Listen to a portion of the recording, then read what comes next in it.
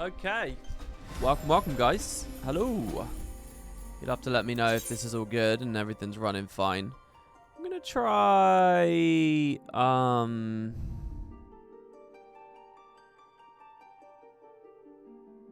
messing with this compressor just a little bit. Let's try and kick the threshold down by 2 dB. You guys let me know if... Oh. You guys let me know if that's working out. Players in queue, 7. So I had a little bit more kickback on the review over that little section of it where I talked about the thing. Some people seem so angry that I mentioned this was a fake queue. So the answer here is that it's not actually a fake queue. There are 7 people logging in right now. It's not the bit that's fake. It says the world is currently full. The world isn't full. It is lying to you. It is a fake queue. But what the Final Fantasy fanboys want me to know, and it's fair, is that it is a real buffer for a real reason. There are 7 people logging in at the same time as me, and we all have to wait. We're all held back. Like, just in case it's a DDoS thing, I think it is. Or something like that. So, yeah, that spurred a lot of discussion. An awful lot of discussion. I mean, kind of crazy, honestly. Anyway, yeah, good morning, everyone. Or rather, good afternoon. I can't believe it's 2 p.m. already. So, here's the thing with this stream. I'm really tired. My insomnia is just... it's just off the walls. I don't know what's going on, man. I woke up at 10 p.m. last night. And I've been awake, therefore, 16 hours, and I can't sleep. I'm going on 16 hours right now, and I can't sleep. I mean, a part of the problem is the light. You know, if you're waking up at such a ridiculous hour like that, then when you kind of should be winding down a bit, the sun's coming up, and there are people outside, and the sounds of the town, and it's just a nightmare. So, yeah, it's a bit dodgy and weird me streaming right now, but, you know, what else am I supposed to do, really? I mean, honestly, I feel like I've just got to, so... It's horrible to, like, have so many hours of the day that just end up getting thrown away to non-productivity. I don't know why I'm struggling so much at the moment. I really don't. I don't know what it is. But I've tried to make some productive steps as well. I bought today some, like, serious blackout curtains. Which hopefully, I mean, you can never really quite trust the Amazon reviews, can you? But hopefully will plunge my room into complete darkness.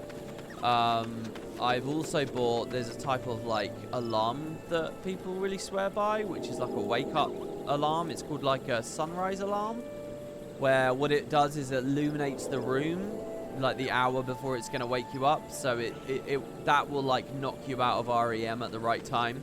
So you're waking up at the right moments, and then that's supposed to help a lot.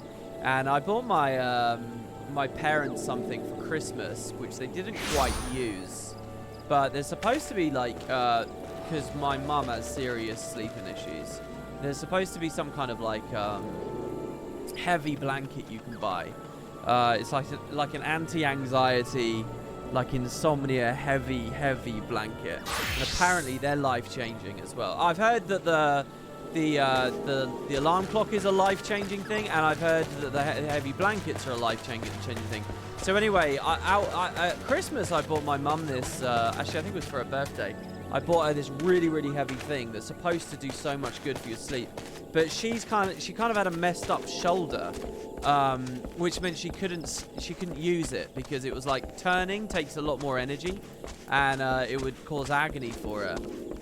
But she's had, like, steroid injections and stuff now since then, I'm pretty sure. And anyway, I rang her today saying, look, if you're not using that blanket, because she'd never used it, can I have it? And she said, oh no, I am using it now, because her shoulder was better. So I've also bought myself one of those. Not only did I buy myself a really heavy blanket, but I bought myself, it's like an 11 kilogram blanket, I think 10, somewhere around there. But I've also bought a really heavy cover for it. So altogether, I think it's going to be about 13 to 15 kg of weight on me, and I'm actually going to double that up with my regular, like, fleece that I use. So hopefully that'll be good. And I don't know. So in the pitch black, There'll still be the noise issue, but I don't know. Maybe I can learn earplugs or something. It's not stimulus really, I think, that's doing it. It's something else. It's some weird energy thing. But I'll tell you, one of the most agonizing, frustrating things for me in the world is being so tired, laying in bed, and you can't sleep, and you're just wasting the hours, and it's just the worst. So I'm going to stream. I mean, goddamn it, I'm going to stream. Just fuck it. Let's do it. So yeah, here I am. And what I want to do on today's stream, maybe a couple of roulettes. I've got a little bit of talk about optimization and stuff. And then what I also want to do is a bit of Palace of the Dead with you guys, because I have fallen in love with Palace of the Dead. I've also done some other stuff. So yeah, before I get rambling about all of that. Oh, and there was a YouTube video I wanted to make today as well. I want to do a video summing up the Spectre, oh god. So I'm going to be bad at speaking because I'm tired. But the Spectre, let's see if we can get it. Why are the other two coming to my mind right now? What is this? The Mechanist and the Untamed. There we go. The three. So I wanted to do a video reviewing those. And I want to do a video which is like a tier list of all of them. But maybe I'll do the ultimate tier list after the betas. We'll see. We'll see. But I haven't done that because I was trying to sleep when I was going to be doing that. It's just a nightmare, man. It really is. It's proper getting to me. I don't know what it is.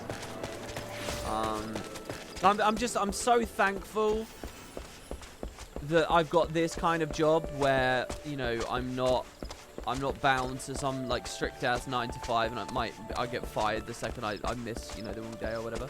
I'm so glad that I kind of can do this round the clock to a certain degree, and you know that's good enough. Yeah. Also, the big live stream we did yesterday. What is that? 18 hours ago now? I don't know when it was. I don't know. All time is merging together. But that's unlisted here on Twitch because I want to put it on my main YouTube channel. I'm just not sure right now what I'm doing with it. So that will become available very soon. I had Ailes rolling his eyes at me and Spud the other day about that. So yeah. That's it. All right, let's look at chat. Let's see what people have to say. Wrong Twitch category? Well, shit. Go to Guild Wars 2, shall we? To Final Fantasy. Away from Guild Wars 2. Wrong category. Sorry about that, guys. Sorry about that. I didn't mean to trick anyone who joined. Yeah, active as hell chat. If ever I've wanted an active chat, it's today, because I'm not confident I can entertain you in this state of mind.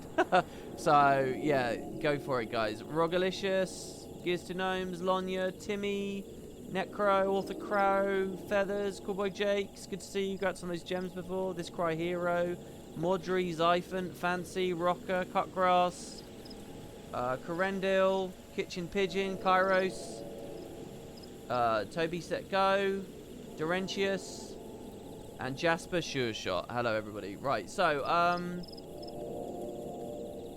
oh yeah, okay. So I set up some stuff with stream elements. The bot will now remind people of stuff. Basically, okay, there's this thing called chat timers, right? Which is, for anyone a noob to Twitch like me, basically the point is you can get a bot that will say something every now and then. And here's the thing, I believe that if you're going to do something, you need to do it differently or better than anyone else. You don't just copy what everyone else is doing. If you do that, you never get anywhere in life. You've got to gamble. You've got to be an artist. You've got to actually do something, right? So what I believe most people use those bots for is to just post links. Here's my Twitter. Here's my Discord. Blah, blah, blah, blah, blah. Here's how I want to do it. I don't think that's good enough. Here's how I want to do it. I'm having the bot remind me to remind you. So I want to say it out loud, basically. I think it's important if I say it out loud. So I don't know if I've got the timings right, but basically what I want the bot to do is print in chat. And I wanted to say to you guys, hey guys, remind WP to mention the VOD channel. Or to mention the Discord, which is the best place to get in contact with me after the streams, or, you know, whatever else. So I set up a little a couple of chat timer things there. If it works, it works. If it doesn't, it doesn't. I'm here to experiment, baby. So, yeah, those are going now. What else? I changed something else on Twitch as well. I don't remember what. So, we'll see. Hey, mic goods, all goods. Does the mic sound okay? Yeah, oh yeah, I tweaked that a little bit just a second ago as well. So, we'll see how that goes. Thanks for the sub, Callister Knight. Thank you. Much appreciated. Oh yeah, apparently I fucked up the host yesterday, which is a thing. We'll talk about some Final Fantasy stuff in a second. Oh, well, I hadn't known the queue worked like that. Back in Stormblood, you could cancel the queue and rejoin, and it would let you skip right away. Yeah, well, you could still do that, I think. I think you can do that. What impeccable go live timing? You just finished your last house tour. I hope it's all going well, man. Yeah, we still have the Go to Guild Wars 2 challenge going on. I don't really know where that's going or how that's going. So, yeah. If those notifications from Stream Elements are coming too fast, they should only come up once every 40 minutes. I don't know why they're coming up so fast. It should be once every 40 minutes. You guys let me know if that's not doing that right. Because I don't want a bot in chat the whole time. It's spamming too often. Rocker, I think you have access to all that stuff, by the way. It should be every 40 minutes. Let me have a quick look here. Since we're just getting started. And, yeah, there's been some changes in game as well. Chatbot. Timers. 30 minutes. No, 91 minutes. 82 minutes. 64 minutes. 17 minutes. 65. Oh, shit. One of them's on 5. That's the problem. Whoopsie, I forgot one of them. That's what it is. One of them's getting spammed. So there, I'll change the one that's getting spammed to every 2 hours. Yeah, I'm well aware that that's a big problem. Them getting spammed too much. I set these up pretty good. Alright, it's like 30 minutes. 20 minutes is the lowest one, which just tells people about potatoes. Now, sometimes the streams can be quiet, but I'm pretty sure we'll get a couple of messages in 20 minutes. Yeah, one of them was every 4. Exactly, yeah. One of them was coming up every 4. Yeah, host and raid are different things. Yeah.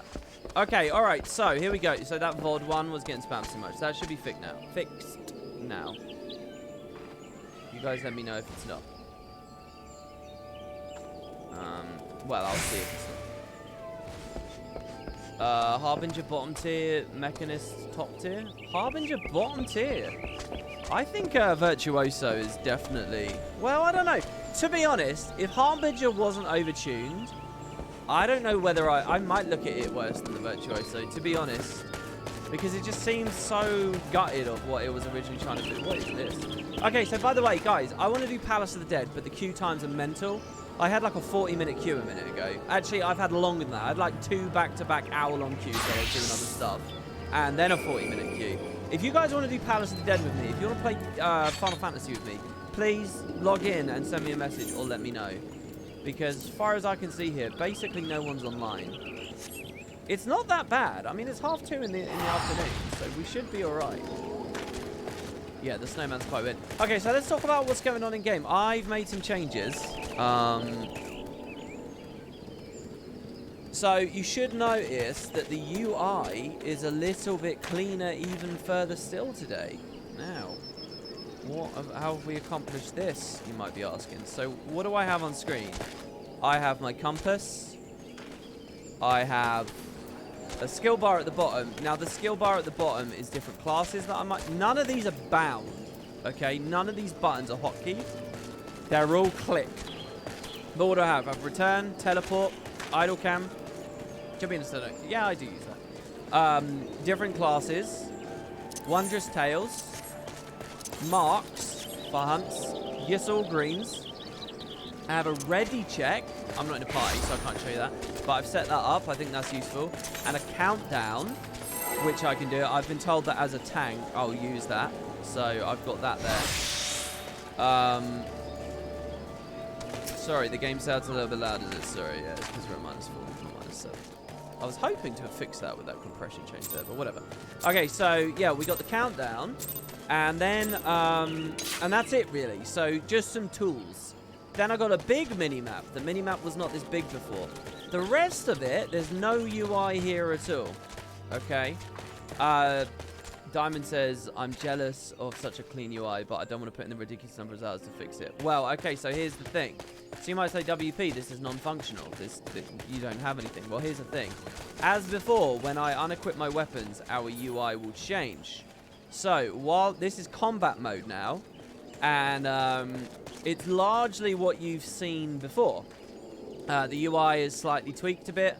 I'm a monk, so I don't use mana, so I don't even have mana on screen anymore.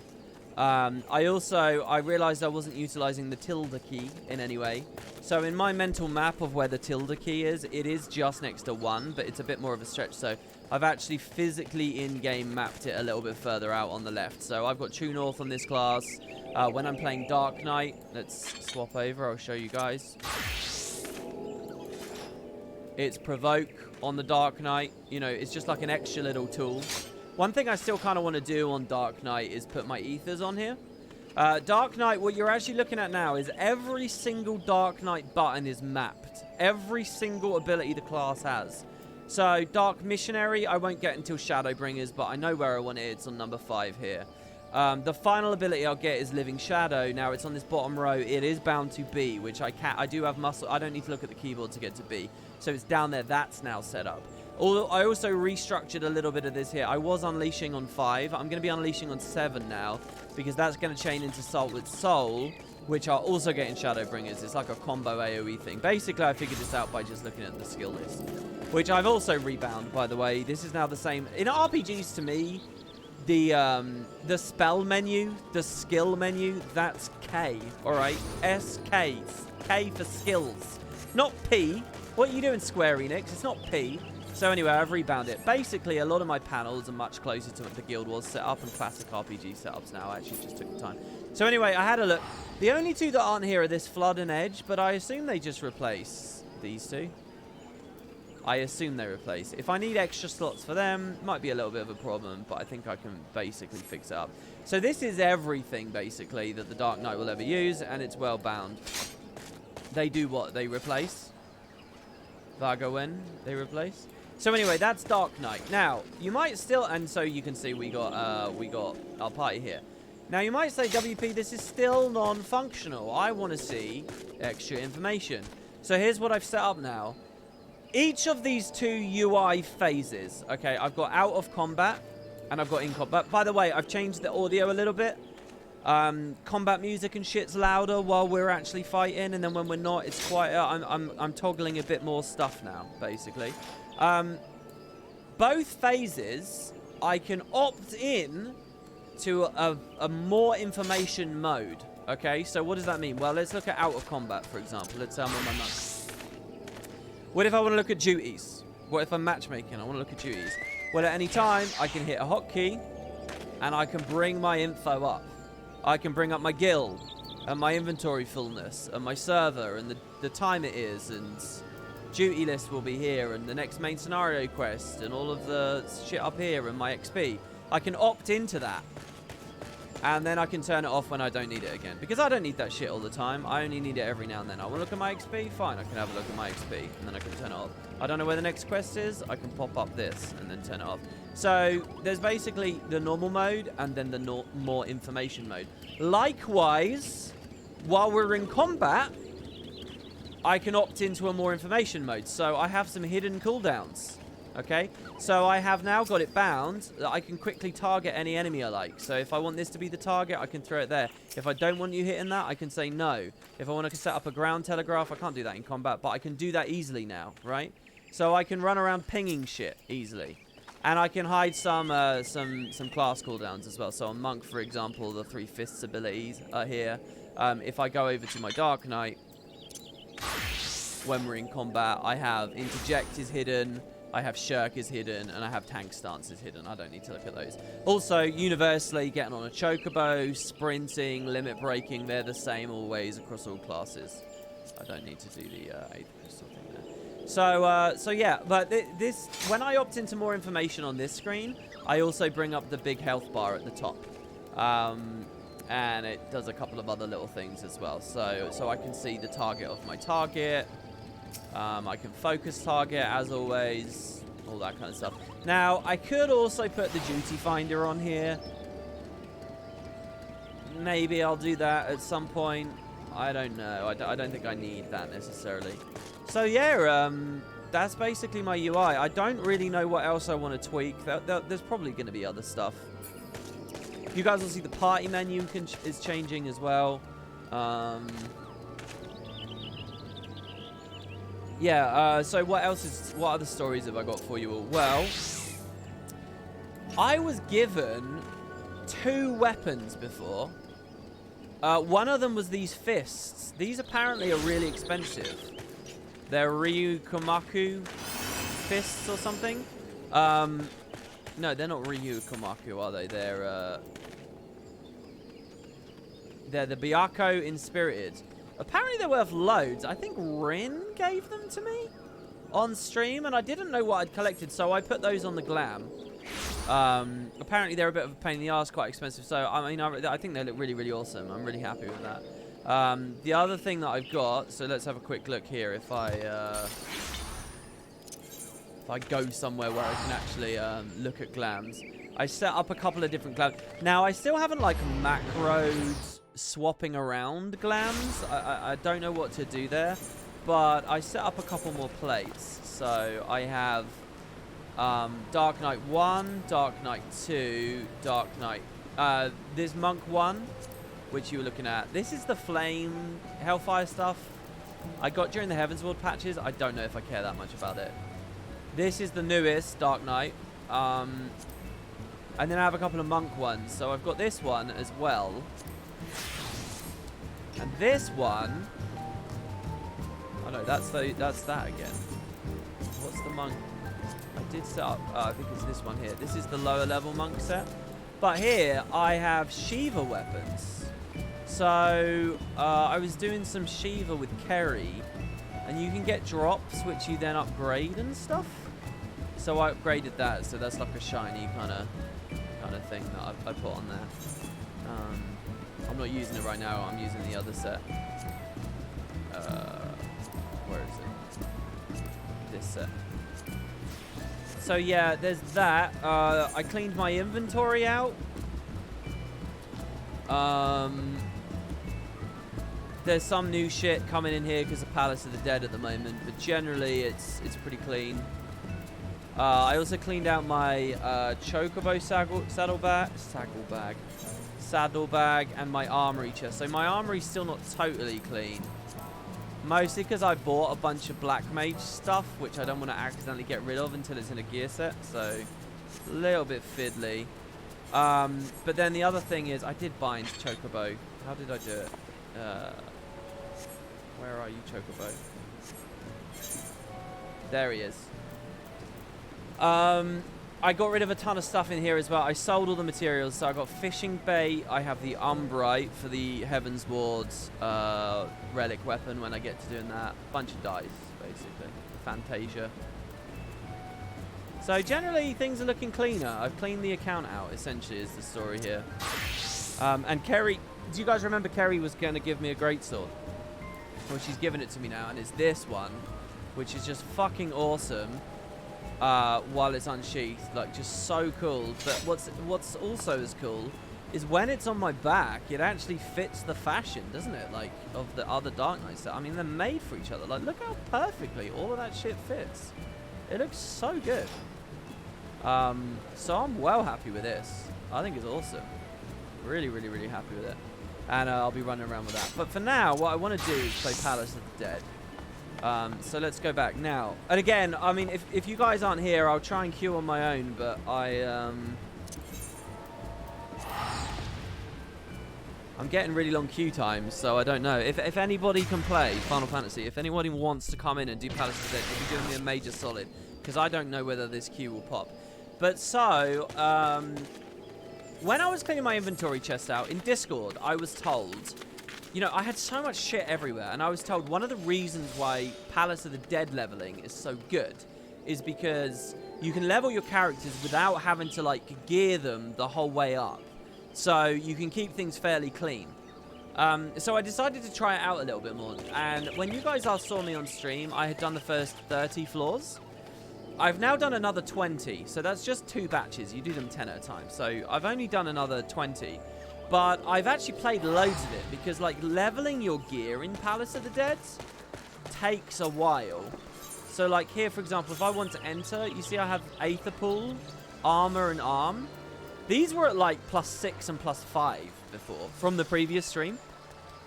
So you kind of have to grind these up by repeating on a lower slot, and then eventually you can unlock higher slots.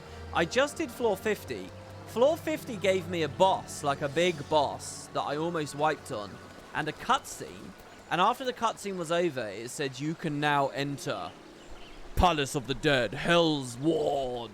And it said you can now go to level 50 plus or some shit. So I'm really excited to do it. I'm like, yeah, I'll go in and I'll see how it looks. But I need my gear to be a little bit stronger. I need this at plus 20. So what I'm actually doing is the second save file, which is what I want to play in right now. So I'm going to join in the duty finder right here. So as you can see, it says average wait time 16 minutes, but I was sitting in this queue for like 40 before, and it was brutal. So if anyone wants to play with me, throw a party request or something, I'm sure we can get in there a little bit quicker. And yeah, I really want to see it. I got to tell you guys, I'm in love with Palace of the Dead. I think it's really cool. I've been really sociable with the teams that I've got in. I like the randomness. I like slowly unlocking the skills. It's just been really good. I mean, really, I've been having a lot of fun with it. The more fun than Dungeons. And Dungeons I've been having a lot of fun with. I don't know. And I feel like I've been clicking with Monk. Finally, I feel like I'm doing better on Monk. So my binds might be a little bit different from last you saw. But this pattern of like hitting the Forbidden Chakra and form shifting while you're outside and weaving, I'm getting used to it, really. So I'm just having a lot of fun, and I'd love to play a little bit more of it and show it off on stream before we get to Rabanastre here today. There we go. There's somebody. Brilliant. Thank you very much, Mjörn. So yeah, I'll jump in. I'll requeue us. If anybody else wants to come, the more the merrier. Oh, here's Rocker. I'm assuming he wants to do it. Oh, I didn't mean to inspect there. There you go. So we send him. Well, am I the leader? I am the leader. So the party window, I guess I'll wait a second in case another person's coming as well. The party, and you guys, if you want to do this with me, this is a good leveling feature, so you can do this on your alts, right? Like, both of these guys are machinists. I originally came here because I wanted to do it on my machinist, who, by the way, is, if you look at my gear sets, my machinist is now, oh, you can't see that. My machinist is like level 55 or something now. But so basically my machinist is, after A Realm Reborn, my machinist is now like Heaven's Ward's level appropriate and is on its way to Stormblood. So in 15 levels, I can start doing these patches on the machinist, which will be cool as shit, I think. So, and I was thinking of doing it through Palace of the Dead, and then this whole thing ended up coming up. So here, my party. Now, I've been customizing the party UI just a little bit more. I've sort of spread it out a bit. It made it, it's no longer translucent. I brought MP back. So what I kind of wanted to do was I wanted to have like the health bars be like yellow or green or something, or red maybe. So like the health. So at a glance, what I want people to be able to see at a glance is that 100, those digits, that means MP. And the bar means HP. Right now it's all just kind of blue. But I'm struggling with like the colors and stuff, so I don't know. But what I've done is I've culled it away a bit better. It just shows first name now. So Rocker's name here is AIM, and this person is Mjörn. But you know, you will still see their full name. It's just in game you'll see it's Mjörnwood, and in game you'll see it's AME Rocker. So you'll see that on the party UI, it's just a little bit more consolidated, a little bit easier to see. So I did that. Seeing people's MP is only really useful for the healers, but you know, whatever. Another thing I could do is when it comes to like seeing like flak not flak, what's the name? What's the MMO geek term for it? Like a stacking debuff that eventually means you have to tank swap. What's the word for that? Like entropy mechanics. I can't remember what people just call them. Anyway, I can add that on the snap of the finger. I can add that on. You guys just call it tank debuff. I swear it has a name. I swear it has a name. Anyway, yeah. Okay, so let's go in game. And let's see. So I'm going to do this lower save file. One of my party members does not meet the requirement for this duty. So should we? I'll wipe this whole file. Let's go to the bottom. I mean, I don't mind. I'll reset this bottom one. Let's climb back up. This is from the bottom of the palace. I mean, I don't mind. Fixed party. If we say enter with a matched party, we will... It will add an extra person, won't it? Let me see here. It's not going to take 15 minutes to find one guy, is it? I can't imagine it would take 15 minutes to find one guy. I mean, it's one of those weird things where it does feel kind of dead, the amount of time it's taken. But yeah, so yeah. Right, what's this about TOS?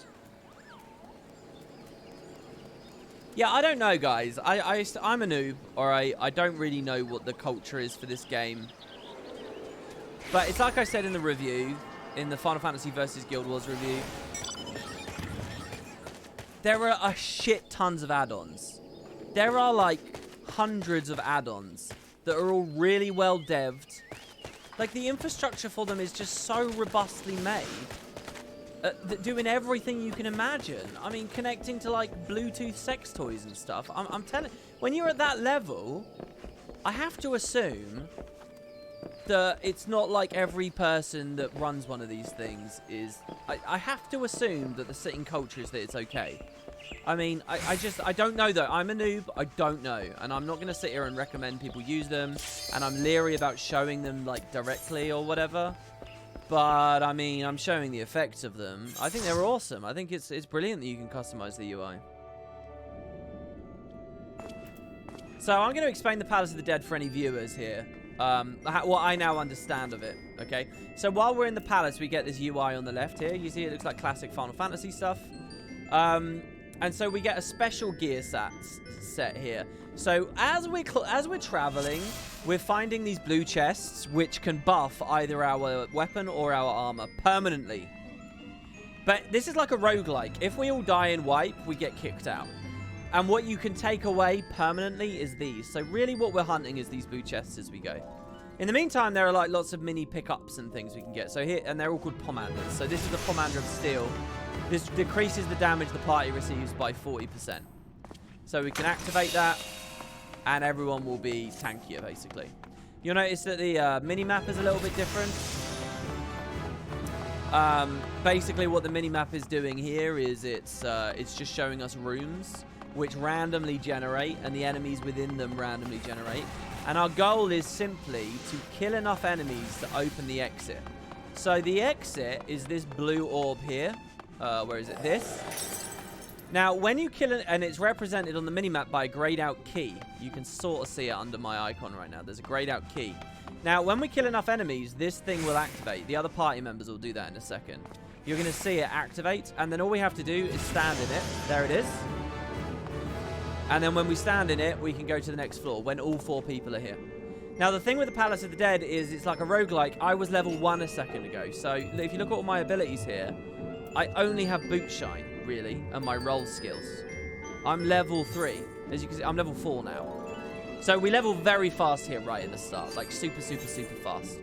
But basically, that's the point. As you climb, you slowly unlock your skills. And it's like a great way of learning and refamiliarizing yourself with the classes and where you want the keybinds and stuff to be. Oh, it looks like I accidentally turned on an accessibility feature, which puts volume on screen. When did I do that? How did I do that? What is that? UI settings?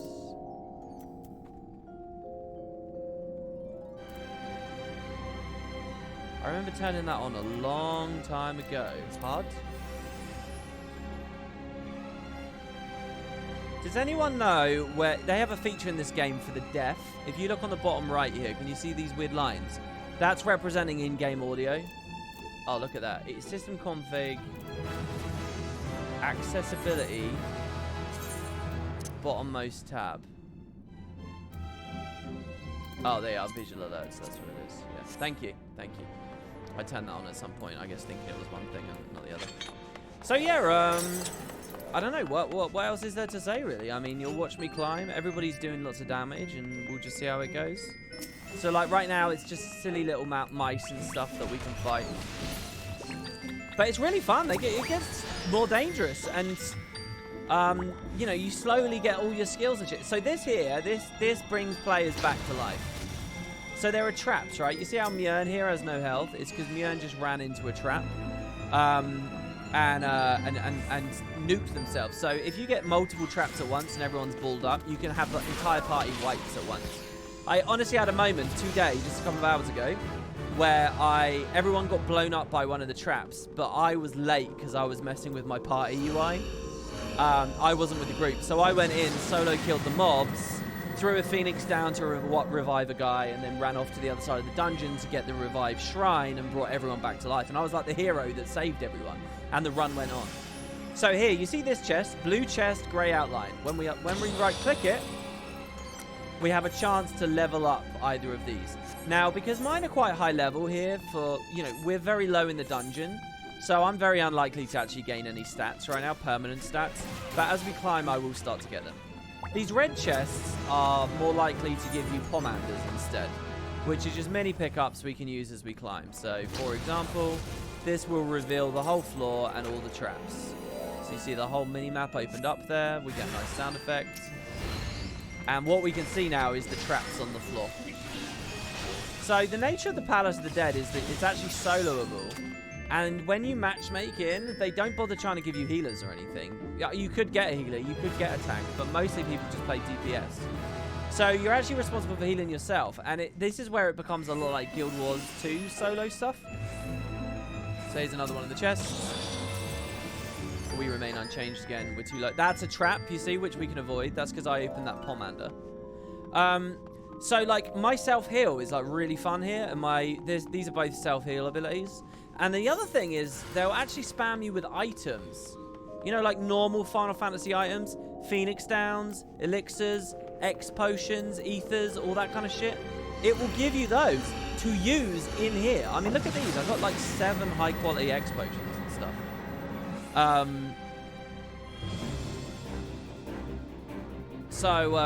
So you can kind of use them as you're traveling through.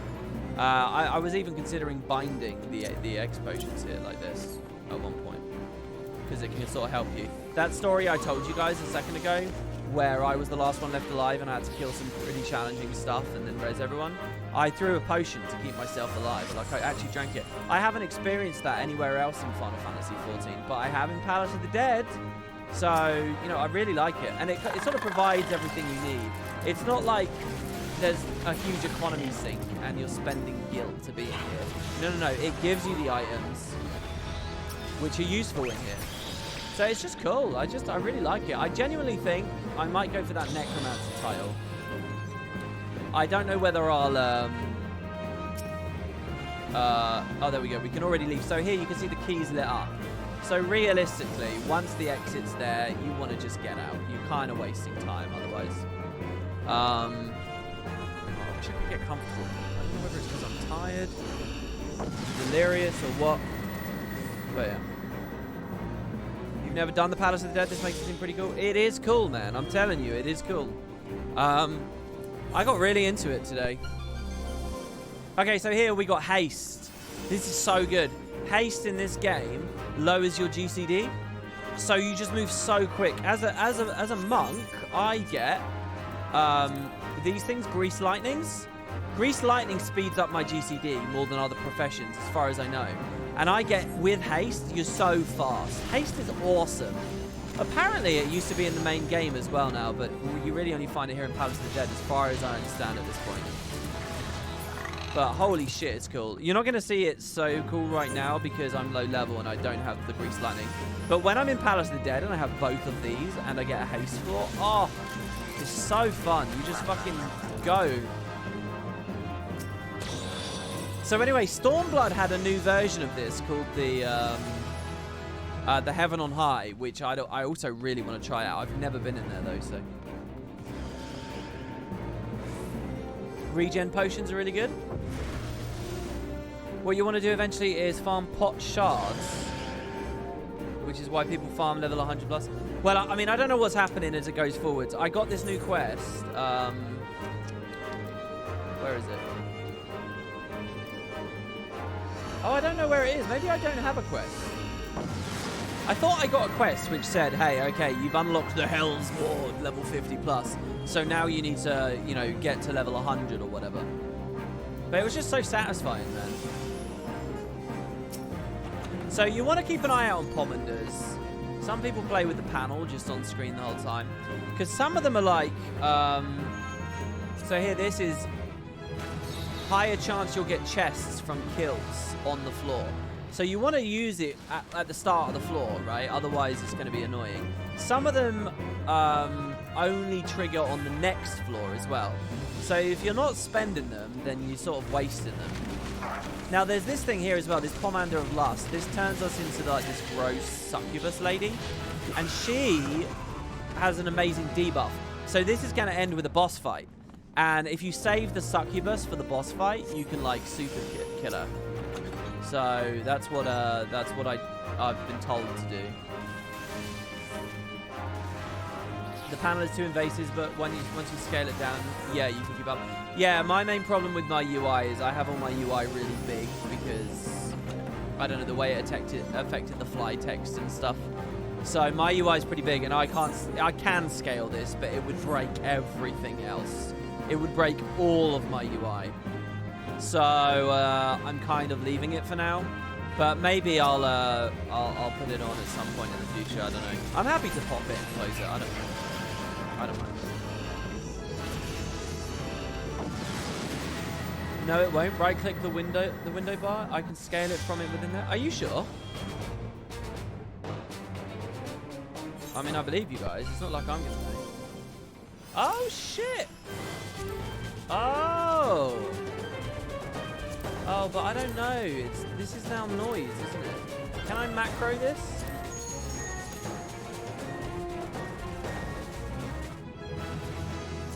Oh, what do you guys think? Should I keep it up? So here we get Fist of Earth, so it's there. So I'm trying to get used to targeting the thing I'm targeting.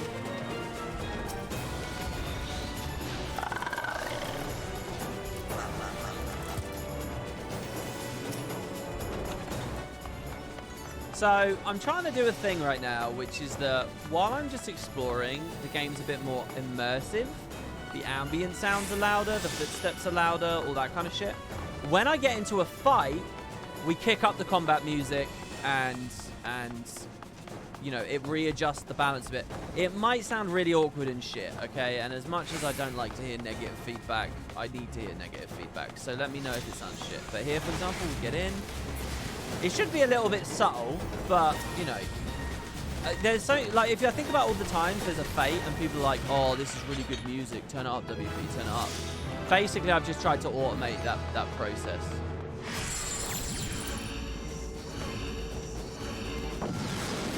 Sorry, I might have heard you talking about, but you can show and hide the window with C.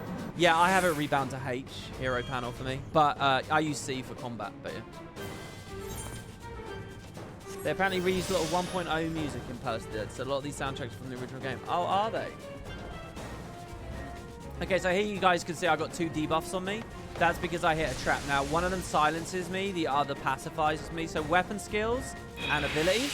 So I basically can't do anything. All you can do is auto attack, which is rough.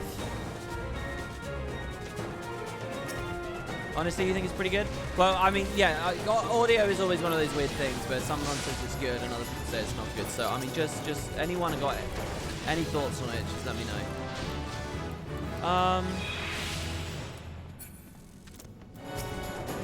So, you see this golden icon on the floor here?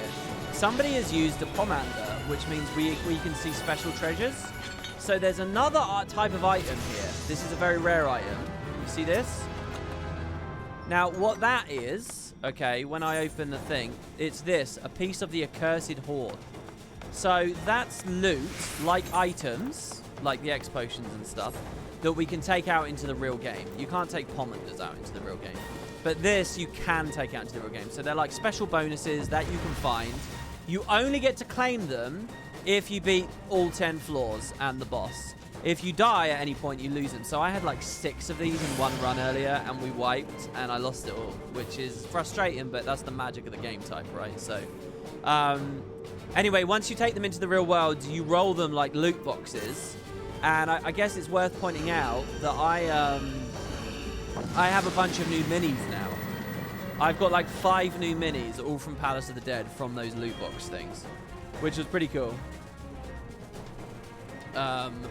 One of them, I don't know. I mean, do minis show in instances? I guess they don't in this game, right? It's like a little bluebird. If you watched closely at the start of the stream, you would have seen I had a bluebird with me. So I've got that. I've got like a book. I'll show you guys in a minute when we get back out. I'll show you what we get out.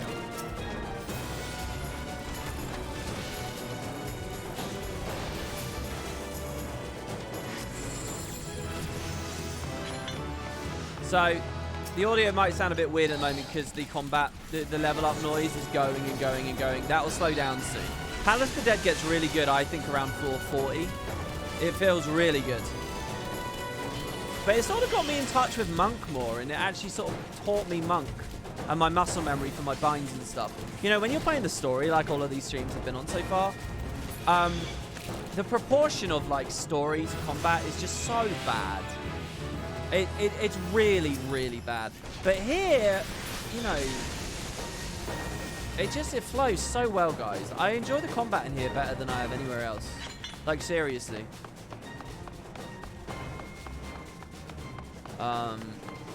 So I'm pretty hooked. I'm not saying that's what this whole stream is going to be. We're definitely going to do the Evilist stuff and see this 1 hour cutscene and whatever all that other shit was. But, yeah, I definitely wouldn't focus it. Yeah, that's the other thing. Nothing, well pointed out, Exelgard. Nothing in here has positional requirements. You can tell because the rings under them are complete rings. So here we can do a countdown. Ooh. It's probably 20 seconds, it's a bit longer. I don't know if I can change the default for that. So here, you see this person's become a succubus. I'll do it as well. So I get this ability, Void Fire. And what that lets me do is put... so this is the countdown I set up. So I can't move while casting it. But what it will do is it will debuff the mob. See this vulnerability that it had very briefly? It shakes it off real quick. Mind you, it seems to have turned off. I don't know, actually. Anyway, look how we're nuking the boss. That's the first boss. It's really easy boss. I think you saw me solo it before. But yeah, so that's the first 10. Nice and simple. And I'm going to play a little bit more engaged now. And you guys are going to see. We'll get through the next floor real quick. The next 10 real quick. I don't know if I upgraded any of my shit there. I don't think I did. I think this is too bad for me. Can I not get out? Let's get out like this. You can type chat commands for easy countdowns like CD15. Oh, maybe I should just macro CD15 then. So we could just run straight in again. Here, I'll show you guys though. Here, look at my minis. Minion guides. Where are they? Here, so look, the page 63. Though unable to read the arcane script penned in the blood across this forbidden tome, discovered in the Great Gabal Library, you sense much power in the words, or it could simply be the fact that the book follows you. No dusty tome doth capture in ink what these terrible beings are now become. So it's a book that follows me around. I got a little bluebird. Is the bluebird with me here? I don't know. I can't see it really. We're only 3 out of 4, by the way, guys. So if you want to do it with us, come along. Come along. We got another slot. Oh, yeah. Another thing I did, which I was very proud of, is this Moogle event. Mount speeds. Thanalan's complete. I got all my stars. Which I'm very happy with. And I'm sure there's loads of other little things, like really minor little things that have happened since the last stream. Okay, next floor. Proceed to the next floor with your current party. Hell yeah.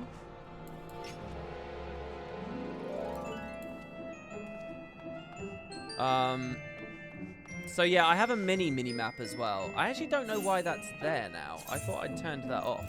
How did that end up coming back on? I don't know how that ended up coming back on. But yeah, I was playing with the idea of extra information and mini map popping up. Because the minimap looks quite interesting when it's really small in this game. Like, look at this, look at this. I think there's quite a cool, like, weird vibe to seeing a tiny little minimap. That's probably this small there. Low down, sorry. I quite like that, but it's not really useful in any way. It's just, you know, maybe it fits the idea of we're adding more information on screen right now, so. But I don't know. I don't know. I think I'm just going to get rid of it. And we'll see. We'll see for later. Is Moogle events a good opportunity to do some Blue Mage stuff? And Blue Mage I'm really excited about as well. This game's just got so much content. I should just remake the review and just say it's just that this game's got so much content. It's just great. And it's not the honeymoon phase. It is a little bit the honeymoon phase, but there's a lot going on here. So, yeah. It didn't let you interact because you were transformed. You could have cancelled it by right-clicking the status effect. Oh, actually, I knew that I wasn't allowed to leave because I was transformed. I didn't know it was because of the status effect. That's new to me, so thank you for that, Vignola. So, yeah, while we're queuing in, I guess, I mean, this is the thing. We are queued, right? And, I guess less than 5 minutes while we're low down in the dungeon here. What else can I talk to you guys about with Palace of the Dead? I can go anywhere, right? I can click exit. This won't kick me out of queue.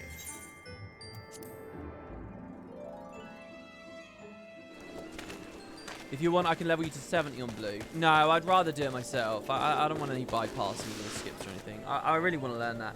I noticed while I was looking at binds and stuff earlier that there's like a Blue Mage log and stuff. I'm keen to see that. Oh yeah, so some other things I changed. I have camera look behind bound now.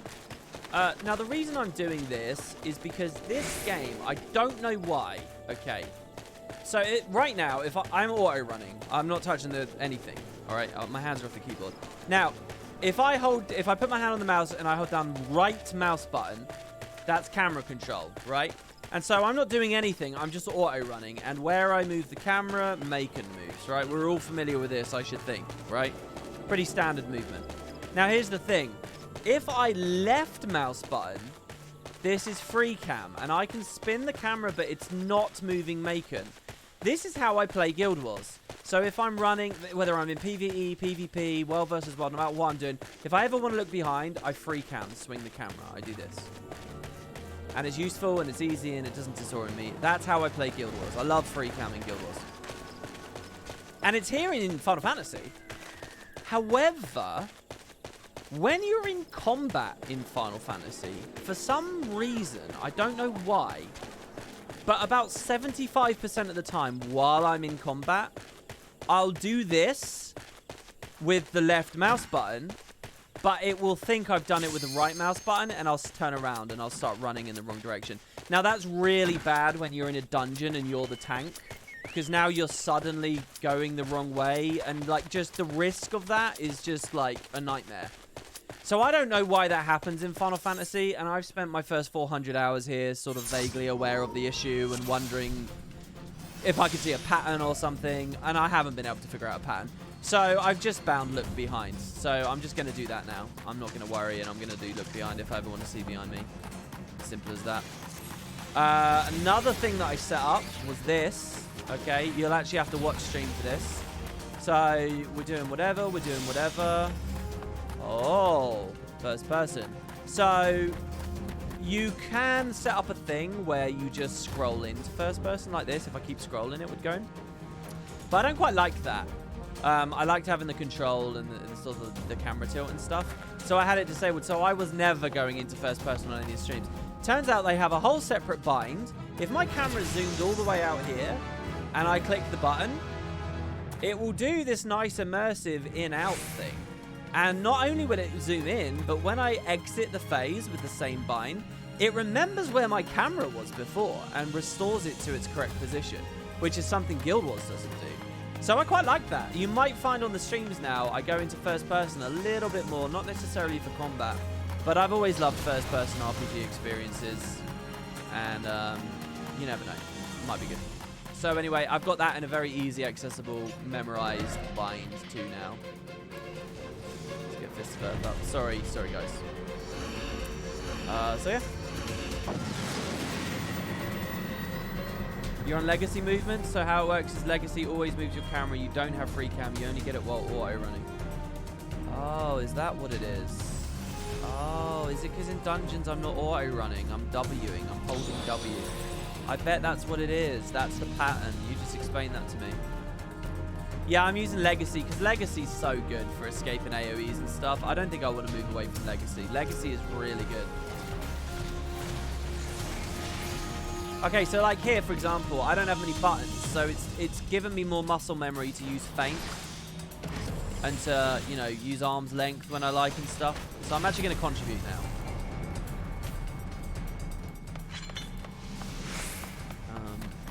And hopefully we can get through a little bit quicker.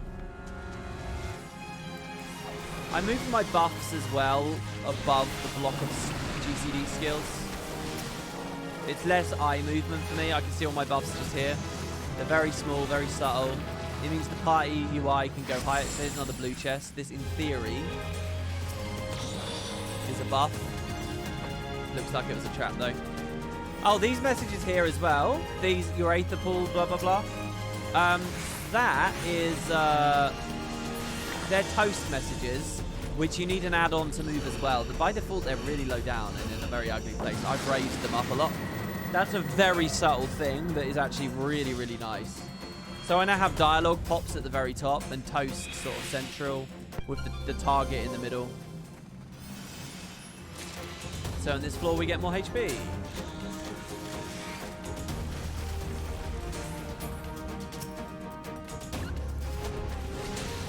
So since this guy's so squishy, I'm going to stun him on the off because I'd rather just get it over with and get some value out of it, no matter how small, since he'll be dead in a few seconds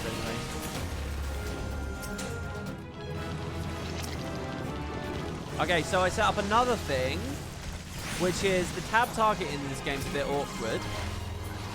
So what I've done... This is the kind of weird Adderall-infused shit I end up getting up to when I can't sleep. Except there's no Adderall involved here. So the other thing is, when I tab through, if I've tabbed too far, I can actually control tab. I want to alt tab, to be honest, but that would take me out of the decline, obviously. Which will just reset it back to my feet, which is 99% of all use case scenarios what I want. I also have a bind set up for targeting self.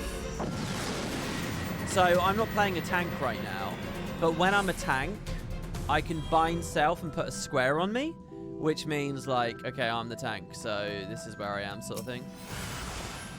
Okay, so this is a mimic. Now, I've shown you why you like the chests. Mimics have a really nasty ability that inflicts a status on you called Pox. So Pox is like, it stops you being able to heal, and oh no, it doesn't stop you being able to heal, but it keeps draining your health. So if you have no healer, it's like almost a death sentence, and it lasts like 10 minutes. It's brutal. There's a whole pomander dedicated to just getting rid of Pox. There you go, Aether Pool arm flickers. We're now plus 20. 20 and 26, which is excellent. So yeah, when you get a mimic, really you want the team to focus it down. Or I tried to stun them. I don't know if Pox comes from anywhere else. That's just what I was told in Discord.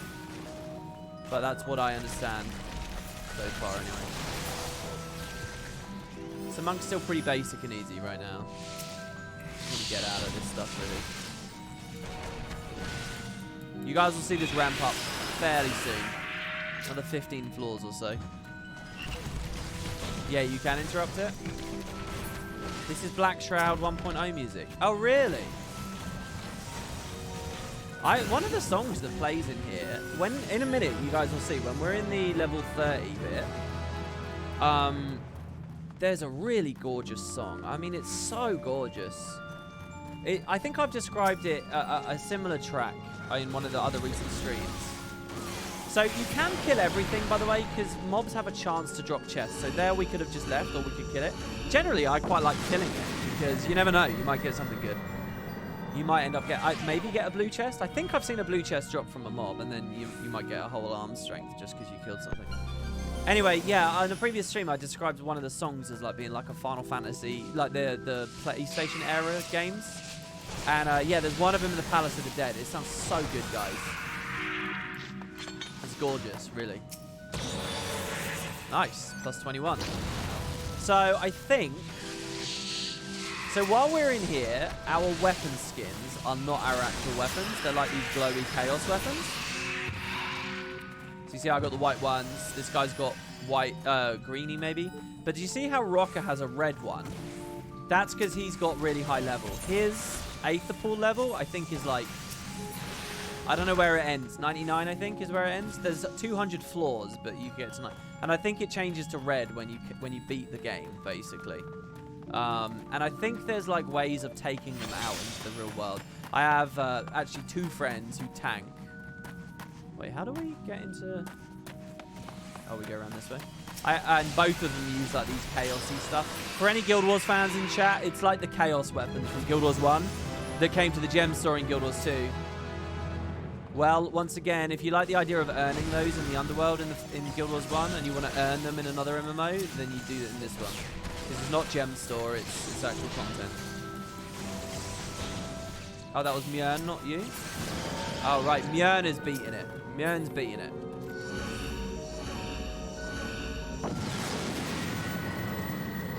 Have I seen the monk rework? It has more gap closes and more variety in stance, but I've heard of those details. I haven't seen it, and I don't want to look at it. I'm such a noob, man. Okay, so auto heal disabled. This is actually a really tricky floor. So what I'm going to do is reveal the whole floor, so we can see what's going on, and I'm going to use a Pomander of Strength because I'm scared that we're going to wipe here. Well, I'm not really scared, but it's a good floor to use this in.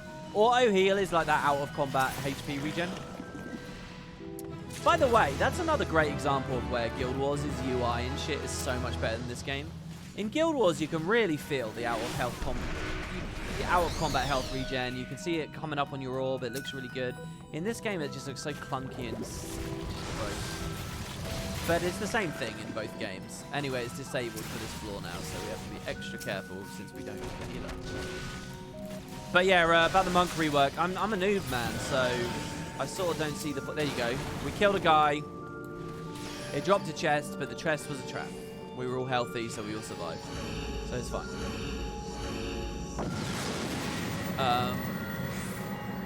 What was I going to say? Yeah, I'm just taking it easy for Endwalker stuff. Okay, I see stream elements spamming stuff again. I don't know how to make that work. How? Maybe make them rarer? Mention Discord. Yeah, anyone lurking, if you guys go to that link that the bot just posted, we have a Final Fantasy channel in there. We have Guild Wars 2 channel in there. A channel for just discussing my general content. A general chat channel. We got loads going on. But if you're just a fan of Final Fantasy, I just want to say, there's a chat channel where people just talk about all kinds of shit. Endwalker, whatever. I kind of avoid the Final Fantasy channel at the moment because it's often a little bit spoilery. But people sharing G-Shades in there, all kinds of fun stuff. So, yeah, it looks like genuinely a good place to be. It's not just a place for WP fanboys, let me put it that way. That Final Fantasy channel really gives me that vibe, which is awesome. Okay, so there we just got like a monster room that you get in like a roguelike, loads of mobs. So we want to use AoEs, we want to use our heal potions if need be. Oh, I wanted some advice, chat. I was talking to a friend about this, and I wanted a little bit more advice. I like the idea of hotkeying ethers on my Dark Knight. I'm not talking about Palace of the Dead right now. Just as a general thing, hotkeying ethers. Because I can get out extra skills, right? Do you guys think that's worth it? Is that economical? Is that stupid? What do you guys think of that? Is there something better to do?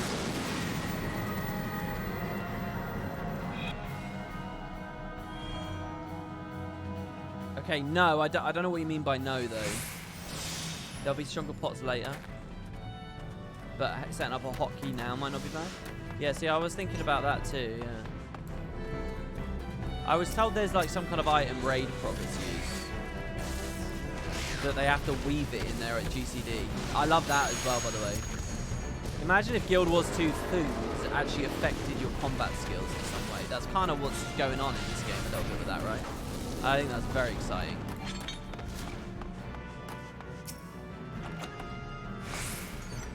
I don't know what this is sometimes. Why does the chest do that? It's like there's nothing in it coming out of it. So the exit is up here, but it's not open. But can we open it by killing this oak shoot?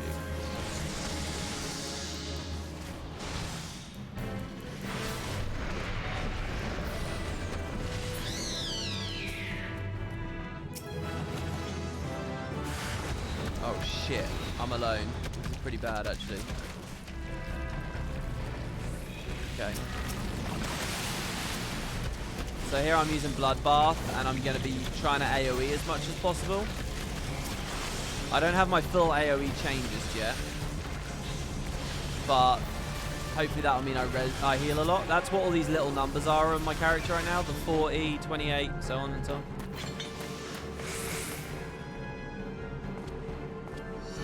Morning, Moogle. You may think it's nothing, but someone in the party got something. It raises your main stat by 10%. You could use it for ethers now. Later there is a pot that has a 3-minute cooldown that raises all your stats by 10% for 30 seconds. It's a massive burst buff. Do they design the game expecting you to do that kind of thing?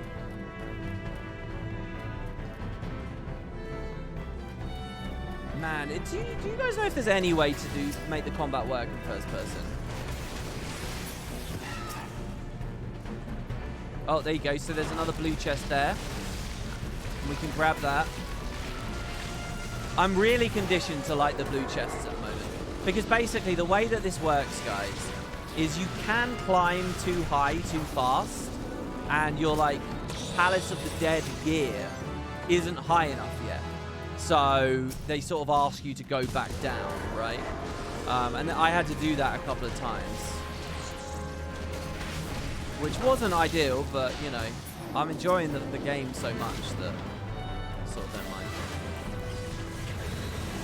I don't really know how much you get big floors versus small floors as well, right? Like, so this looks like a really big floor, but I don't know.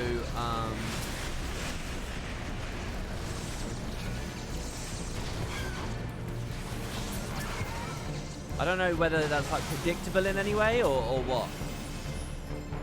See, look, there's another 2 exits coming out of here.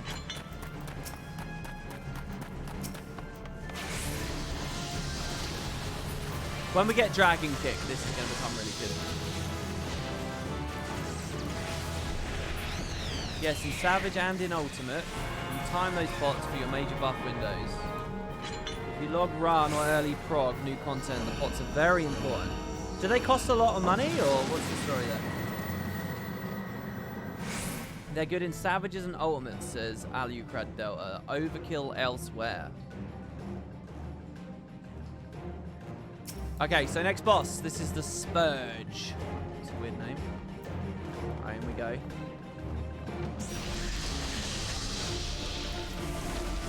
Hopefully people have used Pomanders.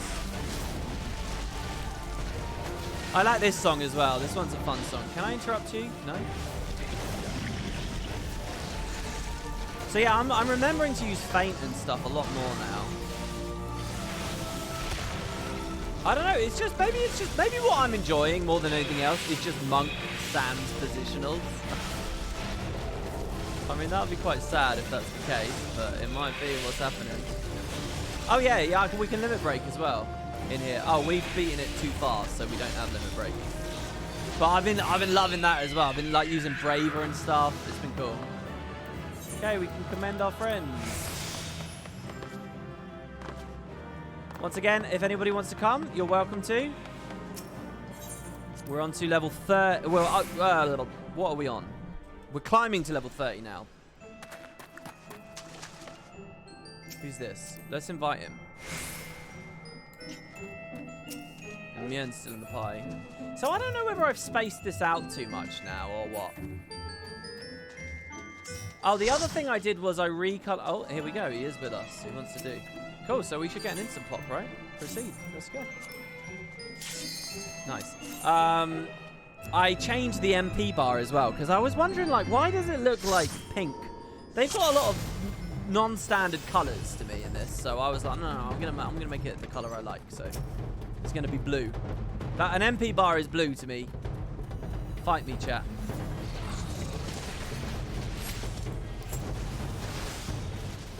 WP, once you started a matched party, you can't add more people. It's a save file. Yeah, I saw I had... There we go. We get shoulder tackle.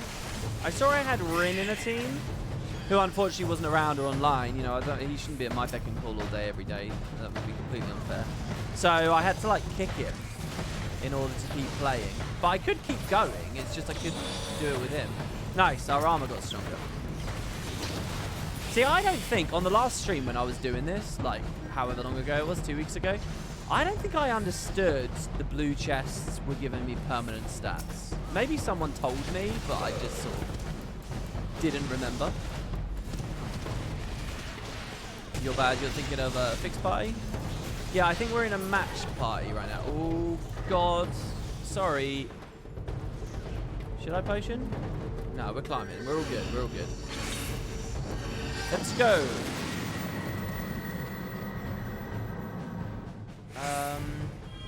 If you're an alchemist, those potions are a really good source of income through crafting. A lot of raiders have a steady demand for them. So I've been wondering what guild's really for. Like, because I don't really have any guild goals in the game, you know. I'm not like in Guild Wars, as a dedicated player, I can be like, well, Gil is for a chuck egg sack eventually or whatever, you know. There is that ultra prestige tier. And there's not an unending number of things to spend gold on. I don't really know what people spend gil on in this game. They say to make crafting professions. I'm trying to use the right terminology. But then they say that's just to make more gil. So it's like, I don't know what it's for really. Housing is the biggest skill thing. Oh yeah, okay, so sometimes the traps will make us a toad. So we can be a little first-person toad and we're right against the floor, which I think is absolutely incredible. And then we come out again. Ah, I love it. So yeah, this is where it gets a little bit edgier. The red crystals and such everywhere. Oh, this is the exit here. This is the key room, isn't it? Yeah, it's over there. And we've triggered it, haven't we? Can we go?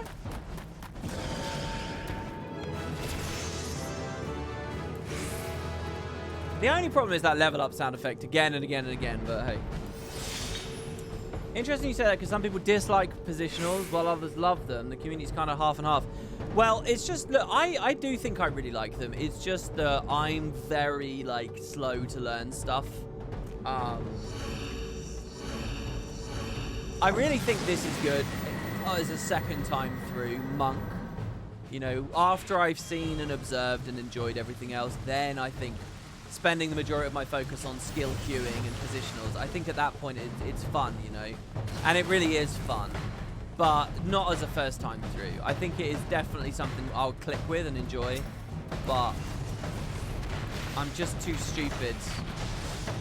I mean, maybe with a lot more practice and a lot more time with the game, maybe my expectations for myself are too high. These chests, yeah, they blow up on us so often. So by the way, this Mjörn here is wearing this jacket. That's like, there's a special event going on in game at the moment where that jacket is the big reward. And I think everyone's like really excited about it, and that's like the main thing to go for. I'm getting riding maps, so it might be a while before, or if I ever pick it up, I don't know. Ooh. He's thundering around. So we're coming to a really deadly floor in a minute. They're actually the hardest thing in the Palace of the Dead.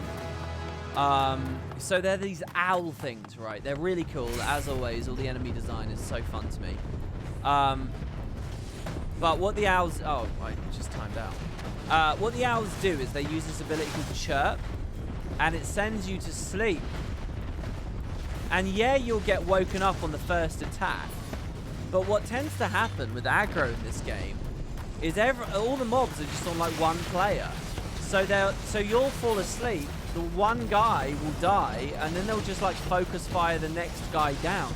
So like I've had wipes because of these owl things. So you really got to move away from them. When you see Chirpers coming, you got to run away. Or it can be night-night.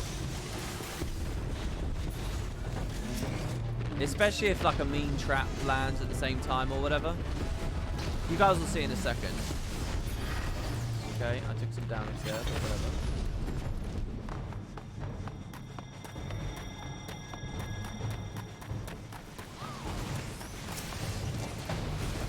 Armor crush is a side and rear. His trick is... I don't know what any of that stuff is. Are you guys just talking to each other about different positionals that I don't know anything about? Okay, so there you go. Once again, the team managed to get a special drop. So that's our first one. That's for the RNG things. That's a ninja stuff. Ninja, okay. WP, you'll dislike them once you do savage raids and extremes. Okay, so here we can't move because this guy's not actually in it, I think. I think that's Rocker. Maybe he's doing that deliberately. Or maybe I misunderstand. Oh, there he is. He was typing in stream chat. Positionals are what make melee interesting. Yeah, I mean, if you don't have that, I mean, these guys don't deal with mana, and they don't deal with, like, standing still or anything, right? Blinded? Lowering accuracy. Oh, dear. I don't know. I've never had this effect. This is all new to me.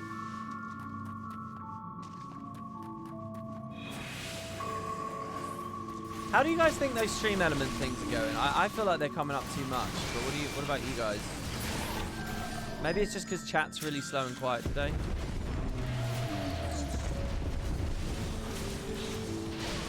Maybe there's a way I can set up that it's context-based.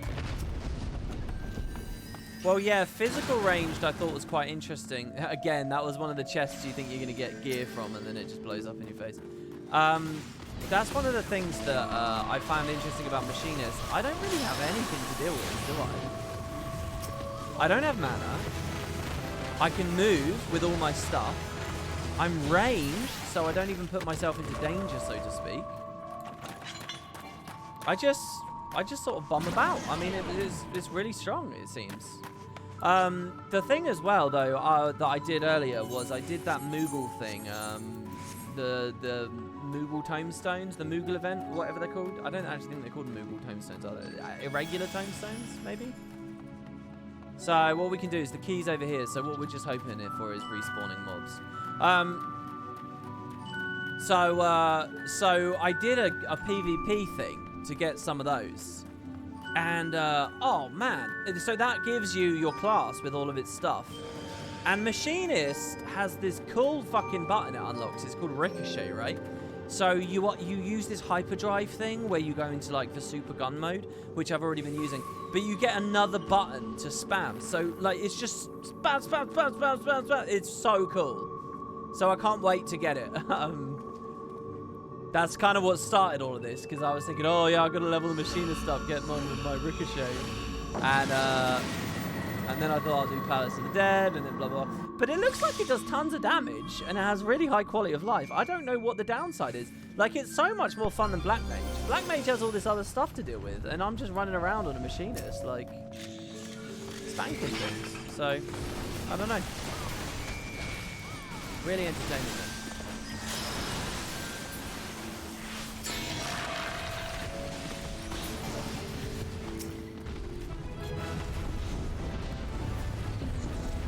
God, these giant dinosaurs rumbling around.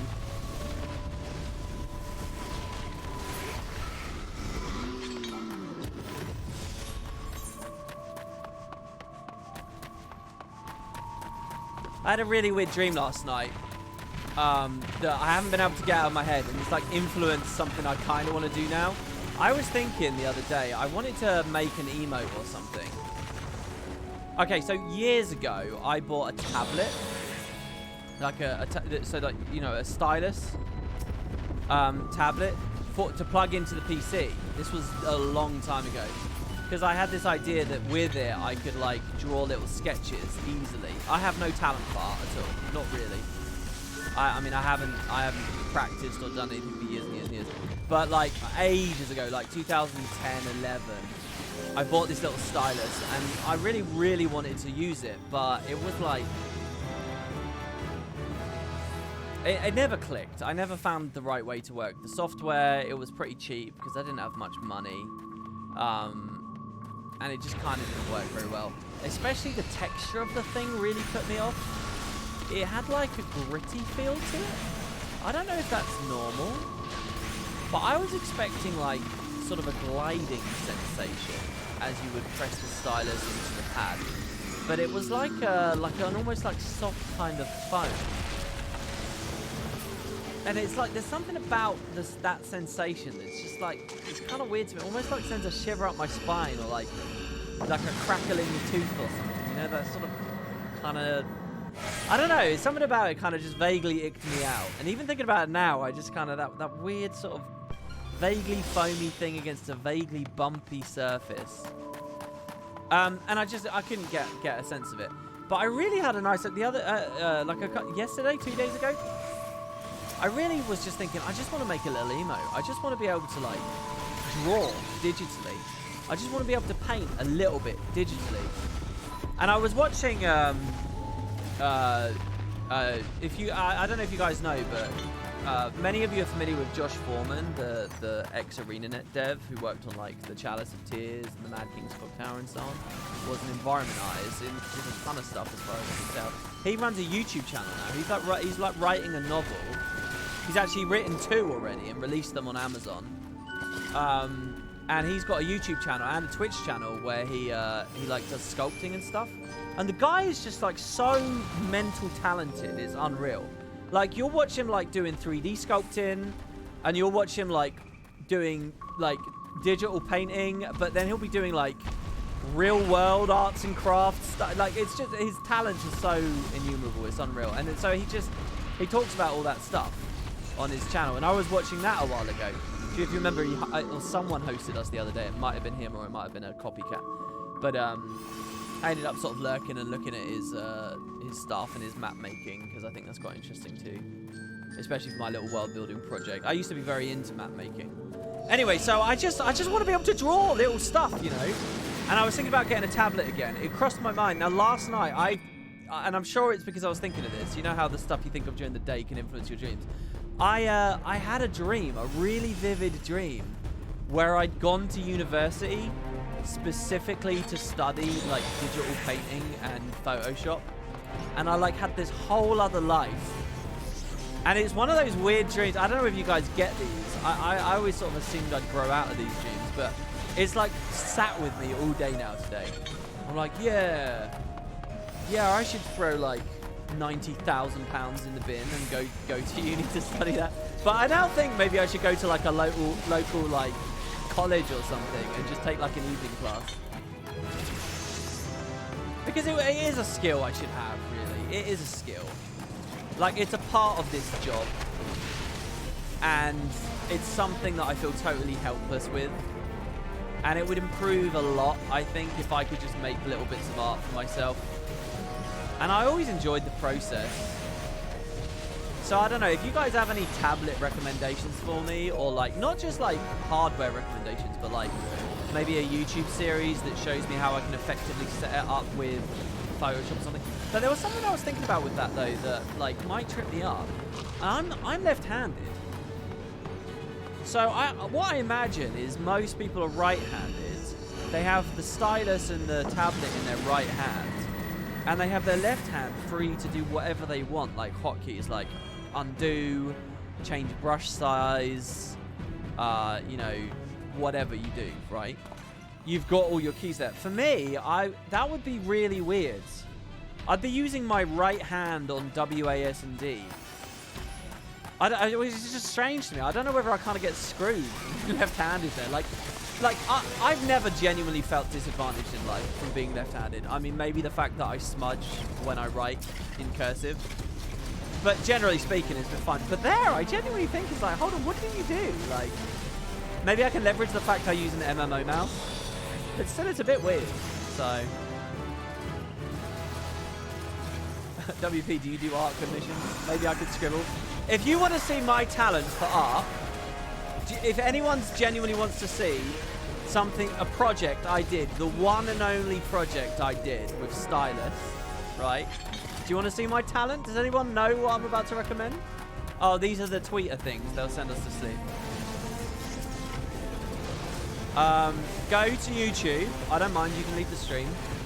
And type in Wood and Potatoes, Cormier versus Traherne. Cormier versus Traherne. That is all art made by yours truly. Animated by yours truly. The script by yours truly. Narrated by yours truly. I mean, I did everything. I mean, the talent it will overwhelm you. So just check out that video. It's incredible.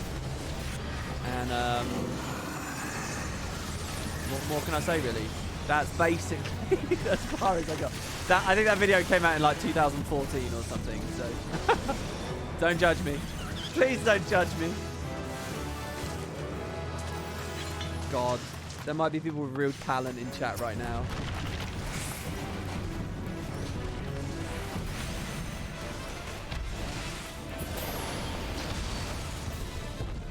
There you go, we can get another one of these things in.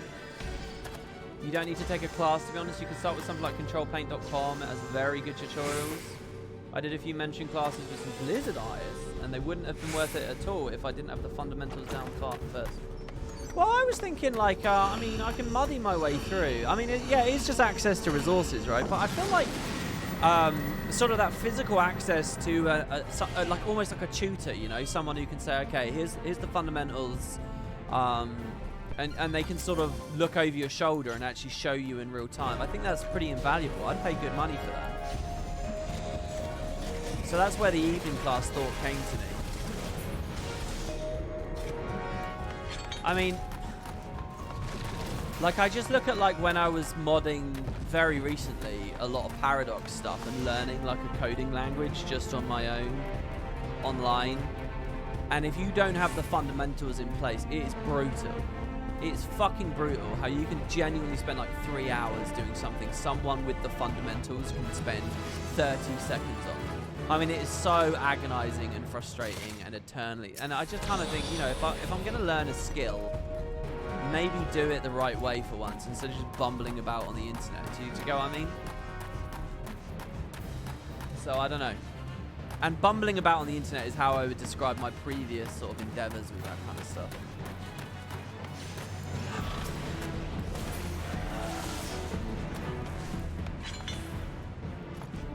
Like, there's no substitute for or direct input from a willing expert, do you know what I mean? Wacom tablets are various versions of customizable buttons, and you can flip it to have the buttons on the other side. It was a Wacom tablet I had all those years ago. It was a Wacom tablet that I had.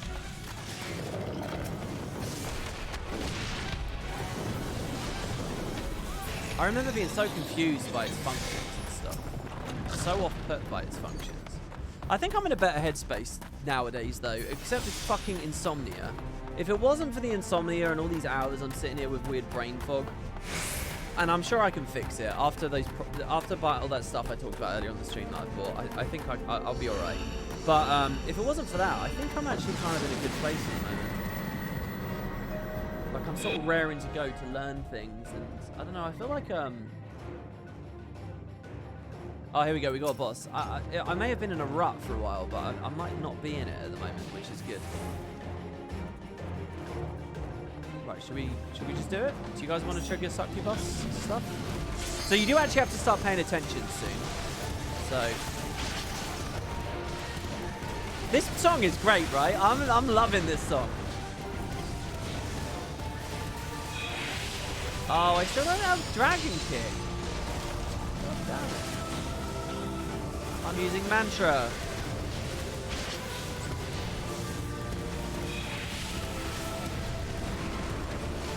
I don't know why I'm moving so slow, but it does concern me. I actually messed up my skill queuing there. No, he LB'd! I wanted to do that. I would do more damage. Oh, I should have done it. It's okay. Hell yeah. Alright, you're gonna see the Palace of the Dead get real fun now. This is the good stuff now.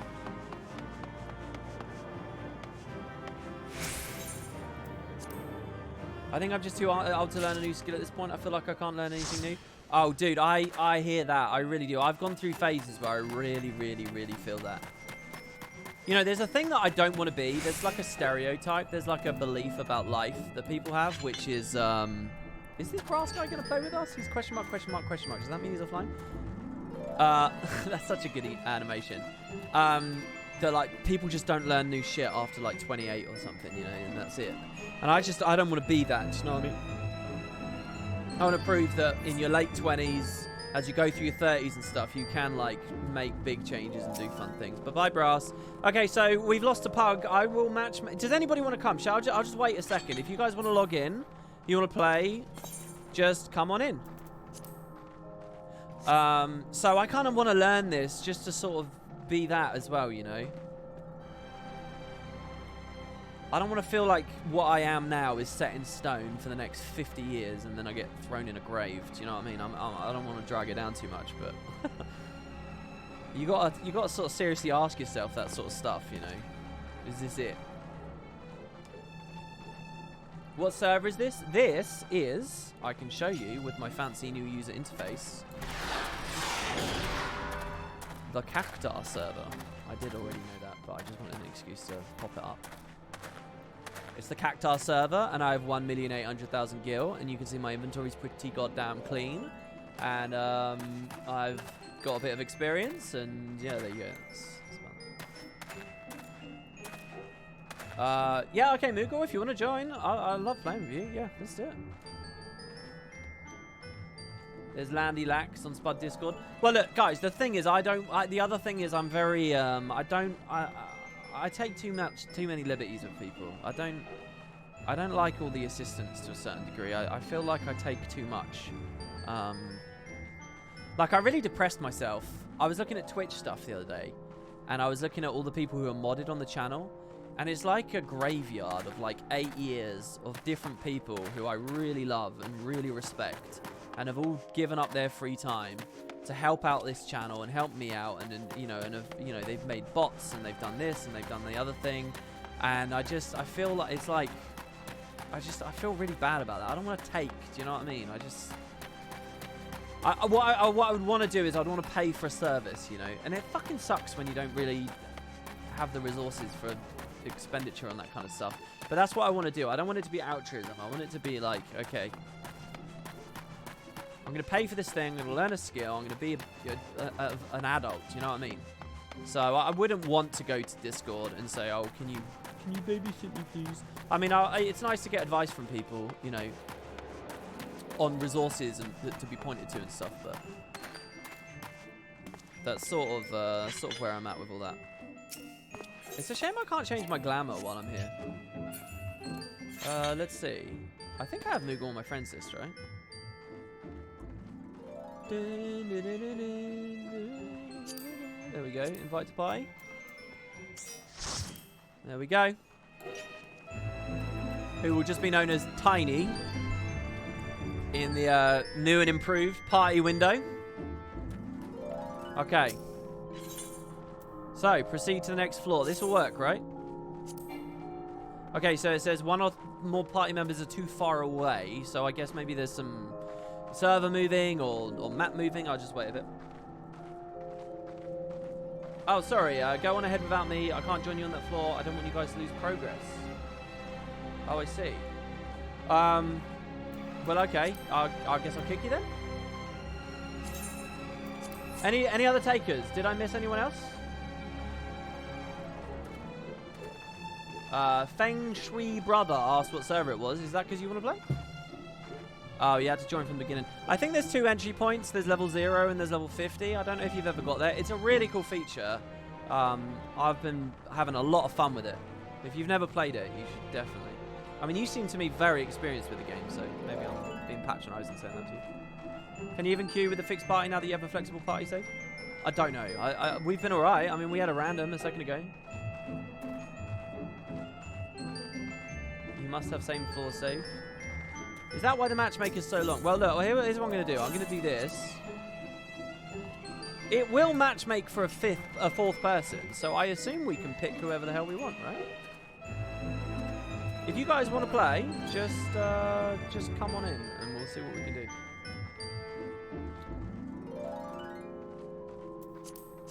I mean, I want to climb these next few floors here on stream with you guys. I do want to do that. Do I have... Oh, I do. Excellent. I have Fist of Fire now, so we can be even stronger there.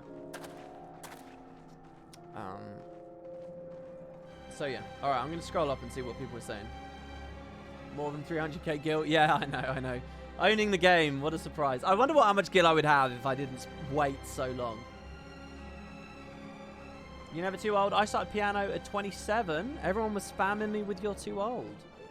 I'm doing fine now. I'm very happy I didn't get discouraged. Granted, I'll never be a concert pianist, but I have much more fun than that. Really? That sounds horrible, really.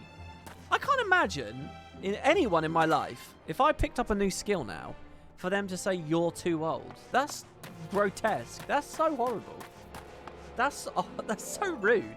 And what a downer. I don't know, man. I'd be pretty mad if that's how someone reacted. If I went to my family and said I'm learning piano, and they like grimaced and said, "Oh, aren't you a bit too old?" Oh. I mean, maybe they'd think it, but they wouldn't say it. So, yeah, I mean, is Wacom the recommendation here, is it then? iPads are fantastic.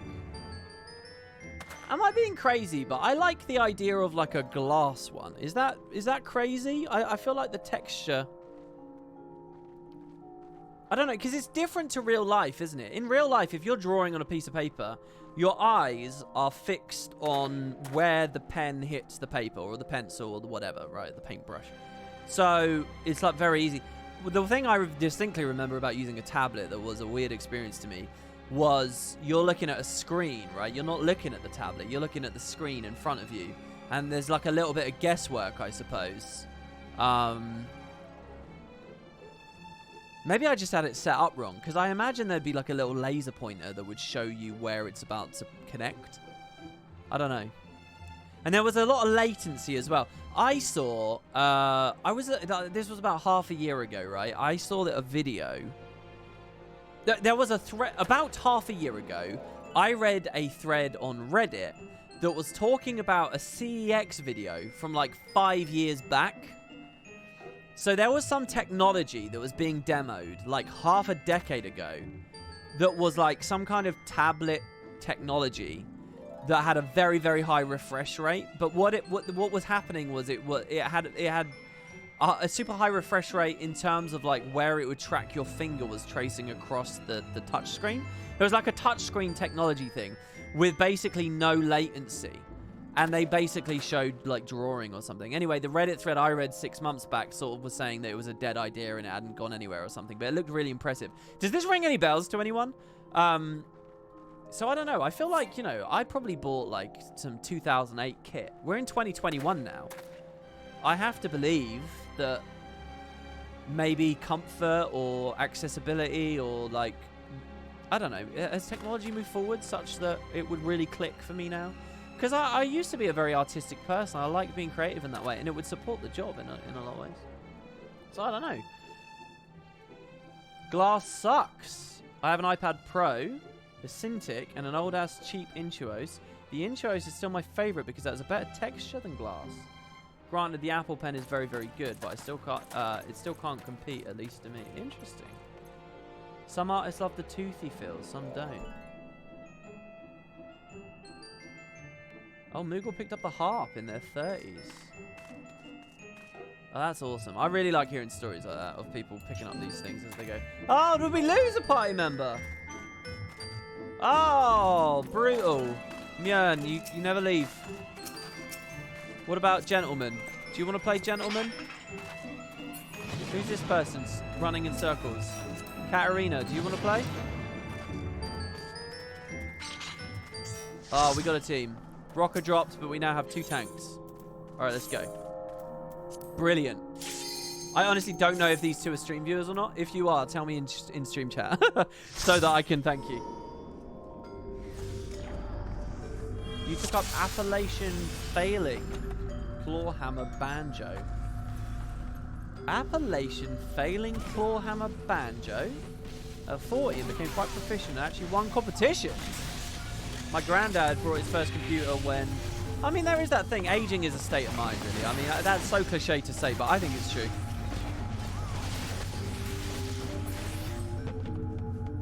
You know, there's this thing, right? This is a very, what I'm about to tell you is like very personal to me. I usually try to avoid talking about personal stuff on the whole content creator side of things. I'm happy to say this because this is something that's really personal to me, but it doesn't really mean anything to anyone else. But I sort of have this motto in my head that I try to tell myself I live by.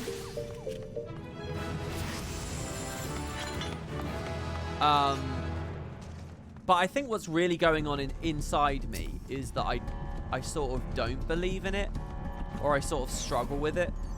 It's like a real anxiety point for me, maybe, or it's like something I really, really care about.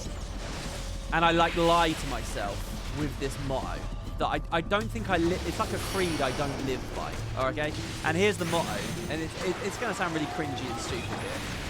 But I honestly think about this all the time, and I go in circles on it all the time. But it's just the simple phrase is never too late. Just that's it. It's never too late.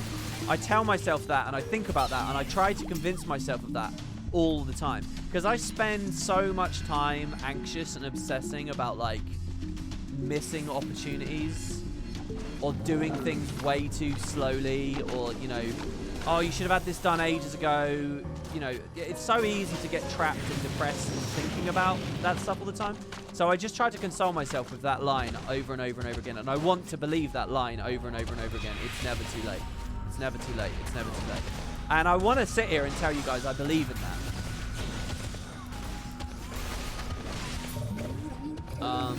So it's like this thing. And I tell you what, I mean, this is almost banal. It's almost boring to hear me talk about. But it really is. I mean, if aliens came down and said, all right, that's it. Your time on Earth was a simulation. This reality doesn't exist. We were just, you know, getting a sense of your, I don't know, whatever it would be. But, you know, if everything ended and I was just told, sum it all up. Sum it all up in one sentence. What, like, defined you? What's on your tombstone? What is it? What's the thing? It is that phrase. And there's nothing about wood and potatoes, and there's nothing about my life as a content creator, I think, that really resonates with that in any way. But for me, truly, in the depths of me as a person, it is that little phrase, it's never too late. That's the thing I want to believe in the most. That's the way I would want to live the most. That's what I would want to share the most. And again, I think the truth is, it's a creed I struggle with. It's not like a solution. It's not like something I think I've got figured out. It's just sort of an ambition more than anything else, I think. But I think the perfect person is someone who's truly figured that out and has someone who believes it and someone who lives it. I think that is the ultimate aspiration for me. All right, enough of this waffle. This is because I'm tired that you're getting this waffle. But I mean, that's true. That's like the real me you're hearing right there. So yeah, I like the idea, all right? I like the idea of getting a tablet. You'd think I'm talking about, like, upping stakes and going to live as a hermit for 10 years or something, wouldn't you? It's not a big thing we're talking about, really.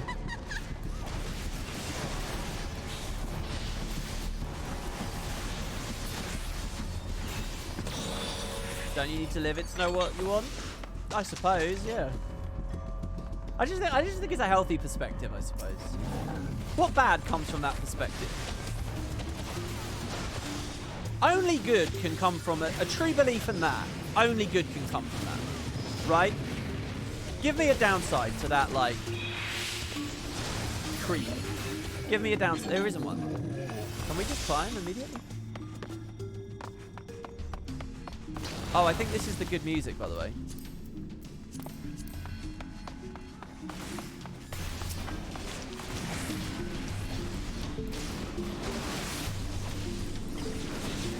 I'd probably recommend an iPad and pencil based on what you said. Is that realistic? Really? How cheap are iPads now? People just buy an iPad purely for the... Whoa, let's drink an X potion. Sorry, am I poxed? Is there just no healing at the moment? Holy shit, team. I'm using mantra. I should have mantraed before drinking my potion.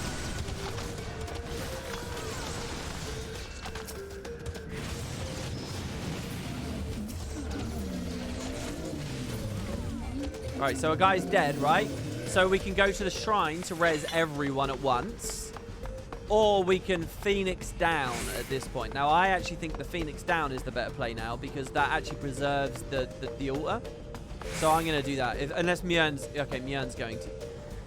Mjörn's listening to me with a few seconds delay. Right, so there you go. So this guy's Phoenix down. So I think the Phoenix down is good for the 1 kill because that saves the altar for later. If we all hit a trap or some shit now, I can still use the altar for a triple res. You get Phoenix downs very regularly too, so... And I love using Phoenix downs, man. Final Fantasy without a Phoenix down? I think that's one of the reasons I like Palace of the Dead a lot. Holy shit, these traps. I'm dead. That's annoying. That took the potion away from me and killed me anyway.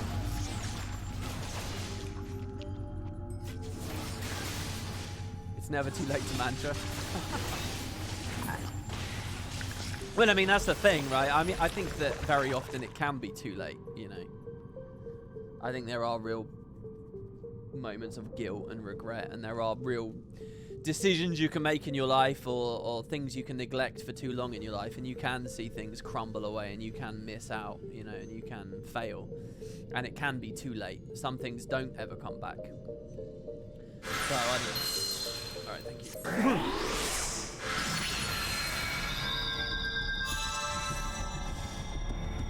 Use it for your job to do concept art for months before you finally got it. It worked really well. It's great to sit back on the couch. Oh, wow. Doing it on the couch. And hearing you say that as well makes me really respect that. That's definitely going to be a real thing there. I never even considered that. Do you know what? When one of the times I always feel most creative is right before I fall asleep. I know a lot of people have that experience in life, right? So I love the idea of being able to just like whack something out and just sort of have fun before you fall asleep, you know, get it on paper, so to speak. Oh shit, blind again. Weakness from the death. I don't really want to go against the notion, but I think there are moments in life where unfortunately it is too late.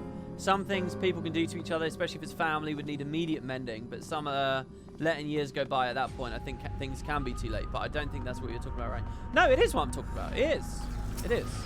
It's like the beauty of the creed versus the grim reality. Because the truth is, I mean, I don't know. Is anyone's description of themselves ever accurate? But I would call myself a little bit cynical. And I think I tend to be a little bit realistic about stuff. And that can be a very depressing way to be a lot of the time. So I think that's why it's an important thing for me, because it's easy to just like wallow in the reality of a situation and self-pity or like blah, blah, blah, blah, blah. You know, it's very easy to get caught in those traps and convince yourself you're just doing it because, you know, it is what it is. So I don't know. I mean, it's obviously true that some things it is too late. So here, for example, I'm tabbing, and the nightmare over there is who it's giving it to me. I don't want the nightmare. Oh, that's Steam. Oh, I don't know whether... Did you guys just see my Steam on screen there? Because on the panel, it does have my, like... did you guys see it? It has my, like, expansion code in there, which I've already redeemed. But I don't think I would want you guys seeing that, would I? Oh, okay. Alright, you did it. Because OBS is set up to capture third-party overlays, so I was wondering if that would come up. Oh, you thought I'm in Steam in smoke? No. I play Final Fantasy on the Steam platform. Sorry, in-game sound is drowning out my voice a bit much. Still, really? I mean, I can turn it down a bit if you want. A bit further.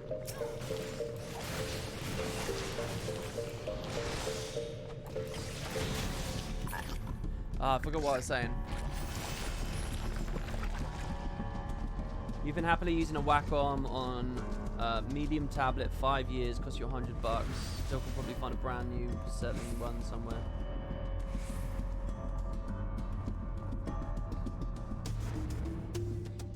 What kind of like what kind of product cycles do those things have? Do they actually create new editions and stuff regularly? Is there actually a lot of technological progress going on? Or if I bought one, would it basically be the same as, you know, my one from 12 years ago?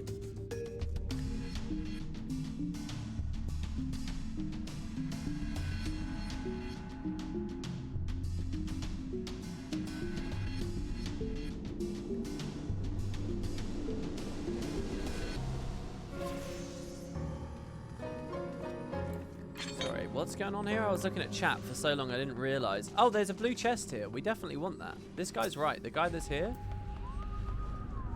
Let's fight. There you go. He just gave us some armor. It's purely this guy. We were all going to leave, but he actually had a chest for us. Gintoki Tatsuya. If you're in chat, you just did us all sorry. You just upgraded my armor. Thank you. I'm gonna get out of this blind.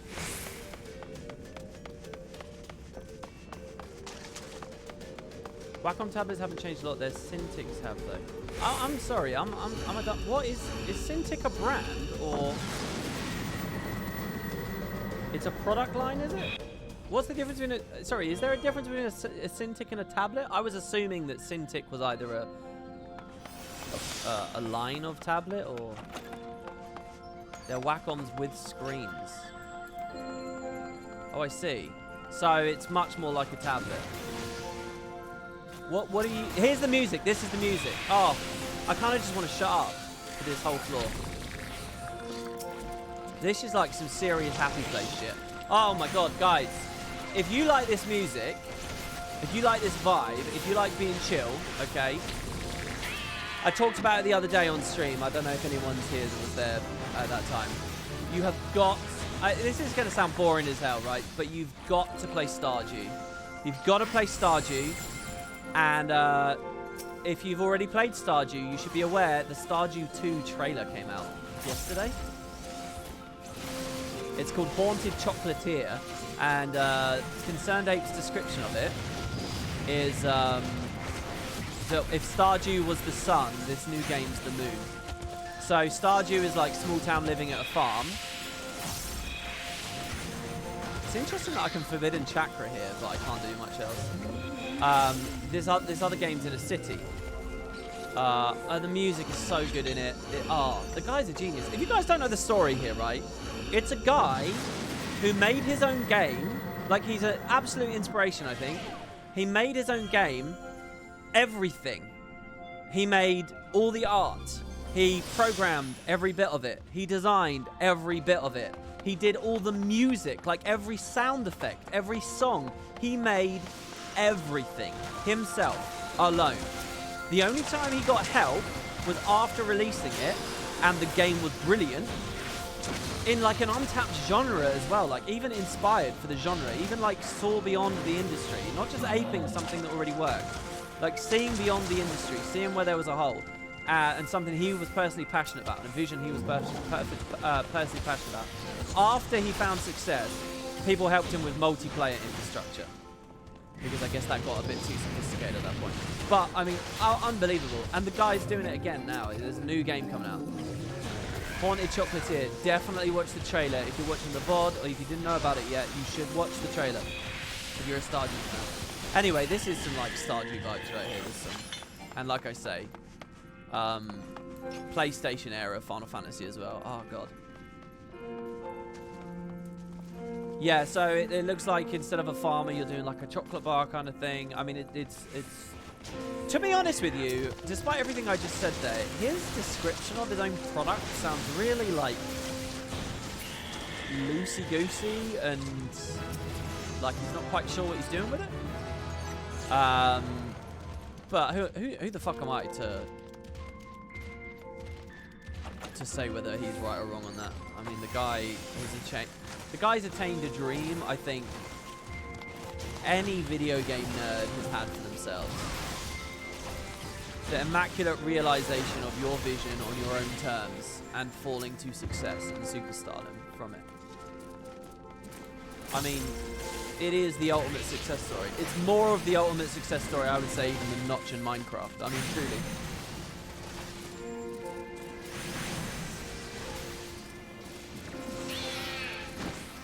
Yeah, lots of people are going to be trying Stardew now. I mean, I genuinely can't think of a type of gamer that wouldn't enjoy it. I think everyone has the capacity. Because here's the thing. I think that there's this great lie at the heart of the Guild Wars 2 community. And that's that there's a PvP. I remember Mike O'Brien had a quote on this on an interview once. And everyone like laughed at him for it. And everyone was like mad at him for it. But he was 100% right. And I'll still defend this quote to this day, right? He was interviewed about like why World versus World wasn't getting enough progress or whatever. And his response was maybe a little bit tactless, but basically what he said was, you know, there's no such thing as just a World versus World player. I have the stats. I can see there's no such thing as a World versus World player. They're all PvX players. People play a bit of PvP. People play a bit of PvE. People play a bit of World versus World. Yeah, some players may end up ignoring certain game types, but everyone tries everything. And that's the great lie at the heart of the Guild Wars community. When everyone got mad at him for that quote, and it's a great lie at this point too. Everyone has the capacity to enjoy different things. I do not believe...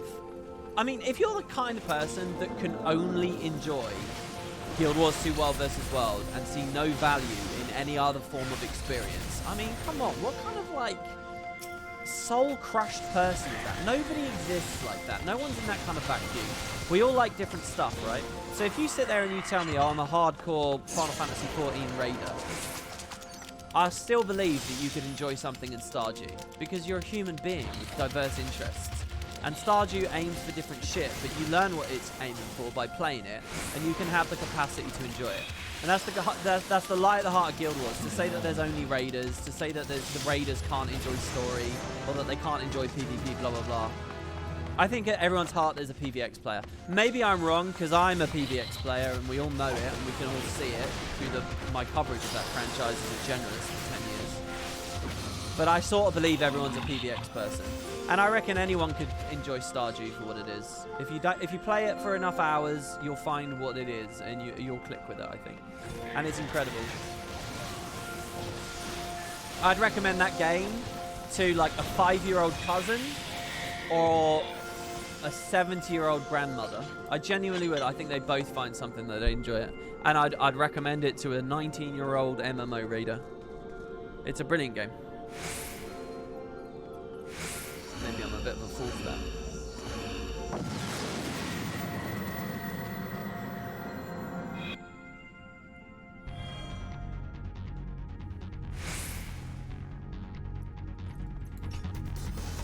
Wait, Concerned Ape was working at a movie theatre when the game came out. I didn't know that. He did that on the side of working a job at a movie theatre.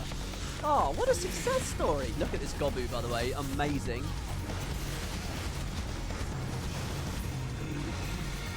I mean, it's the ultimate fantasy, isn't it? Who hasn't had that fantasy? The guys live in it.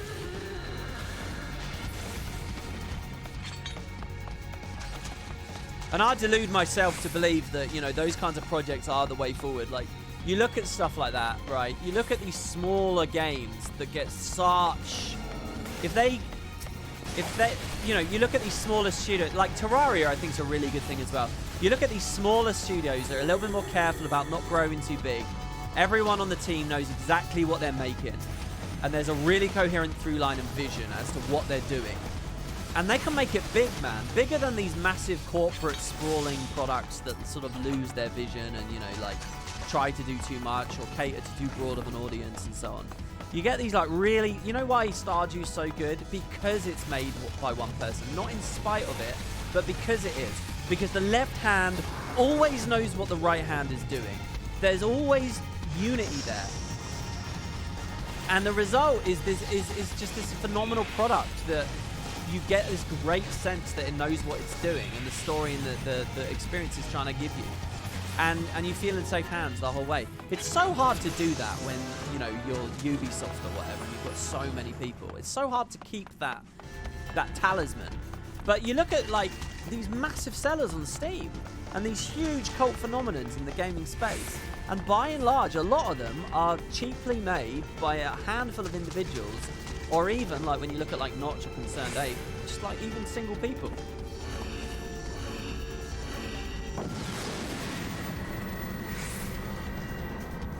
So, you know, I want to believe in that kind of stuff. You know, I think that's such a beautiful thing to be in. That's not always been the case for the video game industry. You know, it's not always been the case that someone can dream and put in the effort and find something. Oh, we're getting the music. You see the macro there? You see how the music kicked on right as I got my weapons out? That's what I'm talking about. Oh, I can be playing a lot better now. I've got more buttons. I'm going to try and play... Oh, never mind. We've got a demon that's going to just kill everything.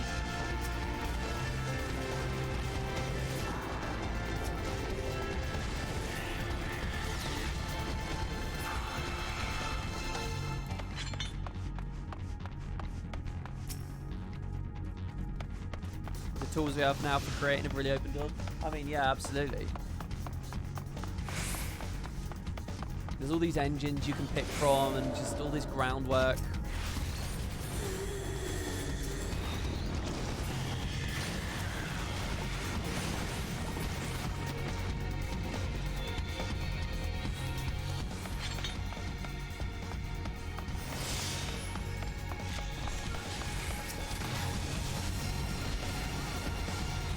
Oh no, don't get me wrong. I'm not saying all AAA is bad. I'm not saying all AAA is bad. I'm not. I'm just saying there's more space for the world outside of that. To not just be good, but to be the best.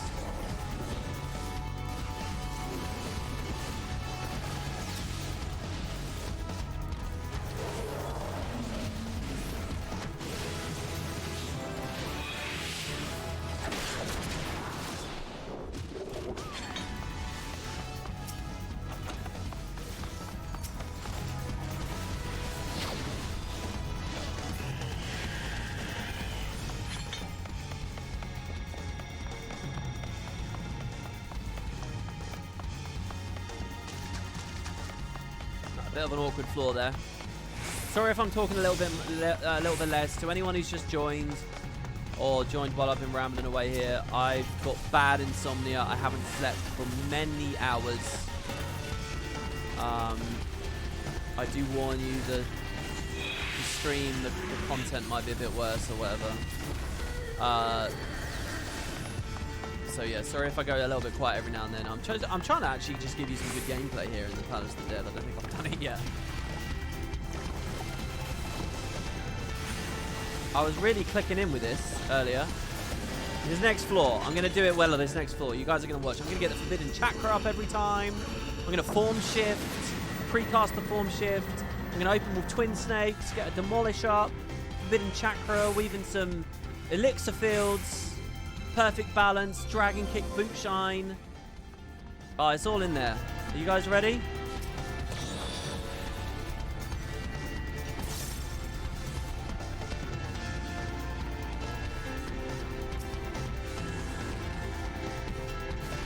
Oh, ignore that. Ignore that.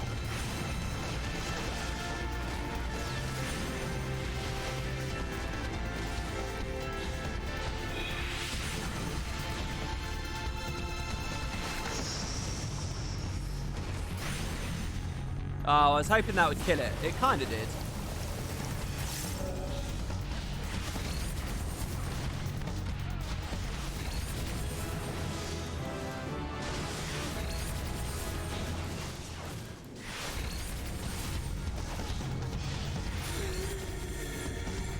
I love those fucking ghost sound effects. They sound so good.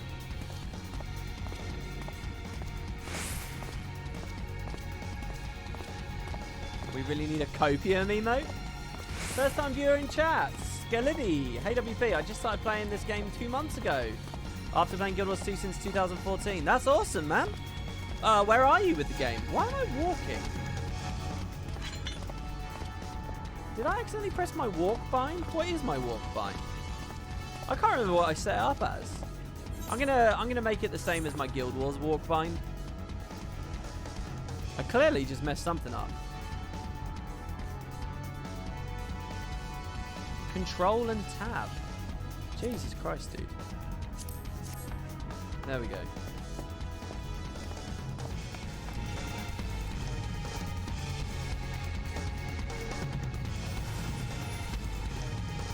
Finally, the true immersive experience. I know. Sorry, guys. Sorry I was so slow there. I didn't do that floor very well in the end. I thought it was a debuff I had on me that was like making me heavy or something. Seriously, I'm not joking. Wait, is it open or not? It is open, isn't it? Oh, what are we doing?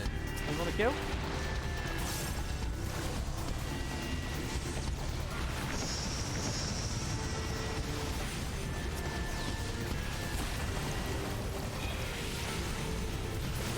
Oh, that was pretty good. Okay. Why would you stand in the trap? Why? Why? They spent a bomb under so they... Oh. Do you enjoy Castlevania to any extent, WP? Actually, that completely skipped me by. I'm not really of the NES generation. I'm more like SNES, but even then I was like a Mega Drive person, so I didn't really get that. I've seen a few like YouTubers and stuff that have been playing it over the years, but it's not really my nostalgia. I think I know about it mostly from the Angry Video Game Nerd. And then a few other, like, there's a certain kind of like Nintendo obsessed YouTuber out there, and I think most of those end up like being interested in Castlevania. Alright, we're getting a braver. Hurrah!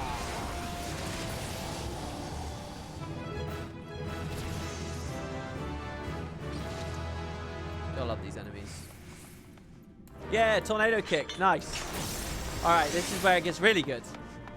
We're nearly there, guys, at 50, and then I've never seen after that. I've never seen after it. Yeah, I feel like I should be paying more attention to, like, enemy models and stuff. I was watching, like I said, I was watching Josh, like, and some of his videos. He has a video where he was, like, digitally sculpting, like, a creature for his world. And it was like a human-sized insect. And it was like a mantis-type creature. Oh, somebody doesn't meet the requirements. Someone doesn't have the,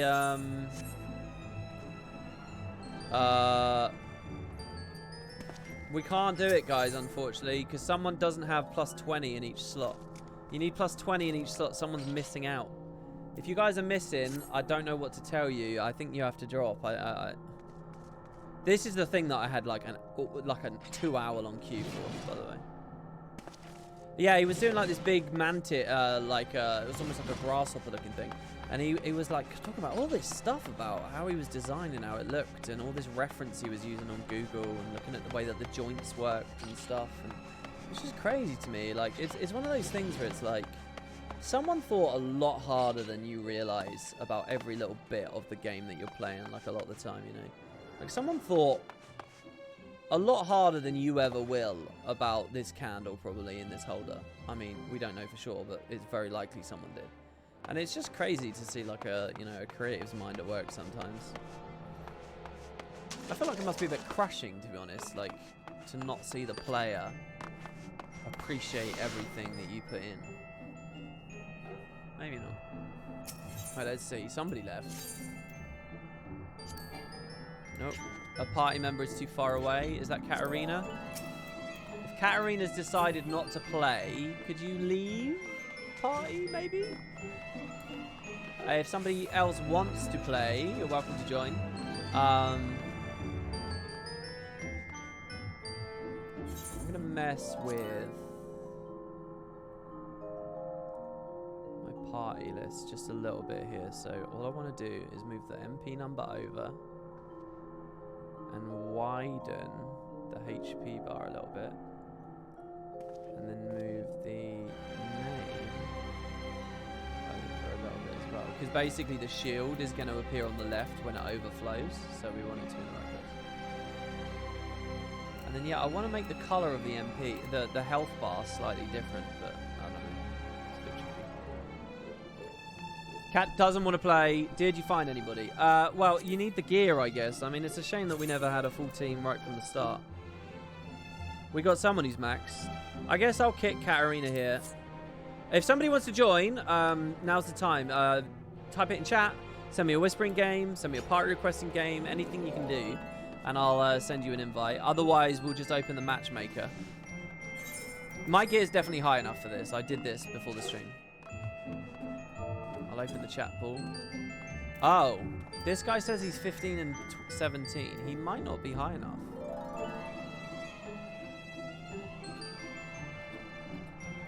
I think he needs 20 and 20. Let's have a quick look. Oh, no, he is. He's high enough for this floor. Yeah, that's good. So it says 13-minute queue. If anybody wants to join in the meantime, then fine. But we'll try and matchmake in with a random Final Fantasy player. Yeah, you can only join on floor 1 or 51. Exactly, yeah. So, look, when we'll be at 51 in just a moment. This is the last batch, and then we can have anyone and everyone on.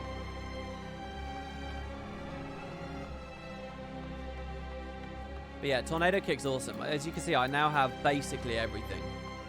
This is kind of my Stormblood skill bar now. It's all there.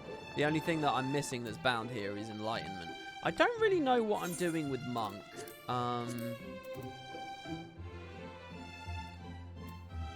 Going forwards. Oh, hold on. No, when I get back in, it's going to lock some of this stuff off. I think it's going to lock off the riddles. So, for example, Enlightenment I've got set up. Brotherhood. I mean, I guess Brotherhood can go down there onto B. But this skill here, can anyone tell me? Does anyone in chat play Monk in Final Fantasy? Anatman? How do I use this? Extends the duration of twin snakes and my present form to the maximum and halts their expiration. It will last for 30 seconds, cooldown in 60. But when I use it, it cancels my autos. And the effect instantly ends if I move or use any buttons. I just don't know what is that for? I don't know what that is.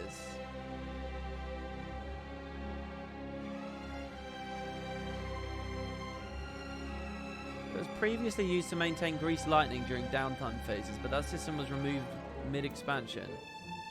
It's for downtime, but it's kind of pointless. So I'm not just a dummy. This really isn't that good.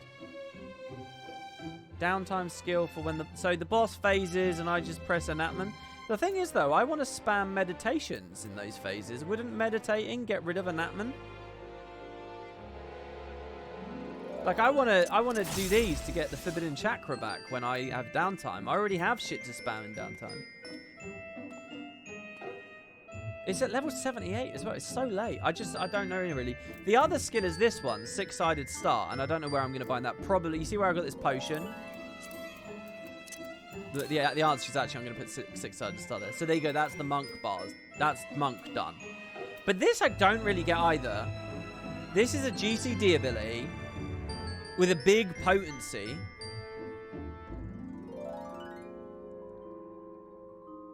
But it's not any combo, so it's just like a random...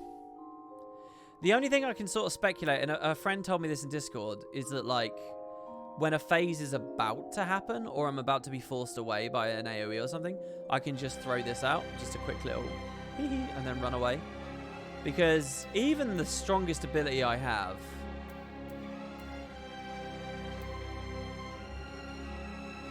Boot Shine with Lead and Fist, right? This is the biggest hit I have. Even that's only 370. This thing's 540. I mean, what? Do I start with this as well? I mean, no. Surely I don't start with this. I guess this is just... If I have to run away, I just throw it out there. Well, I mean, OGCDs are different, obviously. This is a GCD. So this is 540. 370 with the guaranteed crit, so really it's more... Yeah, but the guaranteed... You're right. Okay, Boot Shine's very, very good, but the thing is, Boot Shine only comes up every... You know, I have to chain towards it. If I'm button, and then if he triggers a big animation and I just use Twin Snakes, I might not be ready for the Boot Shine. I mean, maybe I would be. In which case, why would I Six-Sided Star? No, I'm sure six-sided stars when I got to run away, right? Maybe I use both. Maybe just a quick little boot shine and six-sided star as I'm kiting away. Not really useful either. Basically, your whole rotation's set at level 72. After I get Brotherhood and Enlightenment. I mean, I'm fine with that. I'm fine with that. I think this class is fun and the flow's good as it is. I don't want to see it get too crazy. It's only really a finisher or other downtime. So, do I bind a Natman? I mean... It's like one extra button than I had keybinds for, really. I mean, 6? Maybe I put it all the way over there?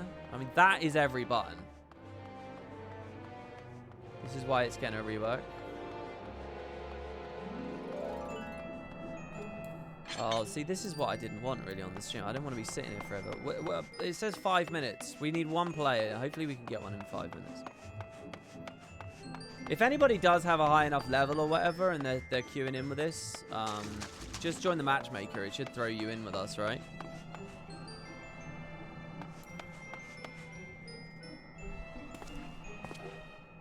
The real fun is this add-on. Oh, there you go. The real fun is the add-on that lets you sync a Natman with server tick. By fun, you mean need the sweat. Oh goodness, my voice broke a little bit there. All right, here we go. This is the classic music on this time.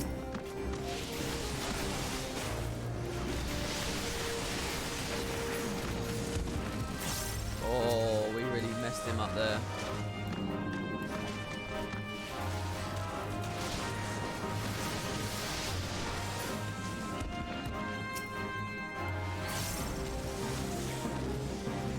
Jesus, these things are dying fast.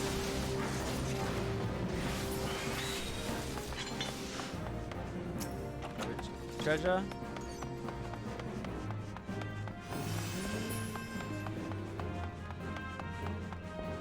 Dun, dun, dun, dun, dun, dun.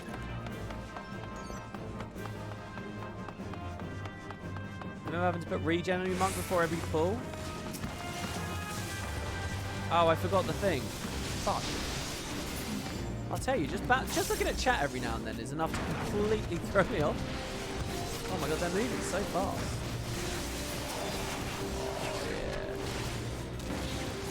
Can't wait to get a haste floor. You guys watch a floor with haste now. You watch how quick you can press and run through stuff. It's so good.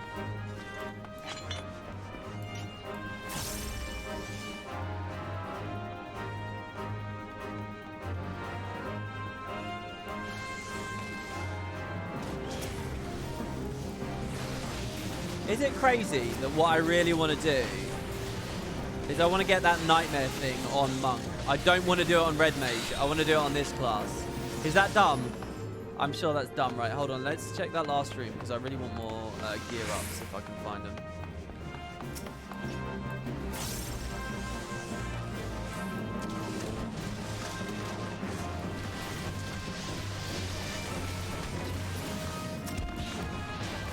Sorry about the crazy camera there with the stairs.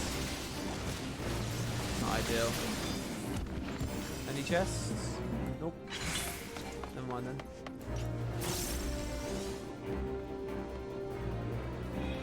No, that's not crazy. Because people were saying red mage is like the way to do it. You have no idea how streamers can read chat and competently play anything at the same time? It's not as hard as you think. I don't think really. I mean, some streamers, like, you can be very clever about it. You can, like, put chat on screen. On the main screen. Like, I'm looking at another monitor to see you guys. But I'm sure if I set up more elegantly, I could see you scrolling right in front of me. I used to watch a guy who let's play Tomb Raider. And what he would do... Fuck me. He wouldn't fuck me. He would put the notes. He'd put like sticky notes on his screen, on his television, like literally, to remind him of the things to say. And I sort of think that's very similar to the old Twitch channel.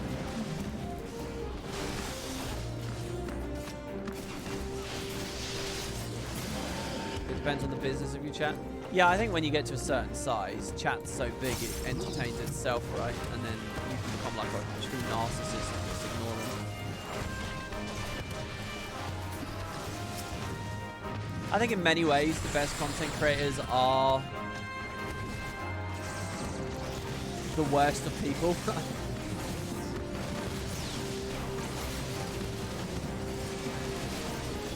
There's kind of this thing where, like, if you really are too obsessed with what people think about you and pleasing everyone and, you know, fostering a nice community, if you're genuinely a nice person and a sensitive, empathetic person, and you have, you know, a very high level of observation of what your community is doing and blah blah blah, if you're very, very, very tightly in with that stuff, in a way, I think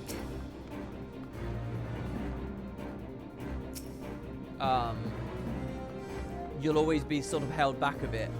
Meanwhile, the people who just don't give a crap at all and genuinely think they're a cut above and really couldn't care less about any of the support that their community offers them, blah blah blah blah blah,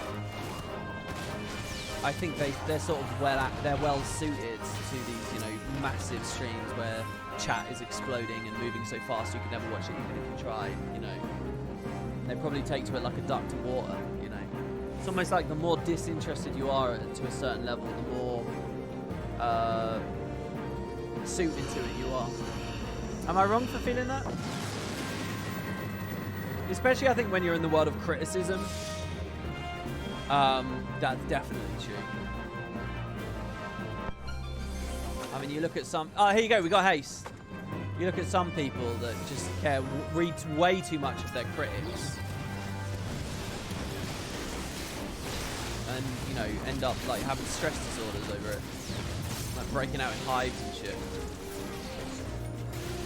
That's what happened with TV. Before he even had, like, the cancer and all of those illness issues, he used to, like, break out in hives.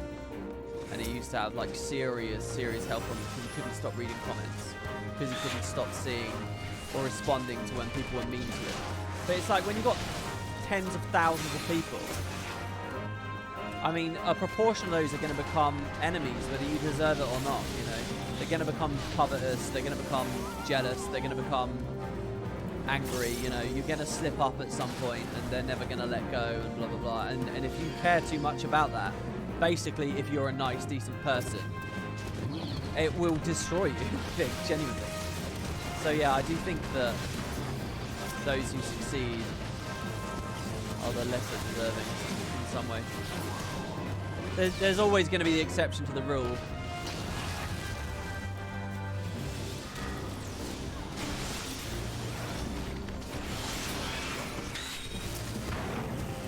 Oh no, I wanted to boot shot. Look how fast these are coming up. Look how cool this is. So fun. Let's see, what is this? Is this with Grease Lightning 2? Yeah, not even Grease Lightning 3. Grease Lightning 3 plus Haste? I mean, wow. It must be amazing.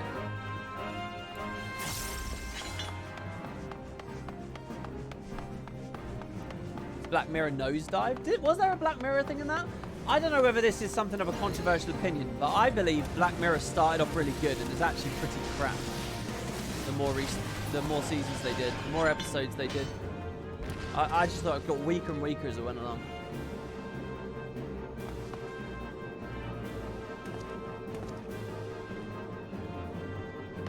Not wrong, you need a backbone. Well, see, I don't think it's a backbone though. I don't think it's a backbone. It's different.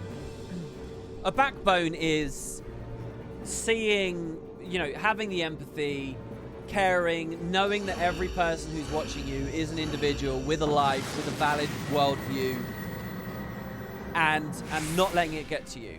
Feeling it get to you and not letting it get to you. Finding a way through that. Finding a way to suppress or bury or deal with it. But never forgetting that they're real people, they're humans, worthy of respect, blah, blah, blah, blah, blah. Never forgetting that. That's a backbone. But I don't think most people who are successful are doing that. They just don't give a fuck about you. That's what's actually happening. They don't care. They don't like you, they don't care. And that's their shield. That's how I see it. Fun take. As always. That's what I'm trying to say.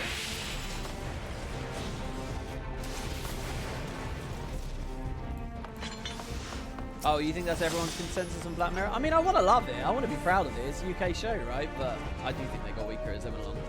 You can sort of feel like they're farming it out or a bit out of inspiration. But they've got a success on their hands, so they've got to keep going.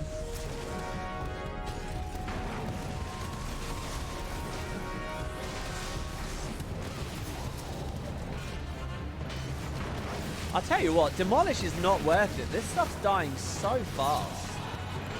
You guys are good at the game. Seriously, this is a lot easier than the pugs I had. Doing this with stream viewers is a lot easier. You guys are doing way better. Hey, thanks very much for the sub. Oh, I haven't been seeing any of these. Thank you, Bankrotus. Oh, Bankrotus just gave out 5. Holy shit. Guys, you might, if you're lurking, you might have just got lucky. Holy shit, and I'm dying. Thanks to Ambe earlier as well, 2 hours ago. 2 hours ago we had a sub, so thank you, Ambe. I think that was it today. I think. Can't see anything else on the notification there. That's awesome, thank you very much.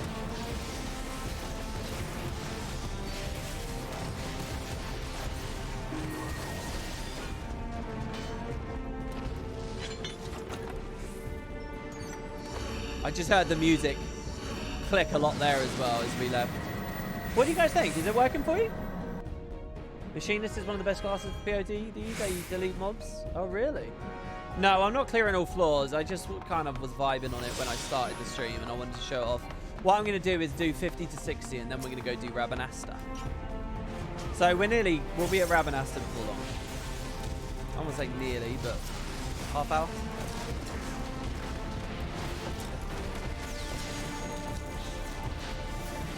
Jesus, this guy's just not moving.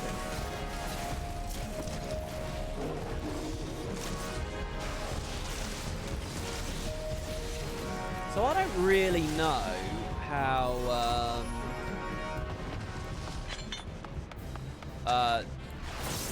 this weapon strength thing, the Aether Pool arm. If I have 99 and I go back to floor 1, does it scale down? How's that work? Can anyone tell me? I'm sure you guys know.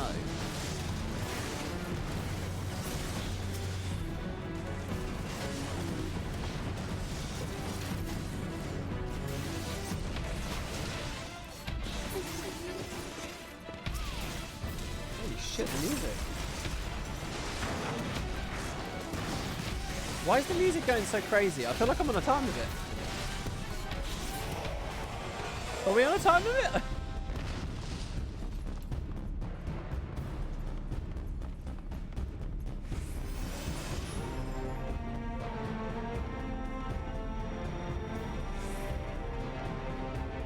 No, it doesn't scale. That's why it's so powerful to have 99. Oh.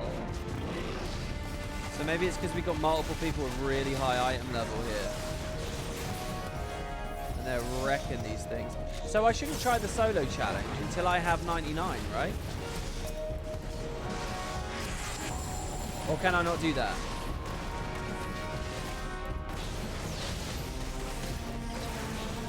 Oh, here I am trying to rotate properly, but it's a gear thing, so... No, that guy's wrong, WP? Oh. Well, we can leave now, by the way.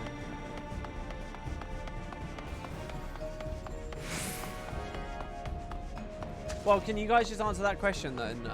Should I build 99 before I go for any kind of solo challenge, or...?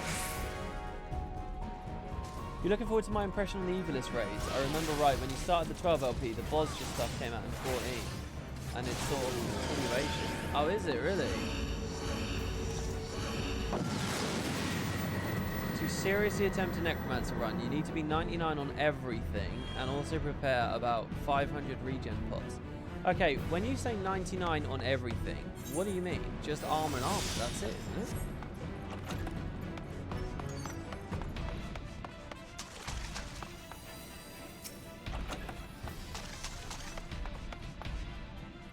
You shouldn't go for solo challenge if you value your time and sanity.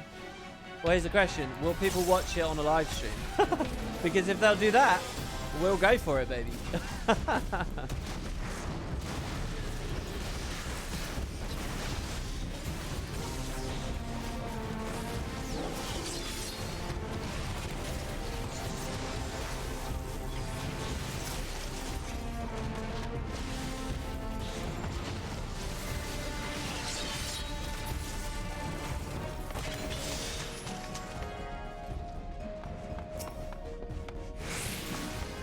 Probably not. It's very boring to watch. Yeah, people said that it's boring up to a certain point.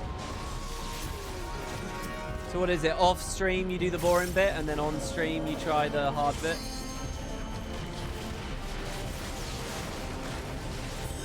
Sorry, is it floor 200 you gotta get to, or floor 100 you gotta get to? It's 100, isn't it? So you don't have to go the whole way.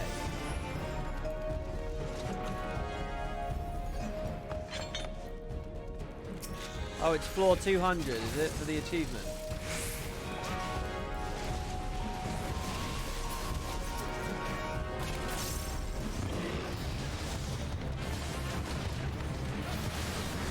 As long as I'm rambling, you'd watch it? I don't know, man. I mean,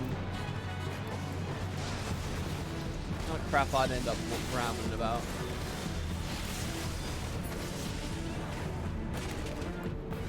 I'd be so hard pressed for things to say, you'd probably end up getting my review of Scooby-Doo Mystery Incorporated.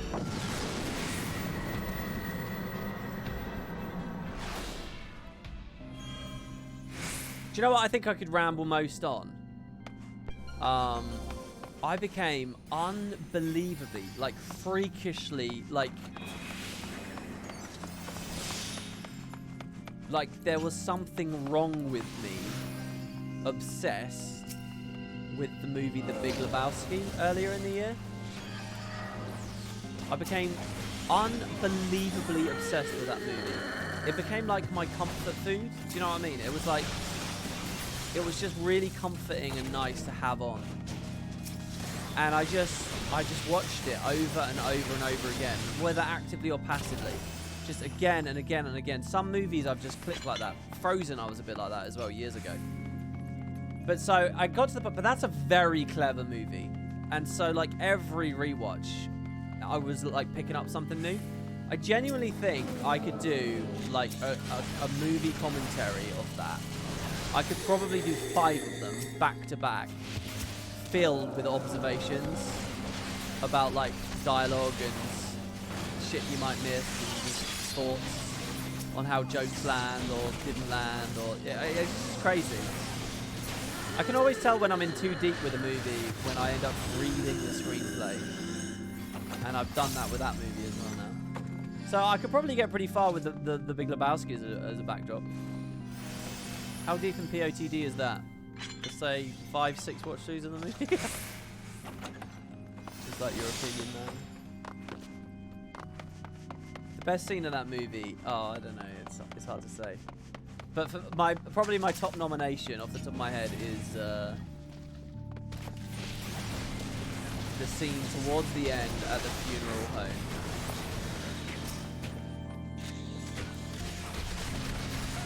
In which John Goodman screams inappropriately.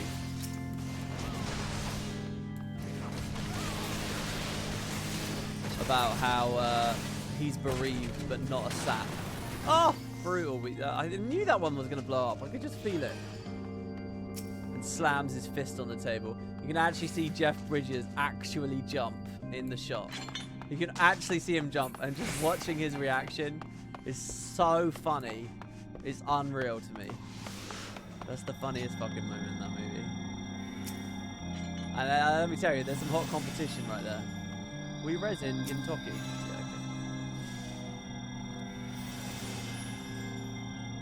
Well, I couldn't do that though, because copyright. I can't do a movie commentary. I mean, mate, it is on Amazon Prime. We got any Prime subs? We get enough Prime subs, we could do it. Right? Because if you're actually just any old sub, isn't it?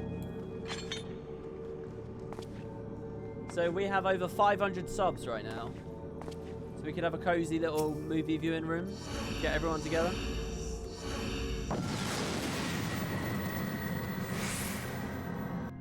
Cool, that's actually that is like filling a cinema, isn't it, really? Except you're all allowed to talk in chat as it goes along. That'd be pretty cool.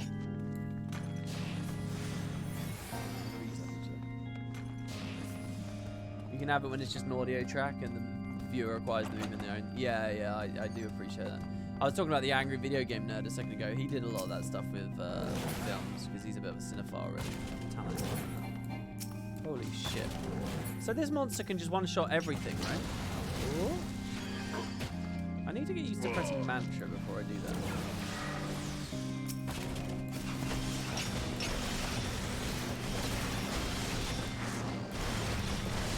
Brutal. I'm dead. Fucking hell. I don't remember this with these Gravekeepers. I got absolutely destroyed. I haven't been using any Pomanders.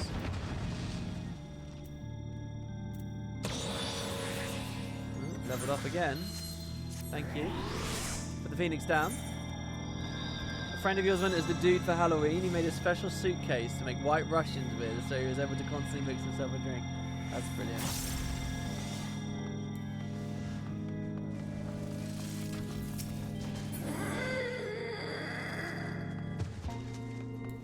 That whole scene with Jackie Treehorn, with the woman with like her tits out on the trampoline on the beach, and it's like one of these crazy debauched like 70s parties, completely out of time, and he's slowly walking towards the camera in the white suit.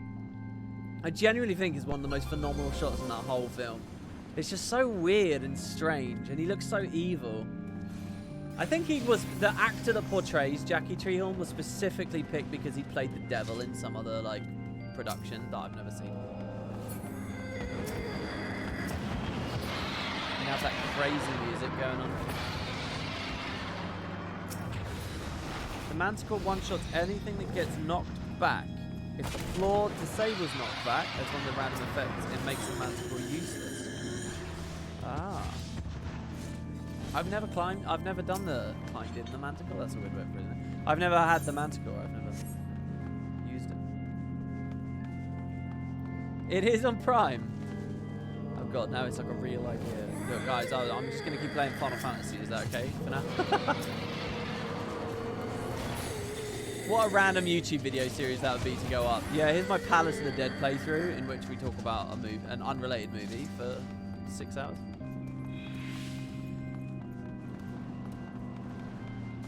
I think I'd have to learn a lot more about this to do that challenge run. Like, I guess now that I know that Manticore exists, I guess you'd have to time that on the right floor, right? I'd have to have a good sense of how many Pomanders you can... Yeah, they are called Pomanders. I suddenly had the weirdest feeling that I was saying that wrong. Oh, we can just go next floor already. I lost my train of thought. Can't remember what I was saying. Oh yeah, no, I'd have to learn what Pomanders are useful in the right places.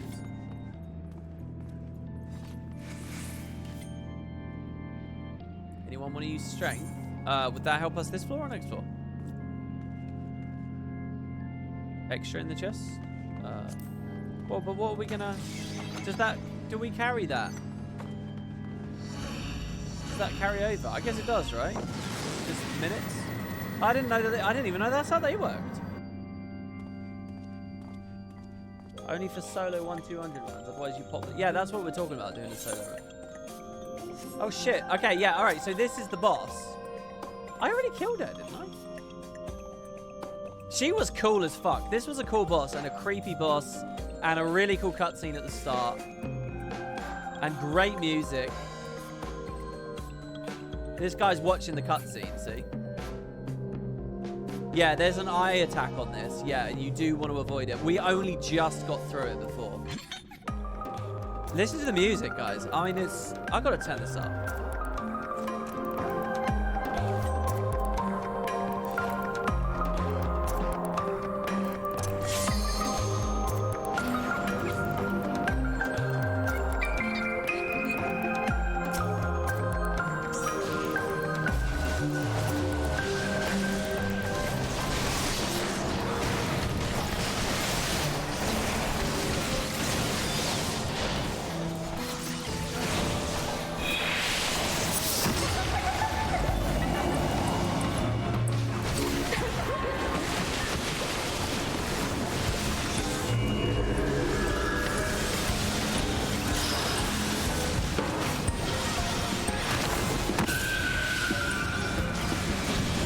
Got it.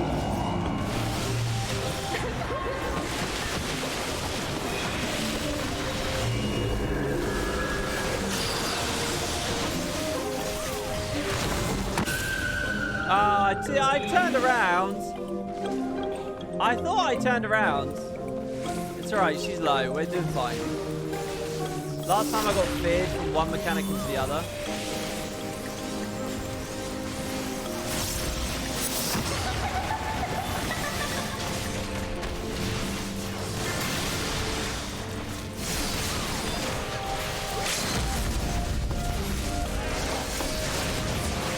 There we go.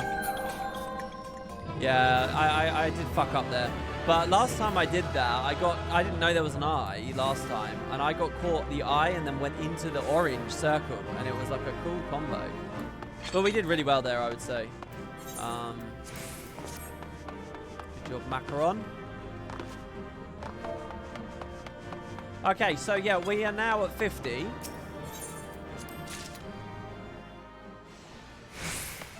Right? Or are we over 50 now?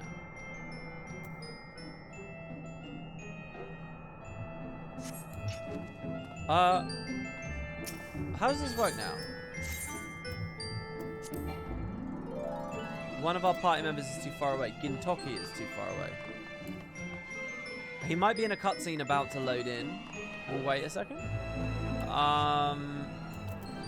But yeah, does anyone want to party up now? How does this work now? Yeah, I think he's in the cutscene. Basically, that woman, ghost spirit, speaks to you and says you've like released her or something, and then you get kicked out and you get a whole new quest, and it says you can now go deeper. So I'm really excited to see this. This is what I had done right before I turned on the stream. So we're now back. 2 hours, 45 minutes later.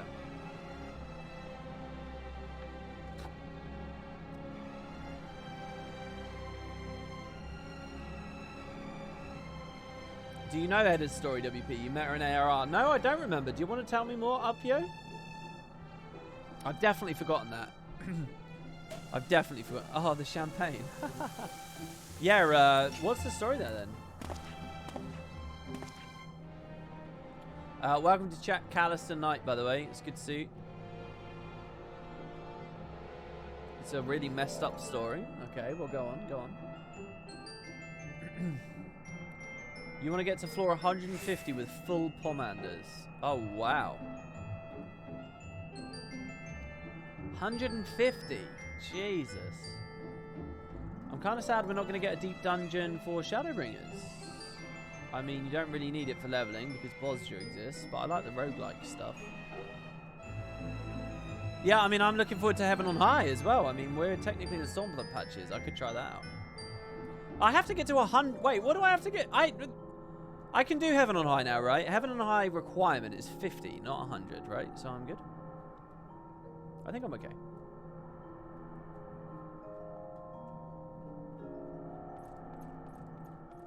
I should do Tam Tara hard. Isn't that a dungeon? I think I have done that. Wait, was that a Heavensward dungeon? No? Realm Reborn? The Tam Tara Deepcroft hard. When the guiding light of one's life is extinguished, it takes an uncommon strength of spirit to clamber out the black pits of despair. Those who want for resilience may yet be pulled up by a friend's helping hand.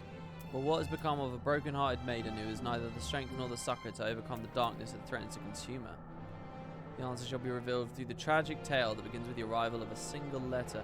This is the story, is it? Is this the woman? Oh, it continues her story. Oh. She was the healer you met in the main story who failed to heal her group's tank and he died. She got kicked out of her group. They disbanded, I believe.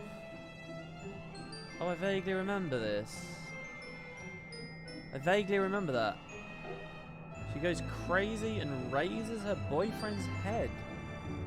Invites the old party to Tam Tara for her wedding and you kill her there. Then she ends up there. You meet him again in the hard mode dungeon when you learn she failed again and her boyfriend, the tank, died. In the dungeon you will find out she had the head of him. Jesus. So sorry, are you saying she reanimated his head? So is he like alive again? Is he cognizant? What's the story? Alright, we're gonna have to just load in here. So I don't understand. What was the moment where everyone could join us? Hold on. Mian, can we... What floor are we queuing into there? Hold on. Mian, can we come out? Let's come out. It's not her boyfriend. It's a void sent. Okay, Moogle's out here. Let's see what we can do. Invite to party. Anyone else? And then, how's this work? We go here. Dude, we're getting a lot of subs today. Diamond Rosette, thank you. I hope that's not because you're expecting a Big Lebowski view party. Enter Palace of the Dead. See, it says I'm on level 60.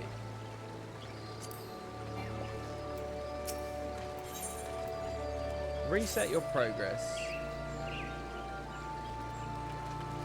Let's kill this file down here.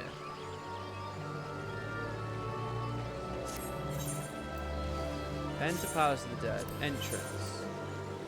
With a matched party. Floor 51. There we go. But we're still in the same position where we have 3 people. Does anybody want to join? I think you can join if you've been to floor 50 before. No, you're subbing for the FF14 streams? Oh, wow. That makes me really happy. Thank you. When do I plan to do Evilis? You have a raid to join 2 hours from now. You'll need to either go before or after that. There's too much content in this game. What do you want from me? We'll do, I'll tell you what, if we can get another person, if anybody joins for this, we'll do this. If not, I will, I'll go do Evilis now.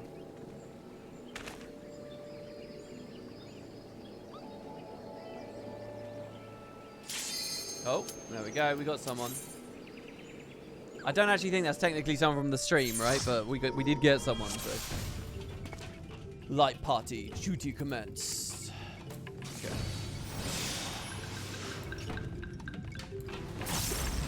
So sorry, have I seen this room or not? I don't recognize this tile set. Or music. Did we do this a second ago and I was just blabbing on?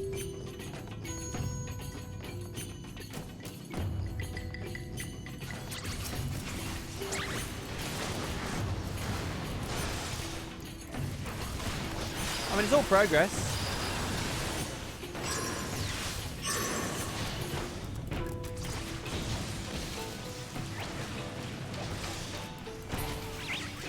It's not really weak.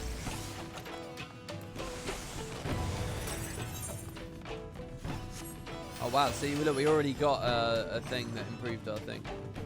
A thing that improved our thing. You're getting top quality stuff here today, guys. Top quality.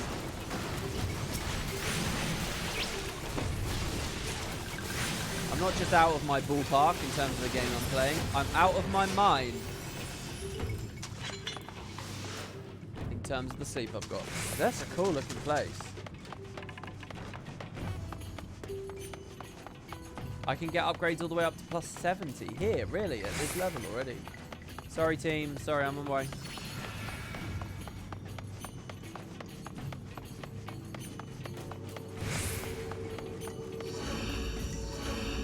After 70, it gets really slow.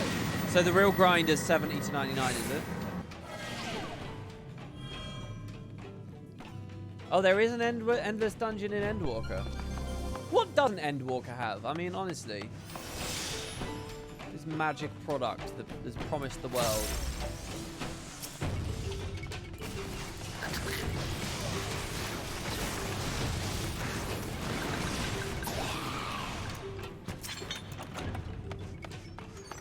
Commander of Intuition. Decreases the number of enemies on the next floor. Alright, I'll use it. I mean, why not, right?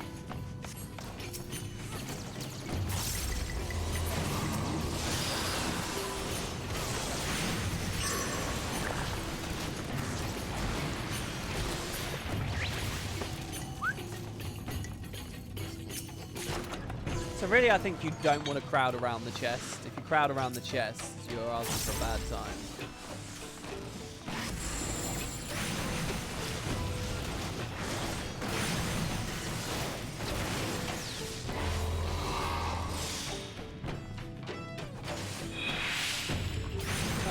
We were all hit here, so we just went crazy with OGTDs and then just stood around. Beat him up.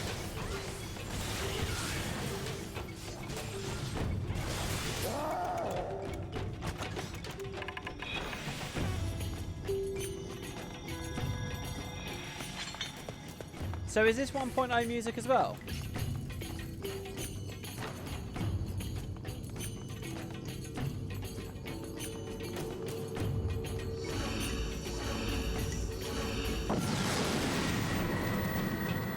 I wonder how many of these loot boxes I've got as well. We've been playing this a lot, so maybe there's a good amount of them.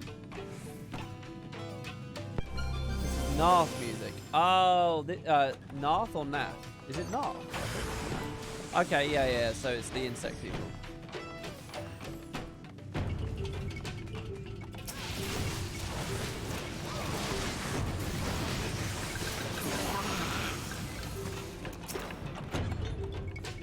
Commander of Lust.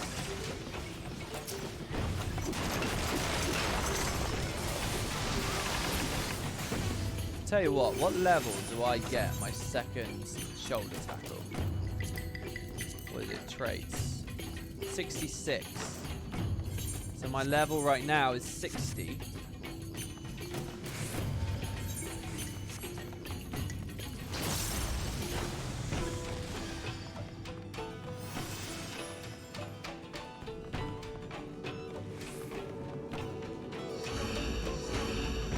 Oh, POTD always caps at 60.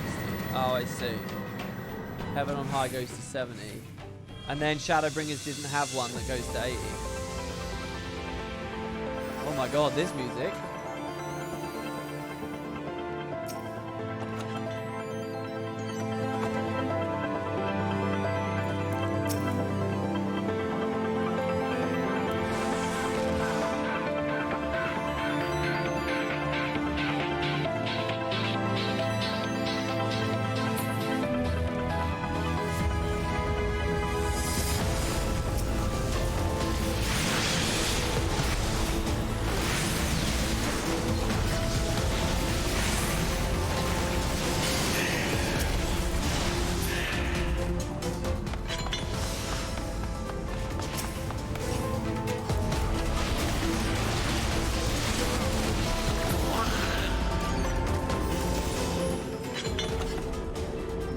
That's Bismarck, is it? It's good. Oh my god, Ugron, that's a cool emote. Oh my god, I've definitely never been here. What is this? The art of true resurrection, a challenge even in this world. It would seem the trader's spurn seemed promising, but inevitably renders the subject undead.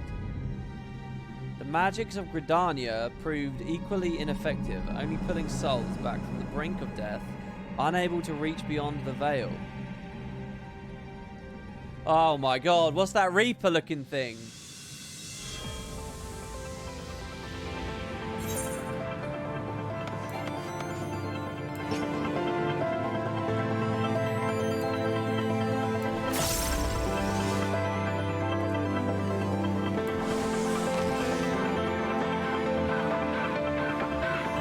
You know what? I think the unequipped weapon, the music getting louder when we unsheath is working well in here.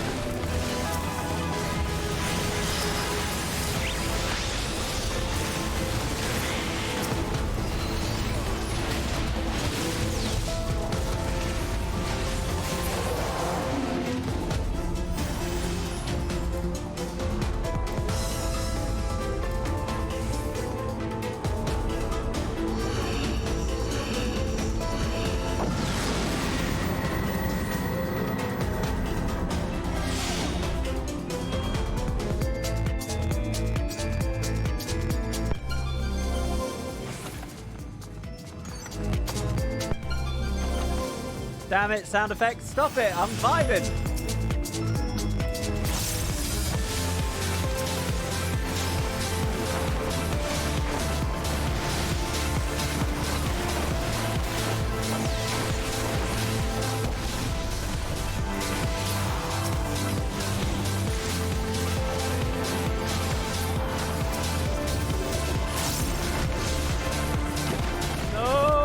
ruined it! Damn it. Ruining the moment being a toad. Oh my god, is POTD just always going to have awesome music now? Oh.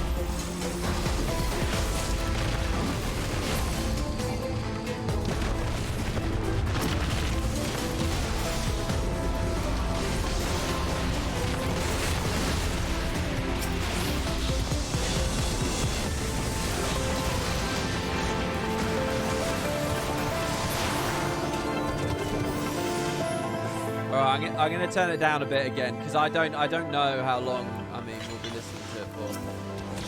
One of the devs that made POTD seemingly went in a mode of I'll put all the best musics in the game one after the other, nobody can stop me. Yeah, it does feel appropriate. The potato jam, oh, we're in a fight, sorry guys. The potato jam does work quite well there, eh?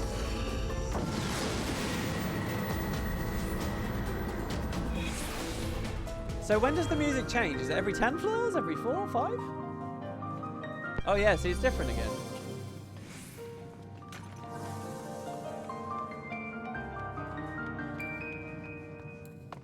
I don't know what we got now. Palace Pop.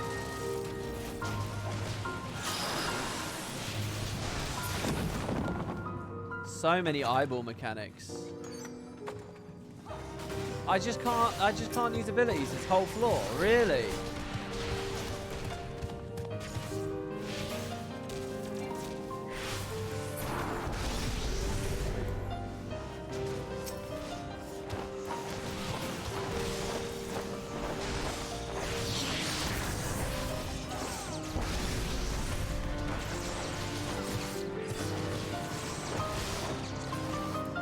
I can't even get into a form. I can't even use Fist of Fire or anything.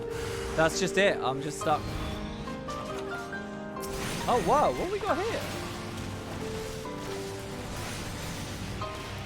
Soul Slayer. I don't recognize Soul Slayers from anywhere. Man, I'm not good. I'm not smart. I'm not using these transforms. Everyone else is like getting in there. Oh shit. Do I not need to help when someone's in this mode? Do I not need to help at all? Oh. Fucking punches straight into the camera. Have you seen a relic video to decide which one to go for? Actually, no, I haven't. What? Do you have a recommendation? I mean, there's just so much content in the game. I haven't even caught up in the story yet, so I mean, I've sort of been a bit slow with that stuff. God damn. So we're kicking ass because you guys all have these red weapons, right? So you're all like super at the end of it. Are we talking about ARR, Heaven's Ward, SB? I was thinking of getting a Heaven's Ward one because I bought Umbrite with Allegan Tomestones at one point. You feel free to use a Pomander of Rage to turn into a man. Okay. Holy shit.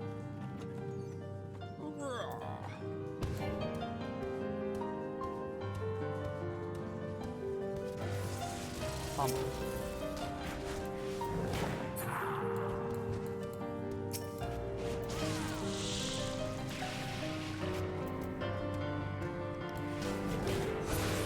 Now I have to skill click this. Shit, the traps are still really scary, eh? Now I have to skill click this. Is there a way I can have this just take the binds of something else? Like, what would I bind to... What would I do to make that bindable? Is that possible, or is it only ever skill click? Also, does it AoE? Oh my god, that room actually. Holy shit.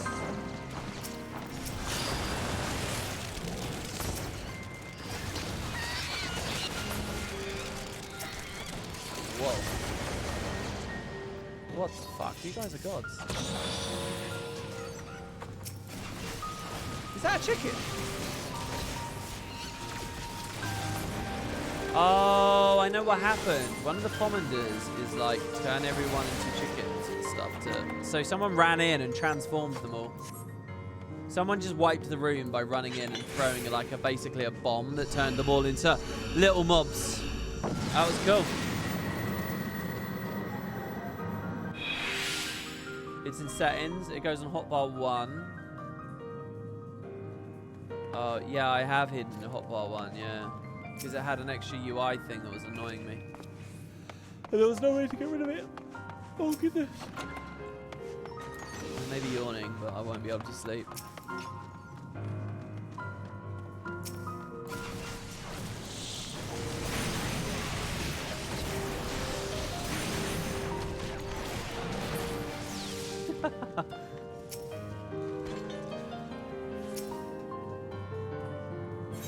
Pomander of Steel.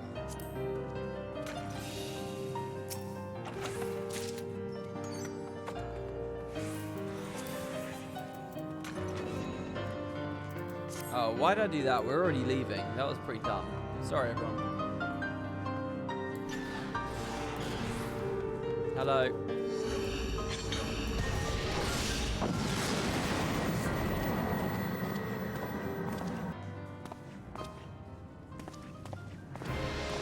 The Heavensward Bard Relic is probably top 3 weapons in the game. Oh my god. The Black Rider. Is he Odin? Oh, I never got the Forbidden Chakra.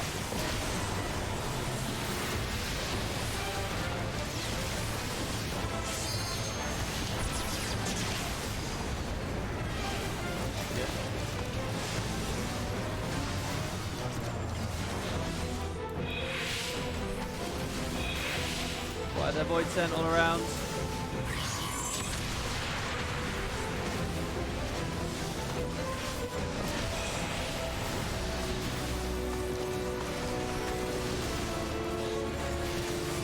God, it's so good with an actual tank.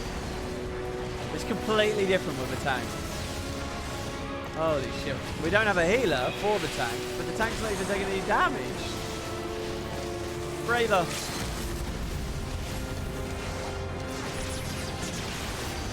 Oh, that wasn't enough to kill it. Sorry, everyone. There we go. Oh, where's the body? Oh. Dude, I like that. Whoa! What are the stars? Oh, that was so easy.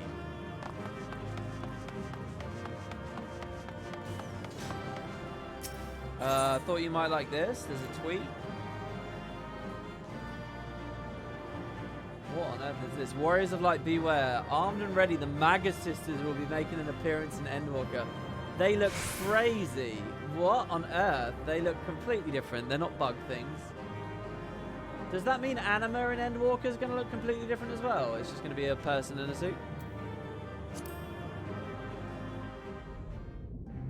Wow, that's cool. Oh, we get a cutscene. 8th of the Great Catalyst, the building block from which all creation is born, capable of reconstituting flesh through sheer will. Indeed. How fortuitous that I should be pulled from oblivion to continue my work in this world. More fortuitous that I should...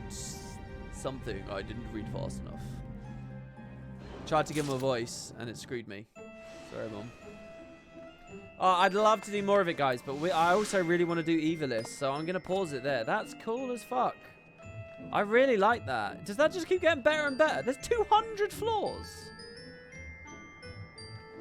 I'll check the Bard Relic later. Really, if you want to link me a YouTube thing, I'd much rather you link it to me in Discord. So I can look at my leisure later rather than, you know, clicking YouTube, blaring an ad through all your speakers, blah, blah, blah, blah, blah.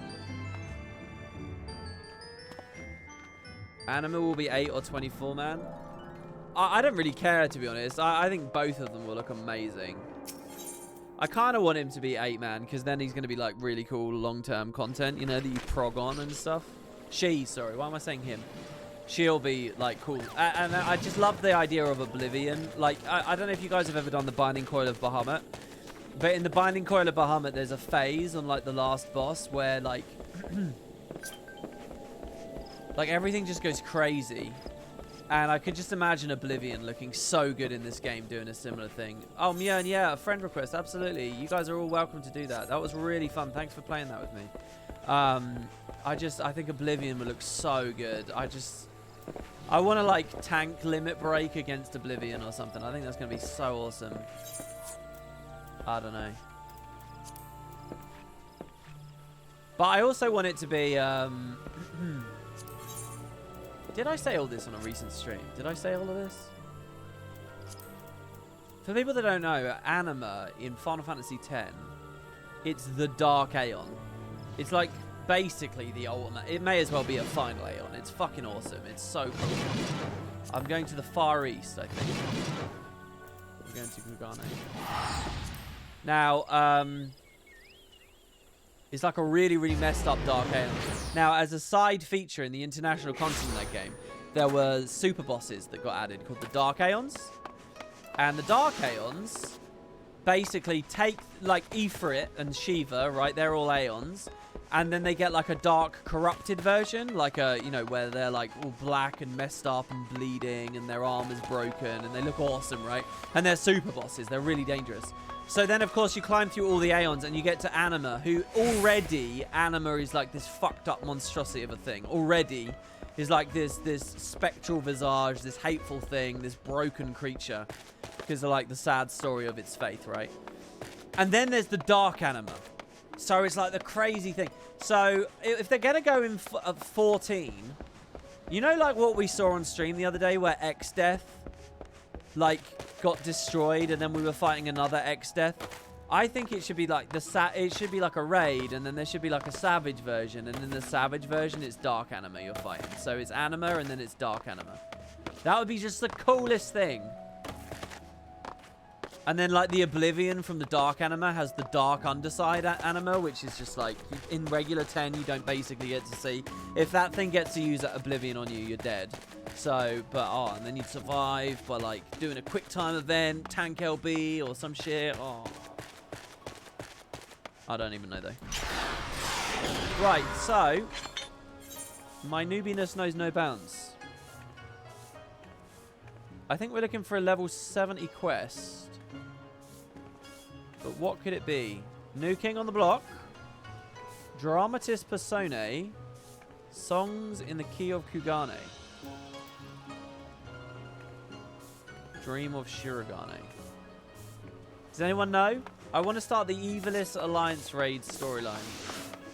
Anyone got a clue?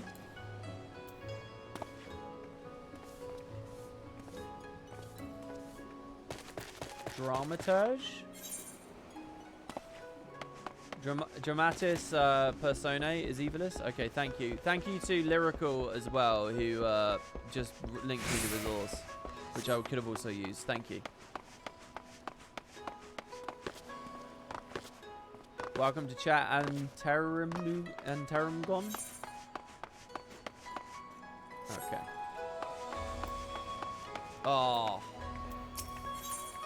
Oh, I've got to get to 3.2. I need to meet Gosetsu and figure out what is going on with Yotsuya. What is going on? She hit her head or some shit. Oh, we're not going to get there yet, though. Oh, that was such a good cliffhanger. I was so mind blown by that. I can't believe her cute little, like, kiddie walk. Ah, she's so horrible. But now, I don't know, man. I don't know. What a crazy story that is. It's not that good on account of the fact the story is boring. I honestly think that cliffhanger at the end of 3.1, you guys should go back and watch that if you didn't see it, is one of the coolest moments I've experienced in this game's story. I can't believe how ridiculous that is, what they did with her. Anyway, welcome, Lord. There is a young maiden here who would speak. By the way, I've got to speak a little bit more quiet. I'm going to be a little bit more quiet here. Tell me if the microphone's too... I'm going to stress my voice otherwise. There's a young maiden here who would speak with you.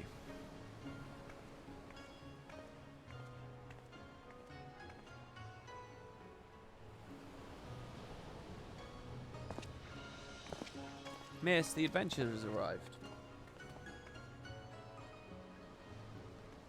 You guys said this has an hour-long cutscene, eh? And here he is, the liberator of both Doma and Alamigo in the flesh. I'm Lena. correspondent for the Raven. You may recognize me from my expose on the secret lives of the homunculi. Homunculi? But have small talk. It's not for that I can't. It's not for nothing that I'd be standing here since yesterday morning on the off chance you'd pass by. Didn't I meet her already, by the way?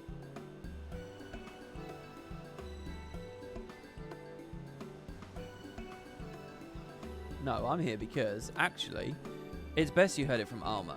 I am but an observer.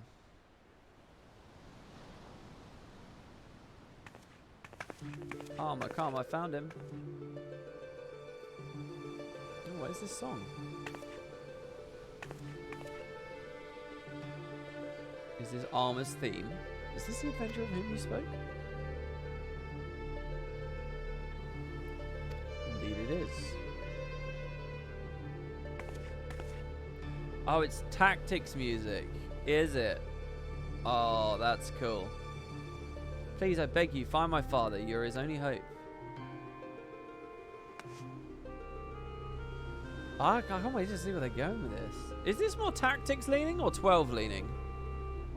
It's alright, Armor. We're attracting unwanted attention. Might I suggest a change of venue? We'll wait you before the Prima Vista. The theatre barge has a berth at the airship landing. Yes, both evenly.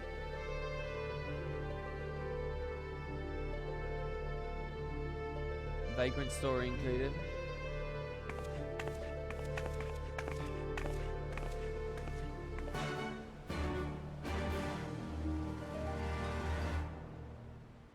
Bit of both, honestly. Tactics is arguably more in the forefront, but there's a lot of 12 background references.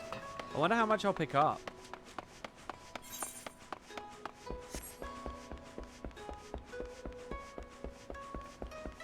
Gonna make some French fries from these potatoes I found. Welcome, Congo Jack 99. Chips sound good to me. As I said before, I think about we continue this conversation in the privacy of the young lady's barge. It's not that I don't trust anyone here, it's simply that I don't trust anyone here. Gate guard Minagumo has been instructed to look out for you. In future, speak with him when you wish to gain admission to the docks. So we're going to get like a mini hub area, like how the Void Ark story had that mini hub area we were floating in the sky. Oh. So yeah, I didn't look at it, but there's this airship out in the sky. Look at that. And you can see it from all over Kugane now. Thank you for coming. Allow me to explain on the shuttle. Voice acting.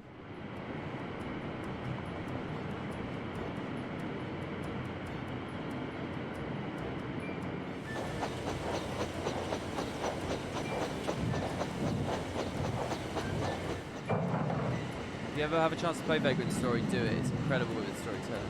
I've heard a lot of good things.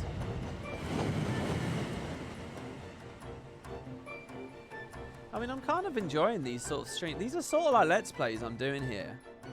I'm really uneasy about it because sort of only a small fraction of people are enjoying or watching it, and some people just draw streams that are a line in the sand. They say it's not good or whatever.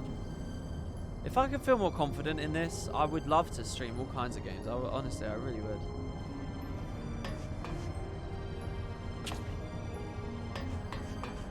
And I don't want to seem ungrateful when I say that, by the way. Everyone who's watching this right now and everyone in chat, it means the world to me. You're giving me that confidence. I'm not trying to disparage, neglect that. What are these guys doing? No words for you, stranger. Not now, I'm practicing my lines in my head. I see, we're backstage. We are, these all set pieces. What is going on up there?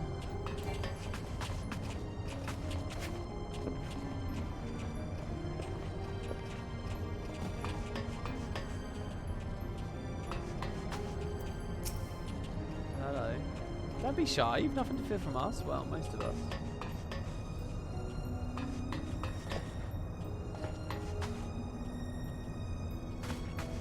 Paper mache. Dragon head. What's the play about? What's the story? The Prima Vista serves as both stage and home to the majestic Imperial Theatre Company.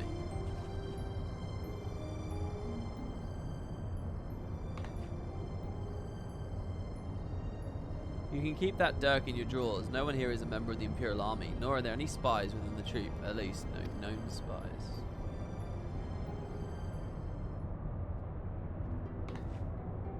Ask anyone and they'll readily assist. The majestic Imperial Theatre Company are the finest practitioners of the dramatic arts to be found anywhere on the 3 continents and beyond. They have admirers throughout the Empire and its territories, and even boast a sizable following in Gridania, hence my assignment to their story.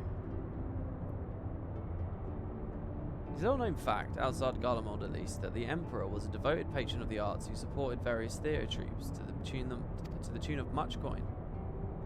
Indeed, Solus was so enamoured of the majestic players that he ordered the construction of this very airship, that the troupe might perform in every corner of the Empire. When his grandson took the throne, however, everything changed. Now, all theatre troupes, domestic and foreign, must submit their works for approval by the Central Imperial Board of Censors.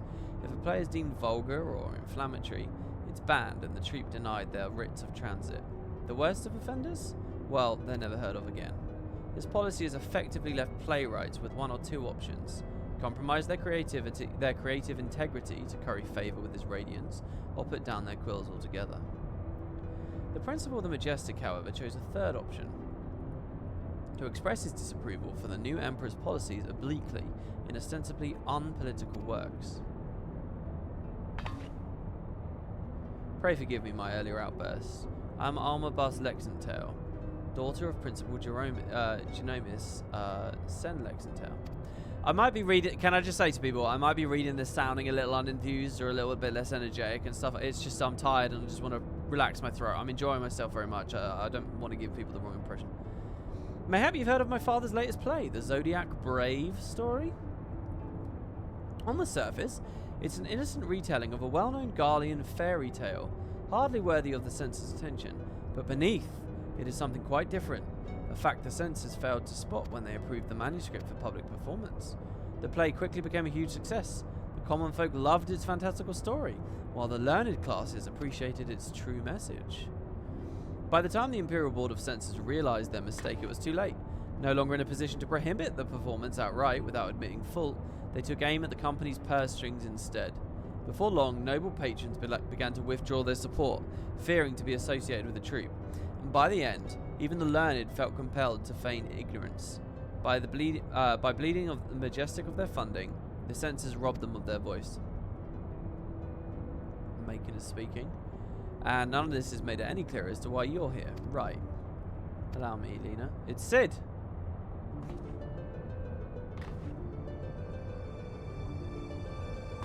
I mean, Evilis, as I know it in 12, has 2 Sids.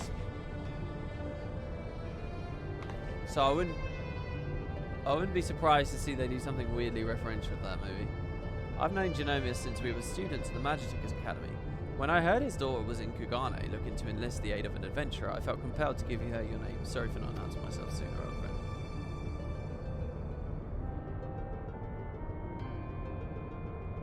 Genomis and I were from different worlds, but they only served to fuel our friendship. Many were the nights we would prattle on into the wee small hours, warm flagons of peated ale numbing our minds to the other's naive ideologies. Yet no matter where our conversations began, it would invariably end with him telling me how he was going to change the Empire from the inside out. The troupe was to be his path into the people's hearts. Even after the Empire forced him from his home, Genomis never gave up hope that his work might change the world.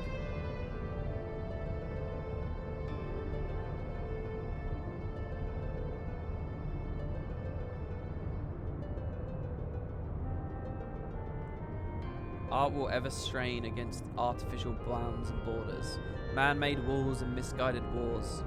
It is in such times of uncertainty we must needs embrace our calling and take to the skies so others might do the same.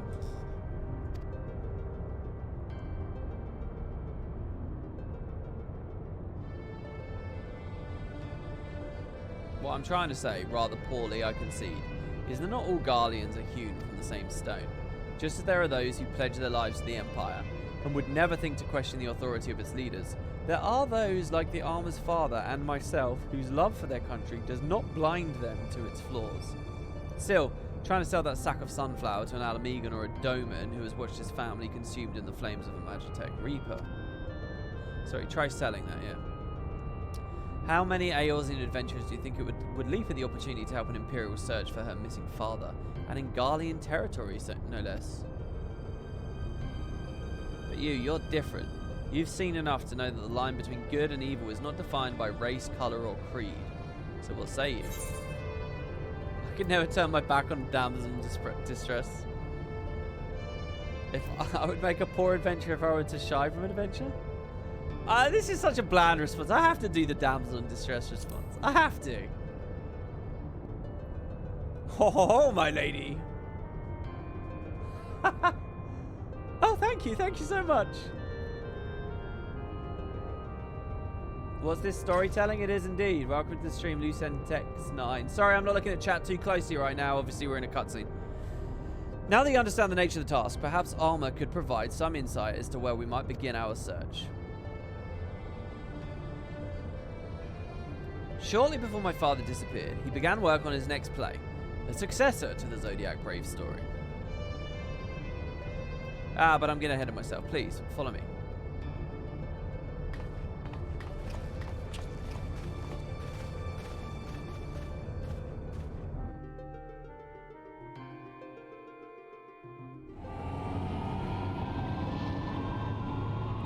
You like the Guild Wars 2 stream with Boots? It's rare to hear me laughing a lot and enjoying playing Guild Wars. We have it in 14 though. It was a fun challenge, man. The permadeath challenge was really cool. The one hit challenge was very cool. I had fun with it.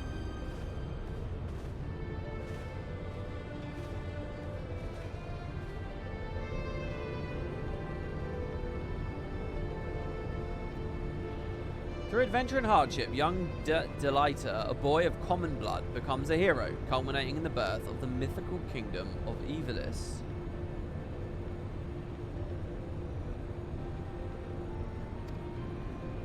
But that's where the story ends. There are no records of anything that follows. Was Principal Genomus simply going to invent something? My father believed that he discovered evidence of a second hero, one whose efforts were largely unnoticed, but without whom Delita would never have risen to the throne.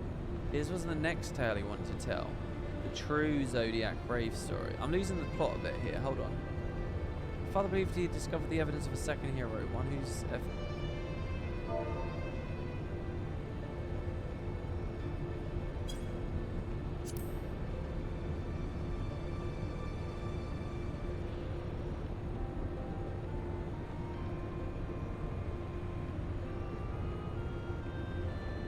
So sorry, who's Principal Genomus? Is that the dad? Is Principal Genomus the dad? No, they're different people. Was Principal Genomus the guy... I got to scroll up.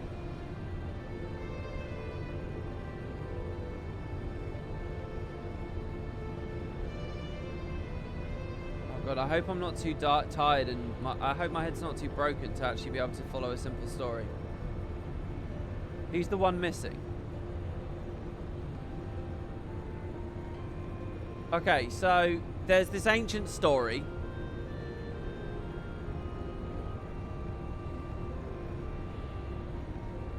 So did the dad write the first play or not? Through adventure and hardship, young Delita, a boy of common blood, becomes a hero, culminating the birth of the mythical kingdom of Evilis. But that's where the story ends. There aren't any records of anything that follows, so was Principal Genomus simply going to invent something? My father believed he had discovered evidence of a second hero. Well, I don't understand. What is this fact or fiction? One whose efforts went largely unnoticed, but without whom Delita would never have risen to the throne. He was the next tale he wanted to tell, the true Zodiac Brave story. It's a play based on a true story. Right. Okay. Second hero. According to my father's studies, the young man was one of Delita's closest friends and confidants. That is until the untimely passing of Delita's sister forced the two to part ways. Yet the unnamed hero continued to provide aid to his friend by thwarting machinations of those who would scheme against Delilah, thus paving the way for the Pauper's rise to Regent. So the sequel play is about this other character that helped so much behind the scenes. You must forgive me, but I've never heard anyone make such claims. How exactly did your father come to this information? That's a long story. One which has begins and ends with Genomus becoming lost in the very legend he sought to lay bare. Even as far back as our academy days, Evilis had Genomus firmly in his grasp. He flatly refused to believe the story was just a fairy tale. And so, when he was finally driven out of Garlemald, it was only natural that he should choose this of all places as his refuge, was it not, Armor? That's correct, Master Garland. It has been long since my father's belief that the ruins of ancient Evilis lie beyond Nagsha, buried beneath the sands of the Dalmasca desert. Poor Dalmasca. The kingdom prospered in relative isolation for countless generations until the Empire came along. When not touring, my father would organize expeditions into the Dalmasca desert to search for proof of Evilis' existence. So Evilis, in the Tactics universe and in 12, Evilis is the name of the world, Dalmasca is a nation on it. In 14, Evilis is a long-lost nation, probably neighbouring on another nation called Dalmasca. Or the Dalmasca region was a desert region. And I guess the city of Rabanastre is on the edge, maybe? Is Rabanastre in Evilis or is Rabanastre in Dalmasca? My father called them Aurosite and claimed they were vital to proving his theories. This is one such crystal. By the 12, it's magnificent. Evilisian's legend tells of crystals bequeathed by the gods unto those who would be kings. It is during his quest to gather Aurosite that young Delilah rises to prominence. So, hold on.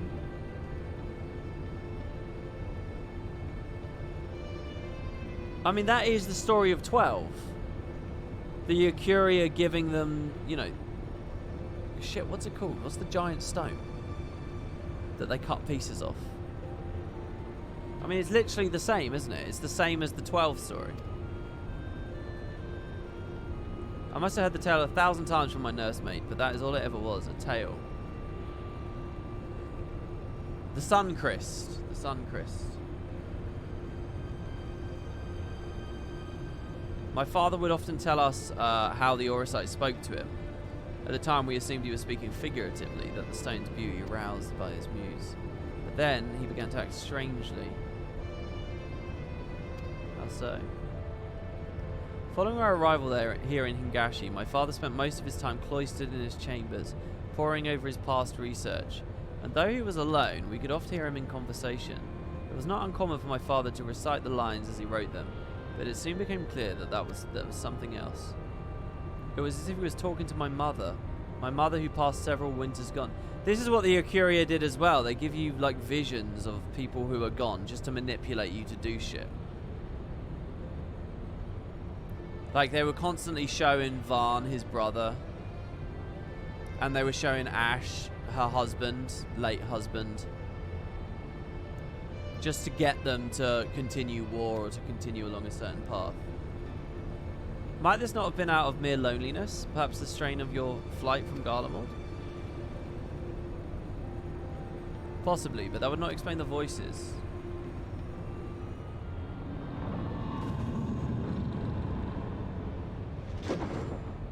And they were getting Sid to manufacture his own Nethicite. 12's a cool story. I really want to continue that LP. I really want to finish that for you guys. Because there's basically, you know how this game like has like Rogue Ascian? There's like a rogue Eucuria that's encouraging man to take fate in their own hands by teaching man how to create their own nukes, essentially. Manufactured Nethicite. And it's kind of like very sympathetic, the position that they're in. But they end up as the antagonists. Armor, who are these people? I told you I did not require any help finding father, especially from outsiders. This is another sister, is it? So good of you to join us, Ramza. Allow me to introduce... Enough, Master Sid. We may be shunned by the Empire, but we are still Garleans, and we still have our pride, unlike some, it seems. We require neither the aid nor the pity of foreign rabble. Oh. Have you forgotten where you are, brother? Oh, it's a man. It is we who are the foreign rabble. This land and its customs are all but unknown to us. We would be fools to conduct our search without a proven guide. Your sister's right, Ramza.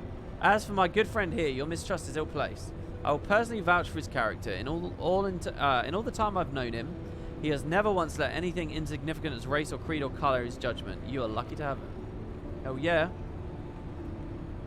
But we would have you, Master Garland. Why do you refuse us? You know why. Until this affair with Omega is resolved, my hands are tied. It pains me to refuse you and your sister, but it pains me far more to leave Genomus to his fate. I am sorry. Yeah, Sid's in the Omega story. He can't do anything over here. You need not apologise. I let my emotions get the better of me. After what happened in Rabanastre, it may be time to admit we're out of our depth. Okay, so Rabanastre isn't in the long-lost kingdom of Evilis. Rabanastre is somewhere accessible, I guess, in Damascus Desert. My brother's last expedition met with tragedy. In the ruins of the capital city, he barely escaped with his life. Wait, is Rabanastre a ruin in this? The Empire turned Rabanastre into a death trap. You were a fool to set foot there without proper escort. I don't know what... There must be people watching this stream right now who haven't played Tactics or 12. You've got absolutely no idea what's going on. I realise now that Master Garland... I realise that now, Master Garland, but at the time, I saw an opportunity to rescue our father and I took it. Just hang in there. Hang in there, everyone who just said yes. Hang in there. Whatever led you to believe your father was in Damascus' capital? My father's fascination with Evilisian legend began with a trip to the antediluvian city long before the war. Call it a premonition, but something tells me that this is where he's returned. Now, you must excuse me, I need some time to think. Then, Alma, I shall leave you and your brother in Macon's capable hands. He has ever repaid my trust with kindness, my trust with interest. You would do well to grant him yours. Thank you, Master Garland. We will not forget this kindness. Okay. So, headline here. Playwright of the Empire becomes obsessed with the idea of this folk tale. There's a legend that the Empire has of this lost kingdom. And a playwright writes a play vaguely based on it. He wants to do a sequel. He's interested in another side of the story. He goes search. He gets banished by the Empire essentially.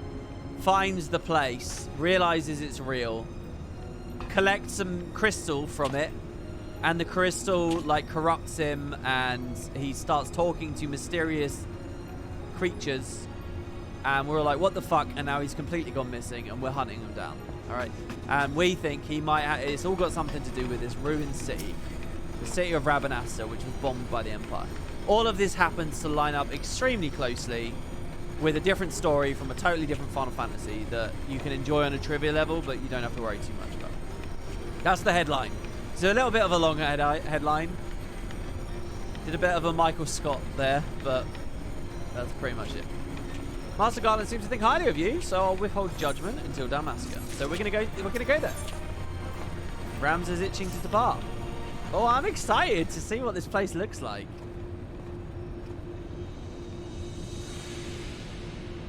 The thing that confused you the most was the Aura Site connection with the 13th? What do you mean, the 13th?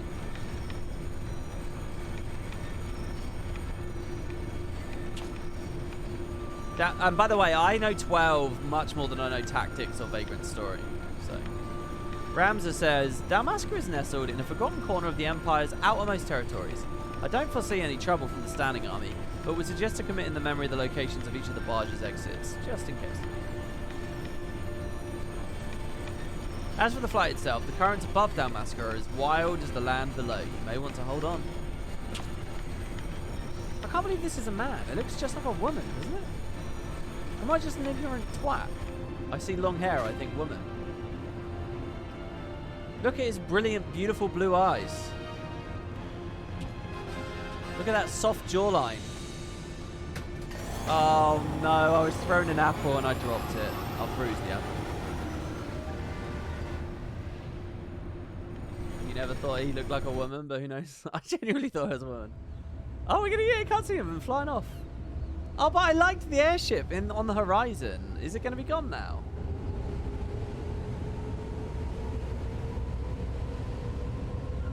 For Yoshi P, this raid series is a dream come true. He's a big fan of Matsuno. Oh. For people that don't know, Matsuno is like the header of all the Evilist Alliance stuff, essentially.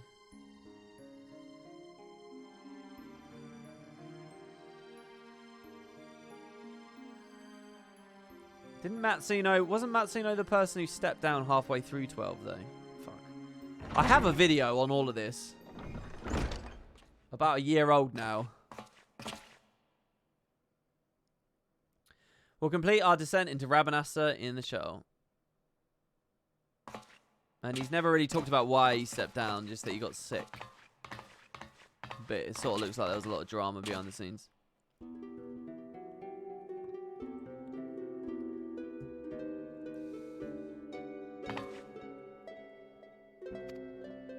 Ramza. I thought I made myself clear, Alma. The capital was simply too dangerous. Father would never forgive me if I were to lose you trying to rescue me. Let's reread that. If I were to lose you trying to rescue him. I don't know why I said me. Come, we are wasting time. Okay.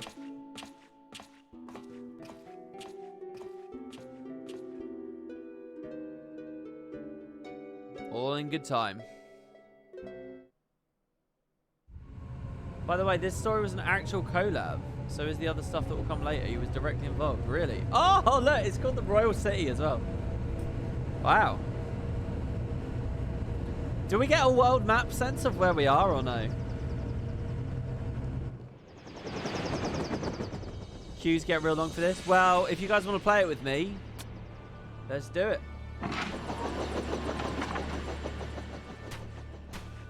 Oh, no. Look at it. It looks more colourful than it does in 12. According to my father, Rabanastre was already a thriving city some 1,000 years ago. But after performing several private excavations beneath the so-called Desert Sapphire, my father came to the conclusion that it was not the first settlement to stand here. Then your father believes Rabanastre sits atop the royal city of Lesalia, capital of Evilis. But if that's true, it could change history. We'd be famous. Famous? Are you sure you don't mean rich? You're kind of all alike. Parasites grown fat on the sweat and suffering of others. Sorry, what? You're a Garlean accusing that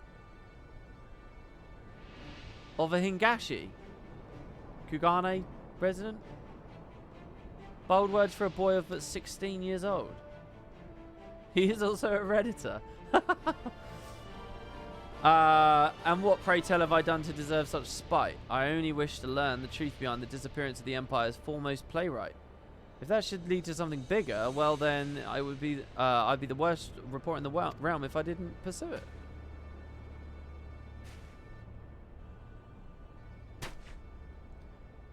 FF12 colours were a little washed out. They were, yeah. There's a green tint to the game as well. I actually, in my LP, I have had a reshade on that eliminated the green tint, which allows it to look a little bit more colourful.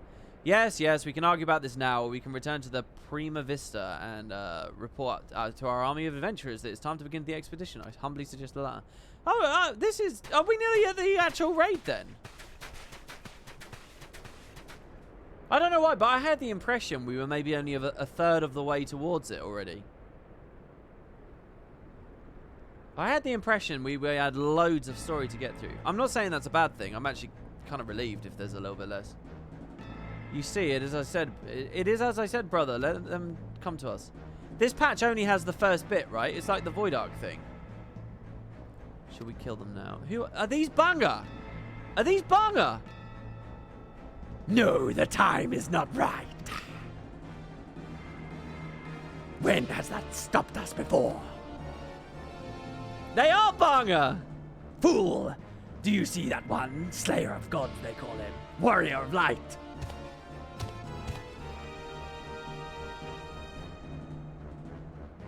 Oh. Are there Sikh here? Are there Sikh?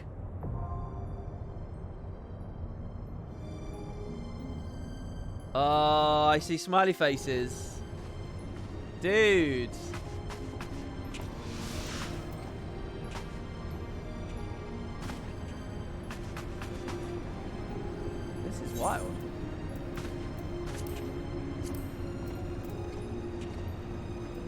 Sorry, are we supposedly here? Where are we meant to be on the world map?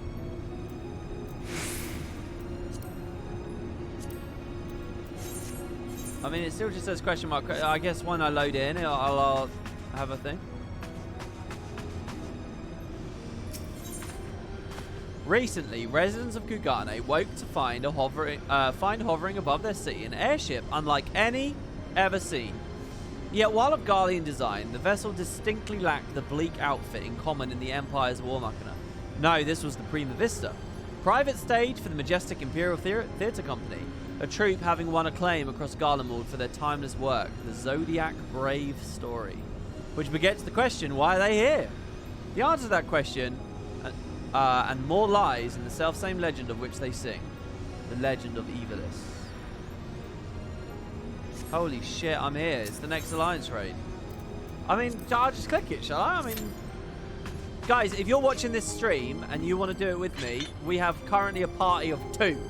So you can join on my party or you can just do the duty. You can just duty up and we'll see what happens. It's currently predicting over 30 minutes for the queue to pop. So, I mean, I really am serious. If you guys want to see this, if you want to play it with me, I really encourage you to come along. Put me in, coach. Invite to party. Invite. Invite. Yeah, that's good, guys. Join. Just whisper me, that's it. Invite. I think we have a link shell. I need to ask you guys advice on how my link shell's working again, because I've sort of forgotten. I'm in no real state of mind. Here we go. Poke. Invite. Invite. Oh, well, hold on. The party's going to fill up. Does anyone want to, what do we do? Do we form a second party? Okay, if you can't get, we're already full, guys. If you can't get in to this party, please just click the duty. Oh, one of our party members doesn't meet the requirements. How do I figure that out? Is it me? Uh-oh.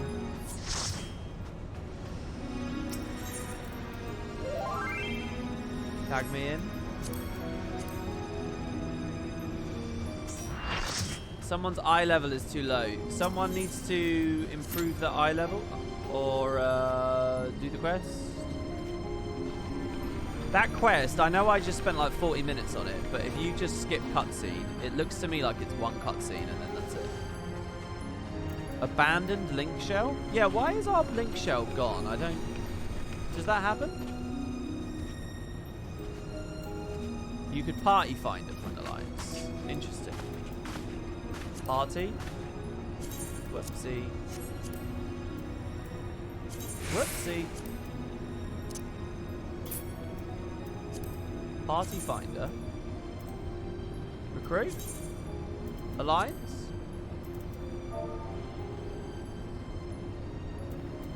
Alliance. A?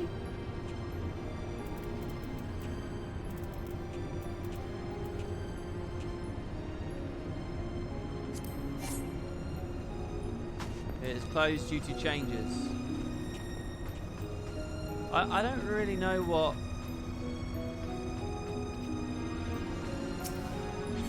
I don't know how to play this game.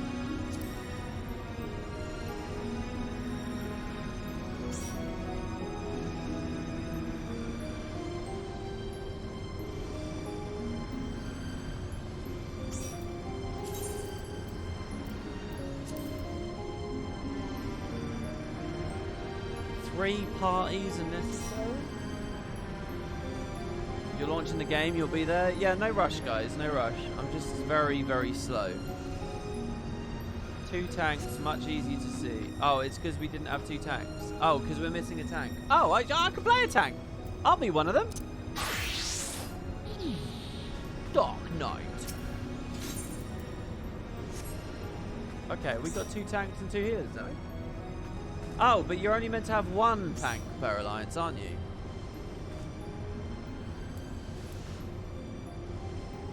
Oh, that looks so cool.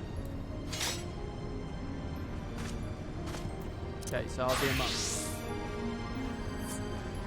How's our party not good? 1 to 8 players. How do I have... Now no tanks. Okay, I'll tank.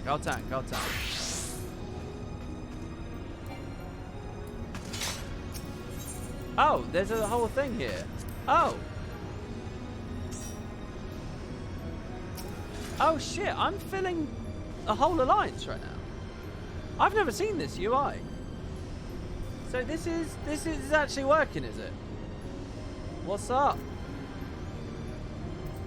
People are still logging in. So we're just creating a whole 24-man raid here, are we? People are just filling in? You wish we had FFX2 dress sphere transitions between switching jobs? I honestly think monster animation, I really think that that's the best class swap system I've ever seen. I've got like this little like headcanon, like world building for funsies project that I'm doing where I'm like making my perfect MMO. And I'm straight up lifting some stuff out of X2 that I think is really good. Namely the garment grid system, I think is a really good form of passive skill tree. I really love that game. So yeah, I just want to say I think you're right. Okay, so Alliance C is filling in now. Have I got this all set up correctly? Yeah, it's on the party finder. Should I do anything to the party finder? My recruitment. Oh, there I am. Look, that's me. A, tick, and C.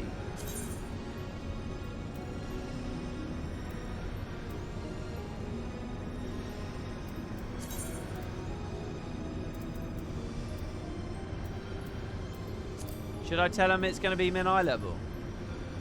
That's not going to kick people if I do that, is it?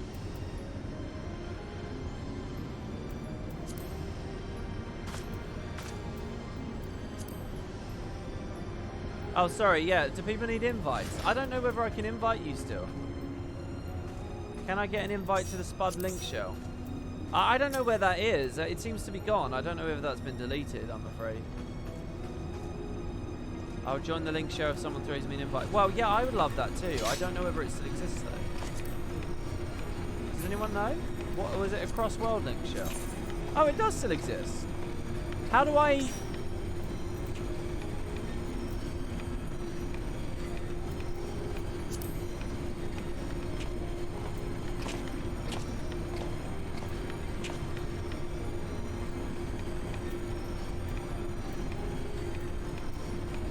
Look, the more the merrier. I'd love to get all of you guys in this link shell. I was online like 3 days ago, and the Spud link shell, they were all chatting. I didn't contribute to the conversation anyway. I just lurked, as I often do when I'm not on these streams and things. I'm just lurking. It was awesome. It was really cool. Everyone was chatting. It was really nice. It was like being in a Guild Wars 2 guild, except I was in this game. It was so cool. Just people chatting. So yeah, the more people, the better. I don't know how to add you though.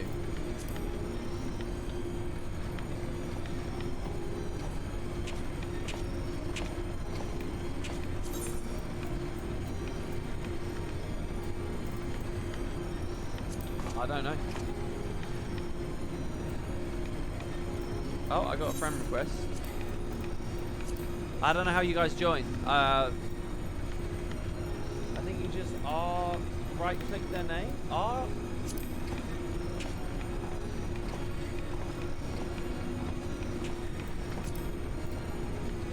Right-click their name in chat. Yeah, these are the options I get. Report, kick, promote, send, tell, target. So have I... Oh, we got another friend request. And yeah, feel free to send me a friend request. I don't mind. Oh, I need to target them. Actually, in-game I need to target them. Oh, but no one's here. Looking for party.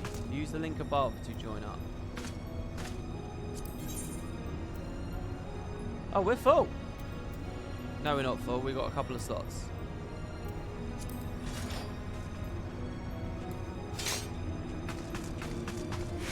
Can you join the link shell from EU? Yeah, I know there's a ton of EU people that are just completely cut out because I picked NA for this. I'm sorry to all of you.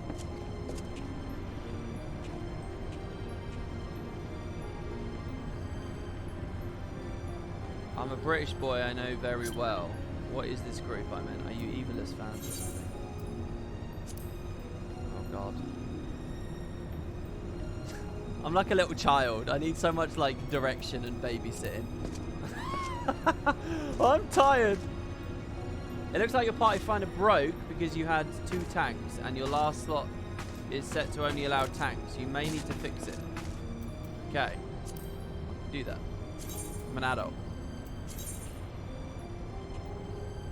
Like.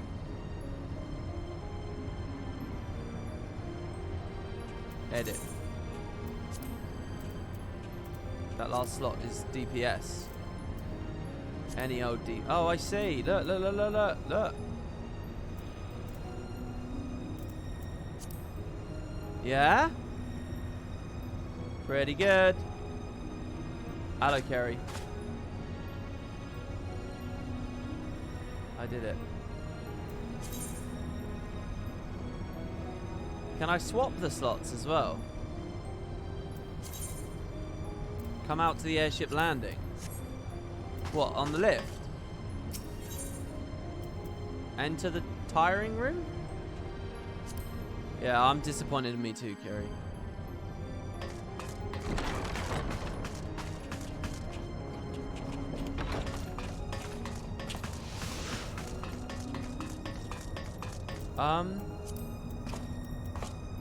Party members?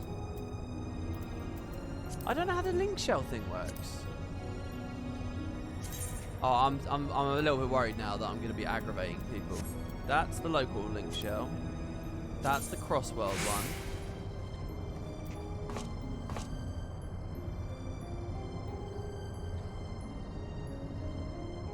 It will just Iggy me until you go on vacation.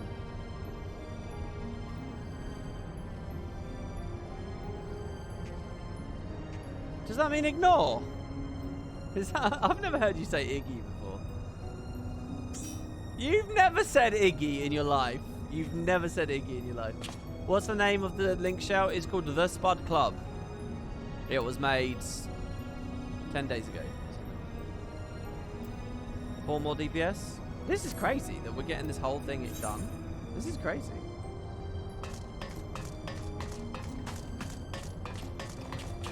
Exit to shuttle. Well, I'm just scared that's going to take me back to Kugane. I feel like an arsehole. I'm not typing in chat and everybody's talking a lot. Oh, it was 4 days ago. Alright, so I can invite people from here, can I? Invite to cross-world link shell. Okay, guys, stand near me. Come to the crate if you want to be in the link shell. If you want to be in the link shell, by the crate. If you don't want to be in the link shell, not by the crate. Okay, there you go.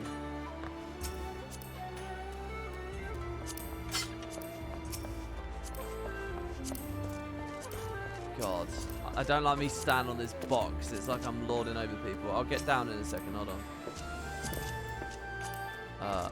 Is there someone back there? No. Okay, if you want to be in the link shell and you're not in the link shell, comes to me again. If you want to be in the link shell and you're not in the link shell, come to me again. That's good, yeah. And to everyone else, if you want to play the game with us, we've got 3 more slots. We're going to do Rabanastre. I'm really excited. I love 12. Oh, these guys are getting the shark minis going.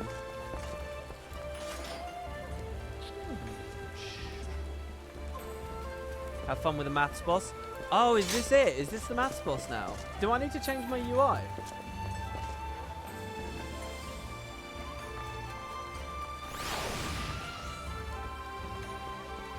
Oh, maths second wing?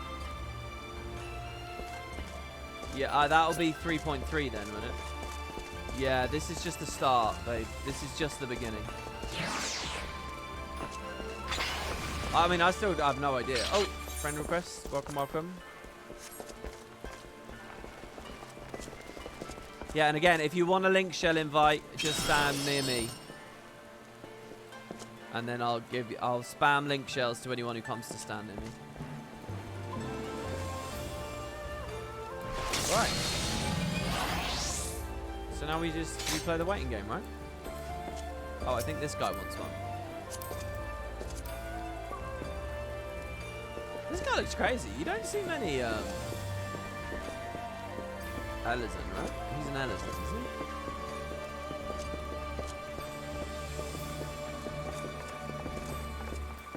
What are we waiting for? 2 people? 3 people? Could I just queue us in now and let the matchmaker grab the last couple?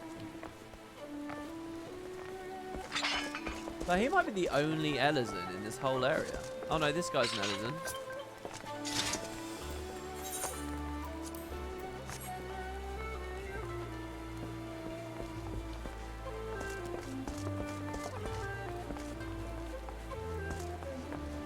What's this icon mean here, by the way? This red icon? What do all the icons mean? Red, and then there's the flag, the flower, the crown with the hammer. And that's it, I think. This guy looks cool. Nice and edgy. Flag is in party finder. Crown is mentor. It means you're busy. It prevents folks from PM or trading you. Sad red face is busy. Oh, okay. Oh, I'd have to turn off min-eye level to queue impartial. Oh, no, I don't want to do that. I want to do min-eye level. Okay, so I'll just be very clear to anyone who might be lurking on the stream or who might have just joined. We're doing the Rabanastre raid, and we're doing it like with cool balance, but we need 3 more players. So if you want to do it, if you are on the Aether North American Data Center, we would love to play with you. Aside from that, I guess I make sure that the party finder is working, right?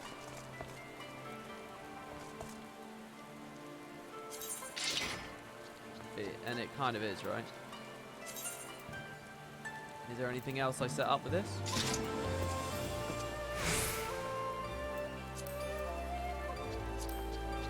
Duty completion.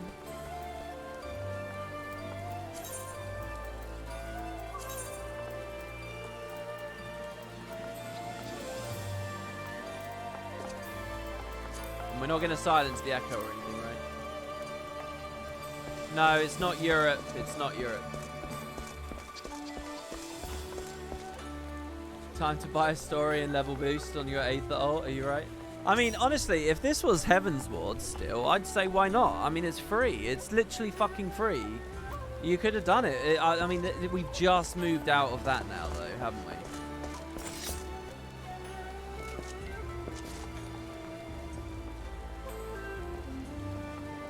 I'm curious what this monk is. Jude Yoshiyuku. How do I speak to everyone? What is it? Just in party?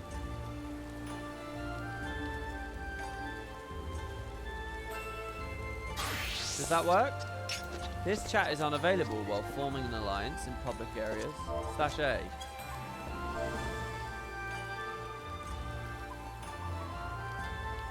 we go. I want to say thank you. I don't know if 1 or 2 of these people are just random players.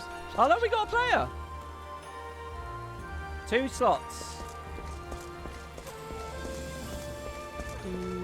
This is better than waiting an hour. Didn't it say a 60-minute queue or something? Oh, 1 final slot. If you guys are logging in, then this is it. Time's running out.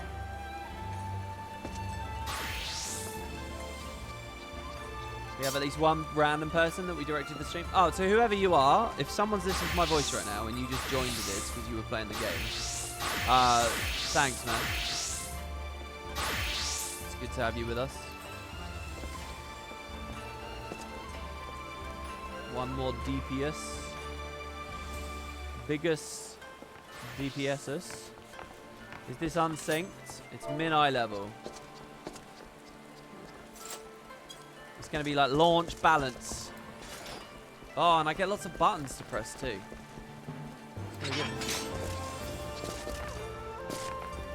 We are so dead. Is it really hard? I don't. I'm very tired, so I can't speak. I don't mind if it's a little tricky.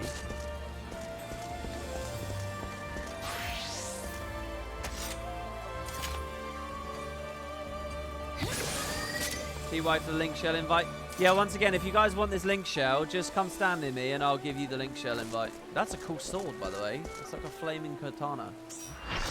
Oh, there you go. That's it. We're done. Why only one tank if synced Menai level? Somebody's questioning why we would have only one tank. Don't we have 3 tanks? Rocker, people are putting predictions up. I don't know. FU Lucy says, aren't alliance raids considered pretty easy? I thought so, yeah, but I've never done one min-eye level, so I don't know. Alright, is everybody good?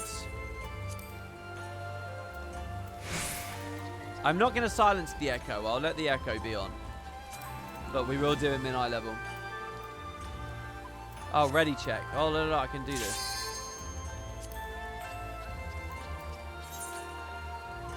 Okay, there's a ready check up. Everyone's ready except Isaac is. The red mage of Alliance C. That's a red mage icon, isn't it?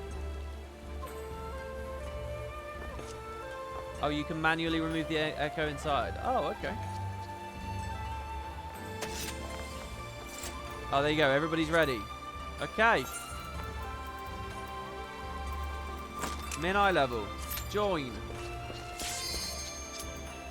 Here we go.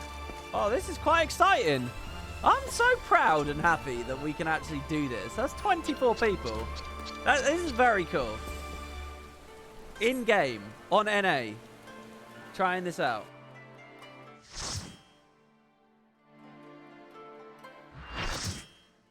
I'm going to be watching all these cutscenes, by the way. Oh, they're little pink chocobos. Oh, it's a ruin. Am I going to recognize specific places? Like, is there going to be a fountain back there and everything?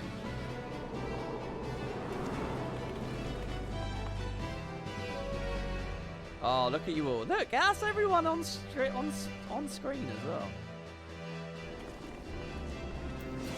Those chocobos will murder you. Oh, this is pretty exciting. Right, I'm going to turn off all the extra UI for now. What's it saying? Duty progress, arrive at the crumbling bridge. I wonder what the music's like. Ready, everyone? 305 is the level.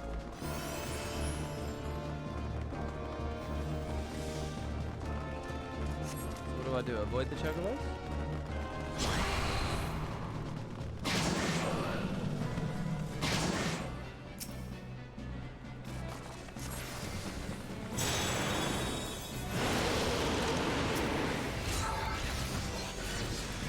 God, I haven't played Dark Knight for way too long. Oh my god, I'm actually taking big damage.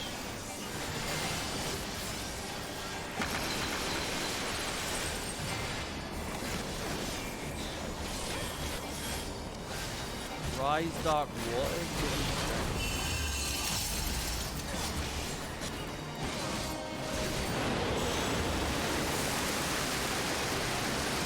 Oh, I don't want him to cleave us all. I don't know. I'm going to start with the blood spitter in a second. Hang in there. Alright, I'm doing it.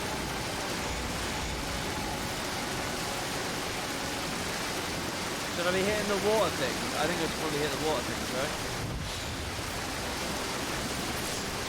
Should I pull him to the edge?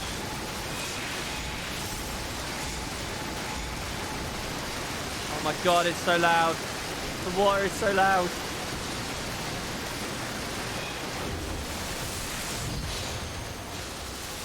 Yeah, I'm turning the game down a bit so that you can hear me better.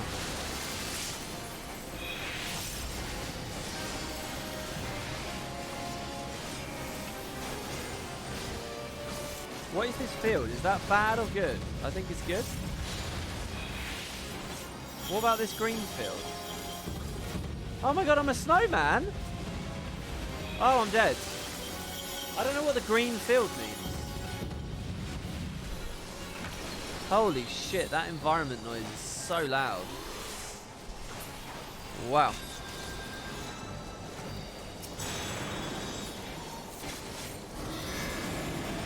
Oh, yeah, I'll turn off tank stance. I'll let the other guy tank it.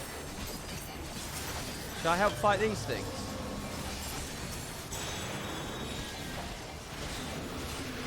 Oh my god. Move away from these, right?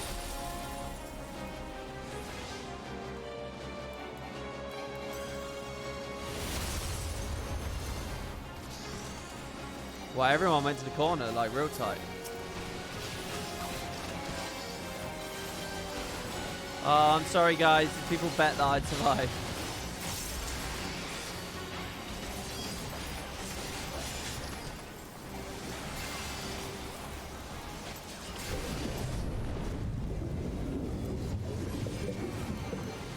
What is this? I'm just going to focus on ads, because I don't know...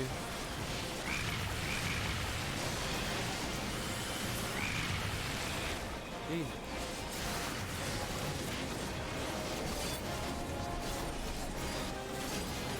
Oh shit. Sorry, I don't want to get you hit. I'm going to take that square off of me as well. If I'm not tanking, I shouldn't have the square on me.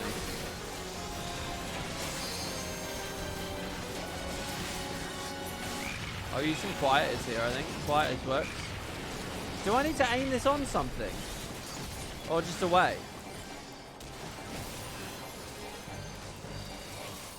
Oh shit, it's Mateus, by the way. I didn't realise it's Mateus. It's literally one of the espers.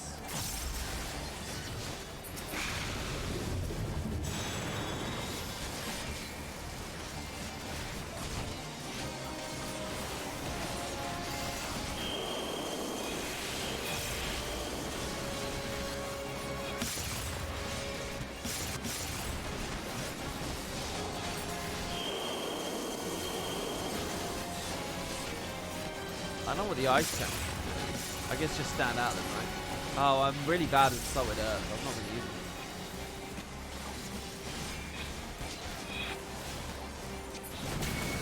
it. Enough of this. I shall end you now, all of you. Oh, God.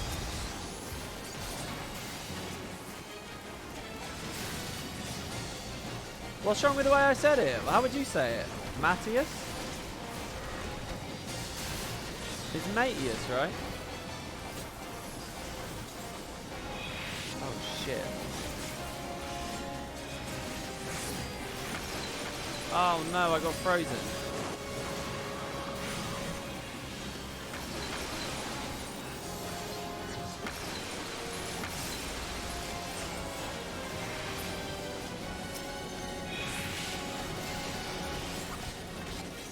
Holy shit, that's a lot of dragons.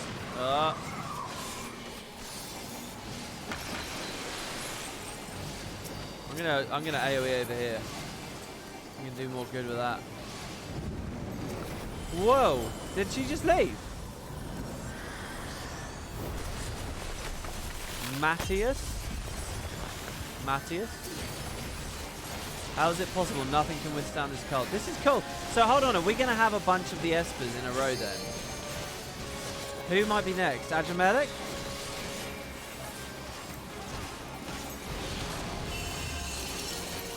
Her overdrive is really cool in 12. The last boss will be a cool surprise. So hold on, if they're doing this, is there going to be a Zodiac equivalent? How does that even map with this game, where Zodiac's like a whole other thing? Oh shit.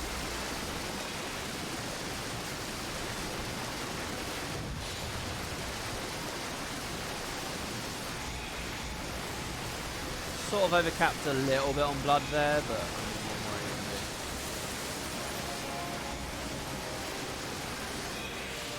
I don't know how important killing all these spears are. I've got some kind of beam.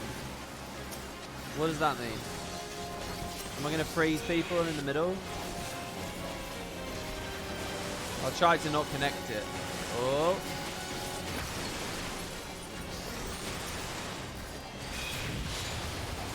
All these mechanics are not being done. Well, what are the mechanics? I don't know. I can't see what's going on.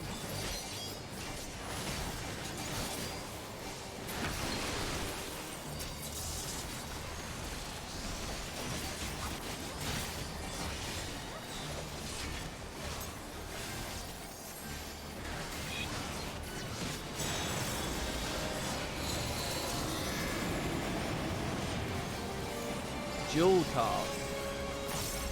What's that orb over there?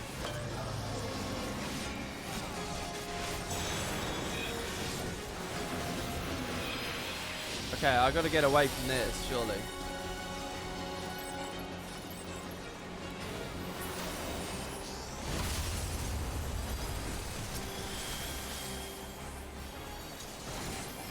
That's quite cool seeing everyone run away like that. I quite like that.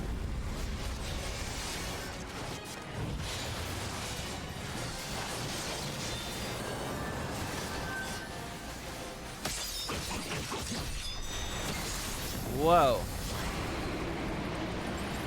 Whoa. Did we just limit break? I think we did, right?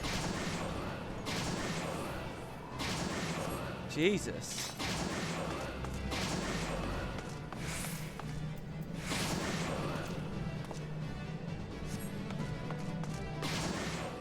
Oh, it's really cool how cold and frigid and freezing it was there, and then you remember you're in a desert once the fight's finally over. That was a samurai limit break, was it? Okay. Thank you for the applause, thank you. Holy shit. Can we actually use TP crystals? Oh, they're in a Seek! It's the Mutri Bazaar! Oh, this is cool. What the fuck? With black chocobos? Oh god, is this going to be really bad?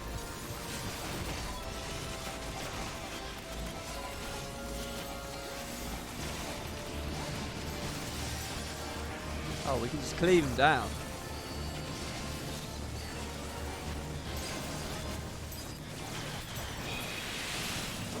Still got to get used to my new binds with Unleash. Release the birds. Oh dear. Hold on, there's 3 alliances and there's 3 packs. Should we maybe? Maybe it doesn't matter. I'm probably overcomplicating that in my mind there, aren't I? Salted Earth. It's going to feel real good there.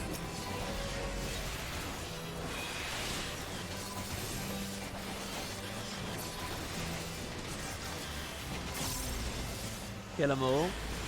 Yeah, hold on. I thought they were going to be red. Are they all pink? It looked pink to me. Quietus.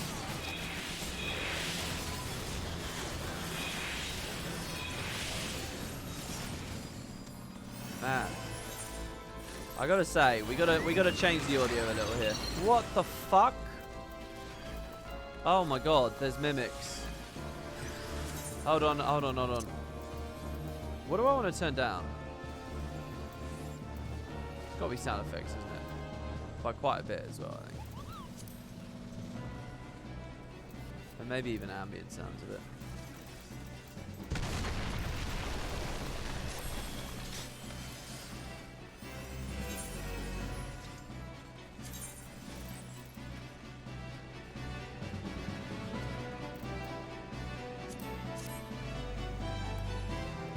We didn't have the audio or anything. A lot of the stuff that I have set up was only set up on Monk, not Black Knight, Dark Knight, so.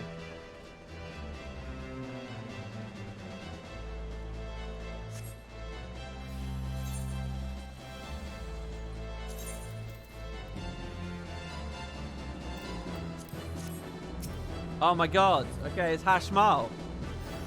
Okay. What determined what they pick? Oh. Are we,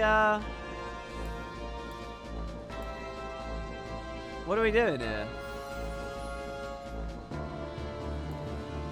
Do you want me to put a light? Oh, they've already put it down. Okay. I don't know whether I should tank anymore. Someone else can main tank, not me. I don't know what I'm doing, do I? It's probably not smart. And I'm delirious, so I think someone else should do it. Whenever you're ready, go on in. Yeah, do you see how I recolored the MP bar there, though, guys? It makes a lot more sense now, doesn't it?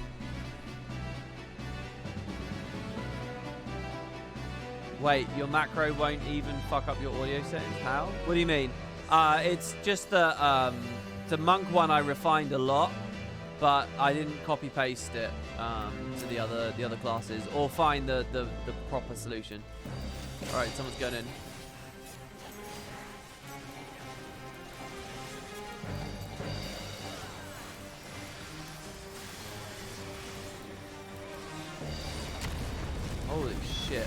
Palace Square is sealed off. What is that? I probably don't want to be in that. Holy shit. Oh, there's like an aftershock. Control tower.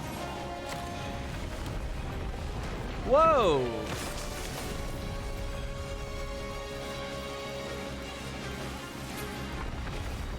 Oh! No! I wasn't in that! I wasn't in that! I was not! At no point was it in that orange. That's unfair. Shit, okay, so it's like Yojimbo. I need to, like, dodge where it falls.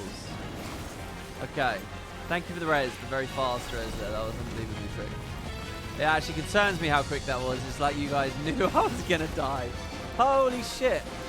Okay, don't let the pot fall on you. Oh my god, and okay, it stands down.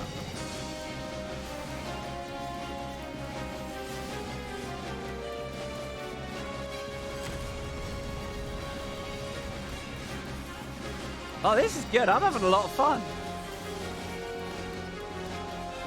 Rock cutter.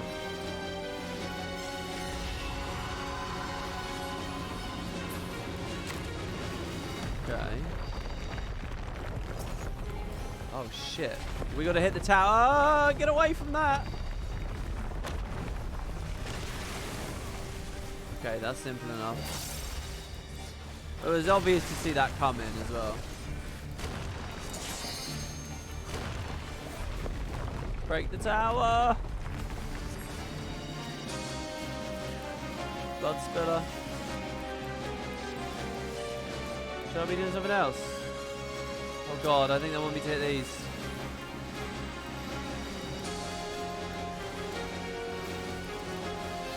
Two dust? That doesn't sound good. Alright, we got ours. Theirs is still alive. Help them. Okay, they're good. Oh. Oh, this is cool. I like how everyone surrounds around. It feels really cinematic. What?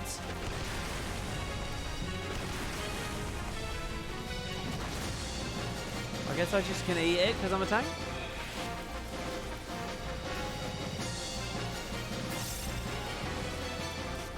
Yeah, Kerry. I've got my tank privilege.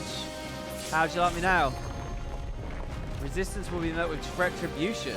They will hear your screams. Oh my god, what is that giant?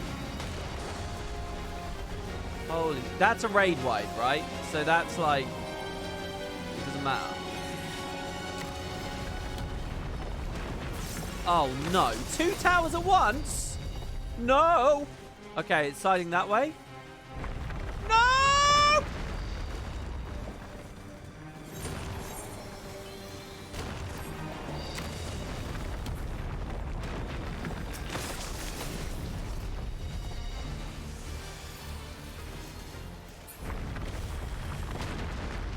It's not fair. It's not fair. The game's cheating me out of it.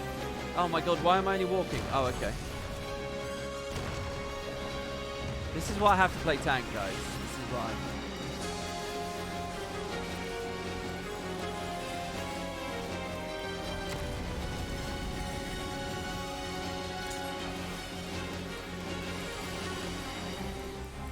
Christ. I'm so slow with all this. Delirium.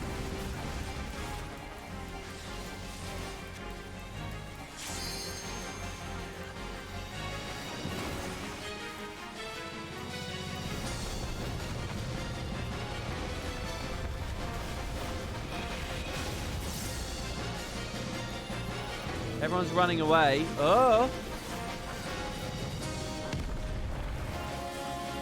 Oh, I see. Nobody wanted to be near the bottom because it would have done a lot of damage. Oh, this is actually looking really dicey. Should I hit the golems? Should I provoke the golems? Maybe. Oh my god, he got really big. Oh shit, that's like in the Binding Coil of Bahamut. I think you got to keep them away from each other.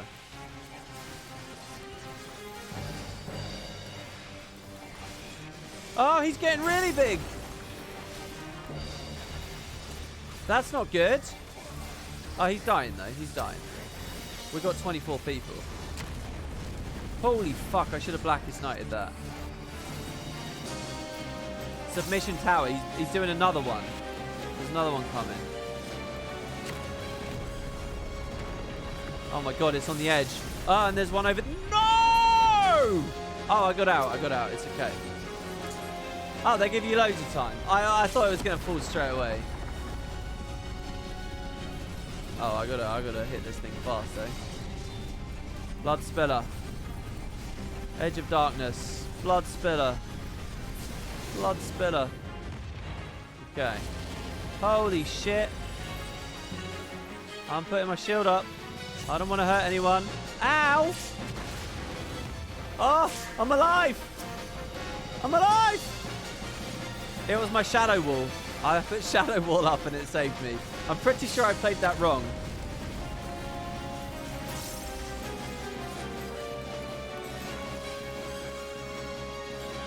Can I Phoenix down those guys? Like in POTD?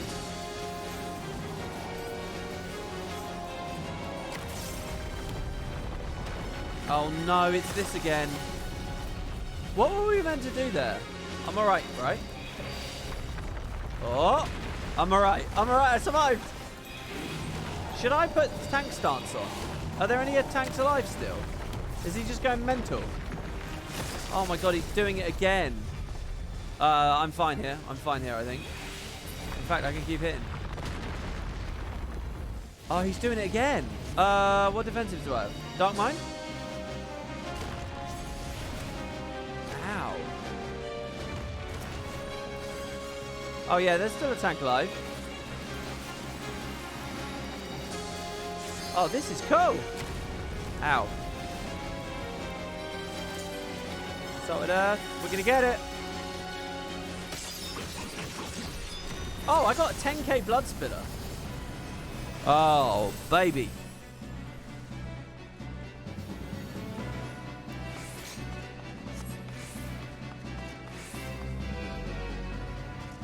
Wow. Rough. Down go Hashmall. More bandits.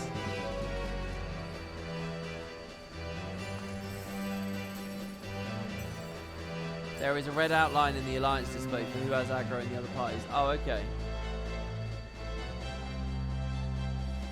Healers get swift cast. That's why you get raised so fast. You can even macro it. Oh, now that I'm at the higher level, that works. Oh, wow, we had a raid. Thank you very much to Selena0801. Thanks very much to the people who have just joined in. We're playing FF14 and we're doing... I'm a noob. I've played Rabanastre in the other games, but I've never seen it in 14. And we're doing a mid-eye level first time. So you prepare if you know a lot about the game, prepare for some cringy gameplay here. So yeah, we've just killed Hashmore. Thank you for that. That's very, very lovely of you. Thank you.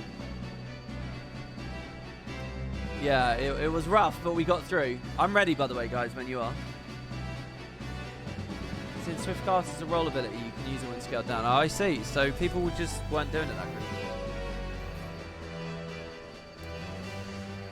quickly. You were AFK before I started. The whole 24-man is from stream. Yeah, I think maybe 1 or 2 people are from in-game Party Finder.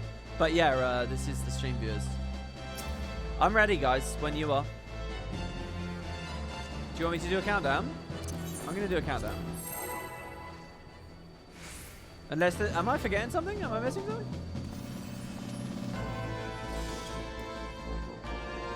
Oh, there's one dead person. Oh, right, I see. Oh, we've lost a tank, haven't we? Like, full-on lost a tank? Right, here we go. Is this a full encounter or not? I don't even know.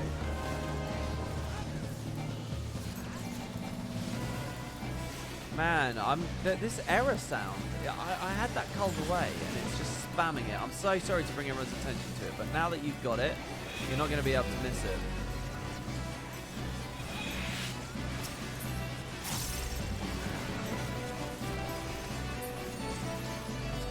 I feel like I'm missing so many cool Easter eggs and little things. Oh shit. Okay. Like, why is it spamming not ready yet when I'm not even spamming the keys? It did it again there.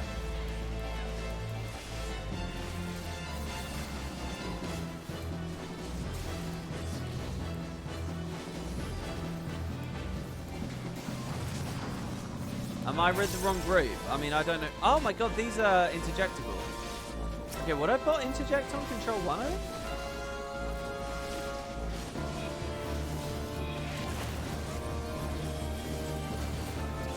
I mean, if we put them together, I can AoE, right? Is that bad? I don't know whether they're getting stronger from being near one another.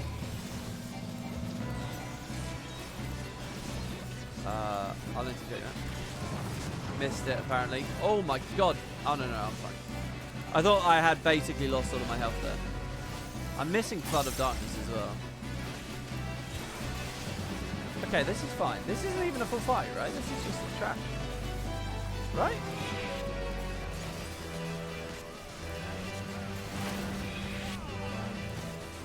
Yeah. I swear I turned it off, Kerry. I swear I turned it off. But on this class, it seems to be back. I don't know. I don't know why. I'll have to have a look at it later.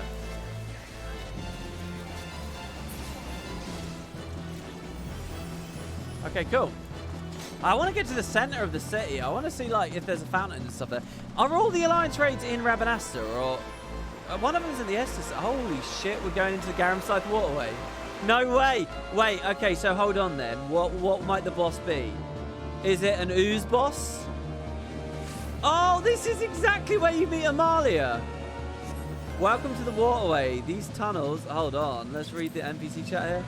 These tunnels are said to have existed before the kingdom of Dalmasca was born. As the city grows, the channels are widened and new outlets dug. This is where you fight. This is literally where you meet Amala. Amelia. What's she called? She's not called Ash. She's called Amelia or something. Well, maybe not actually. I mean, oh, they've hit the vibe so well though. Is it the Fire Main we're gonna fight here though? Because the Fire Main is. I've already seen that be referenced before. And it's just like some random crappy little elemental. Whoa! This is crazy. Whoa! I mean, this cannot be as elaborate as it looks, right? Oh, I love it. Holy shit, we're all spread out as well. What the look at this!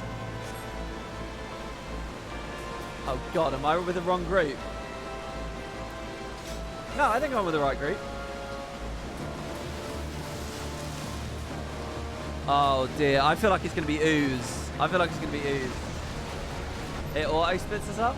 Oh, okay.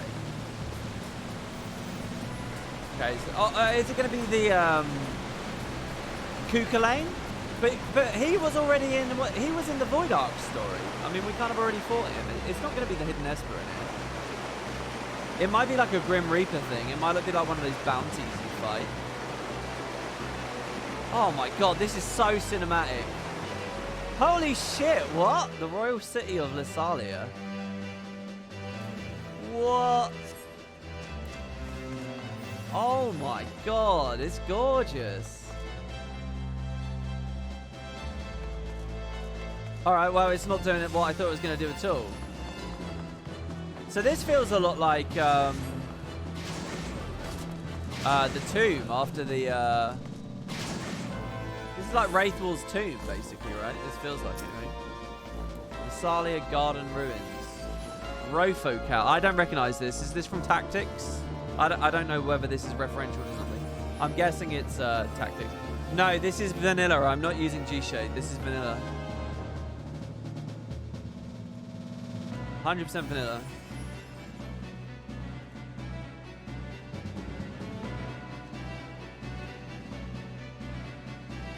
WP gonna die on this boss. You guys can bet your potatoes.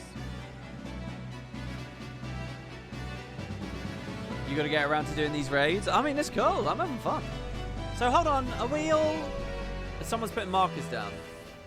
So I'm group A. So I'll be over at the A thing. God damn. I mean, look at it. Do you guys think I can turn the game up a little bit? Or is it a good volume already?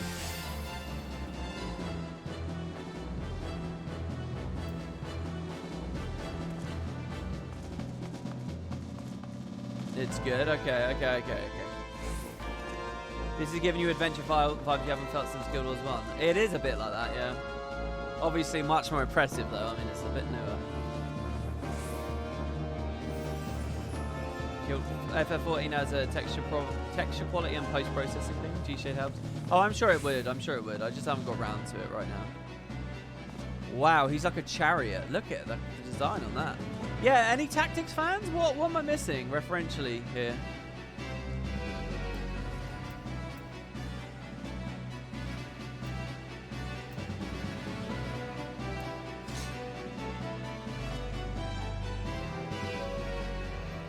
It's nice to step back and enjoy the scenery. Oh, because normally people would just be charging through, would they? All right, here we go. I'm just going to go near the A marker and just, if something happens near A, I'm going to go there. I'm going to try and hit the thing. And I'm going to try to not stand in any orange circles. Is that good? I think that's good. It's one of my best openers, really. Rothakel was intended for Tactics, but was cut before the game finished. Oh, so is this like Matsuno's like really excited to put this in? That makes sense. That's cool.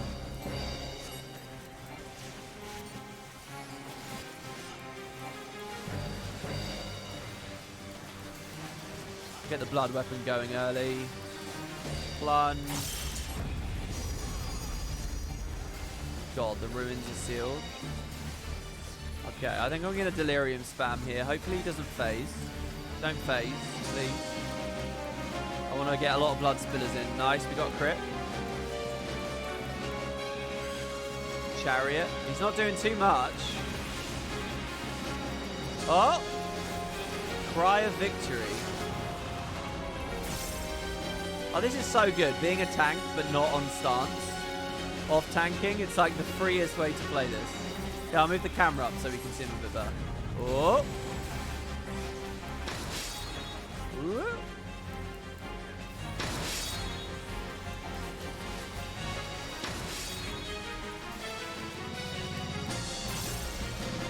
Oh, I love the music. Oh shit, I think I'm in a thing.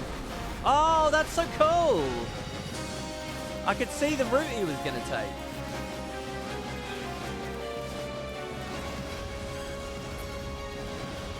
Alright, I'm going to A. Woo! A? Oh, you motherfucker! Alright, I maybe blew too many cooldowns there. Oh my god. Everyone else knew where to go instantly.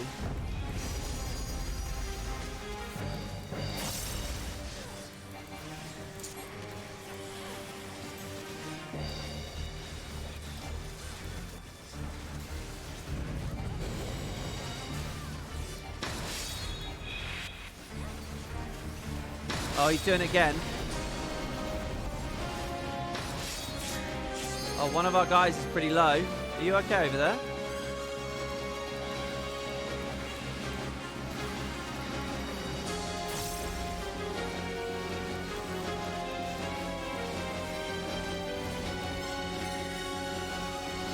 Okay. It's probably going to cycle, right? It's probably going to do the same thing again. What is that? Technical finish. What does technical finish do? Oh! Oh, I got knocked. I think if I was DPS, I might have been dead there.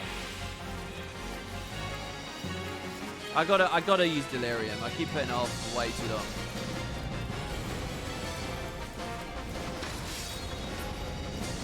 All right, he's leaving. Where was the safe spot? Ah.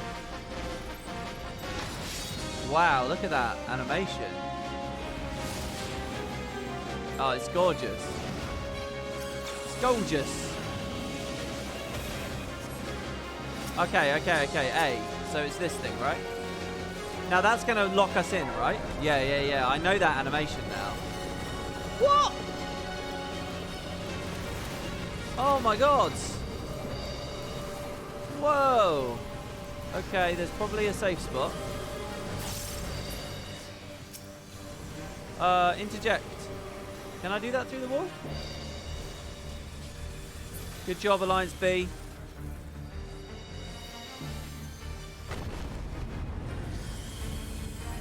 The heavens tremble.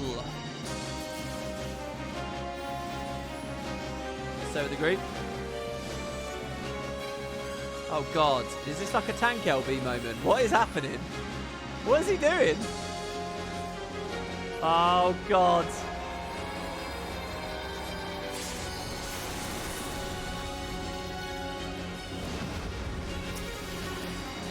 So did he just use Nethicite on us, essentially?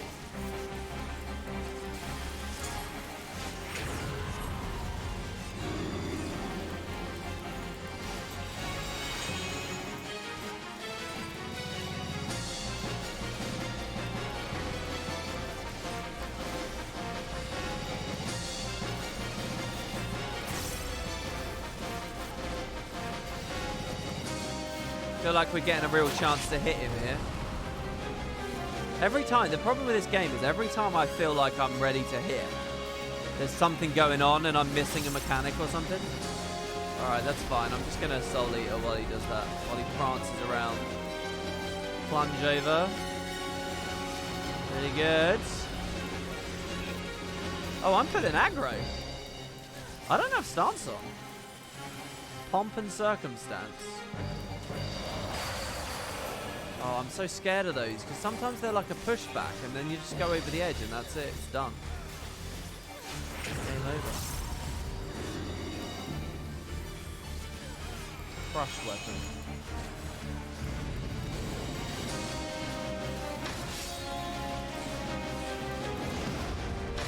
Oh, shit.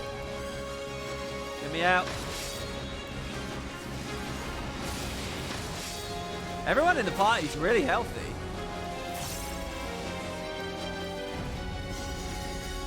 Holy fuck.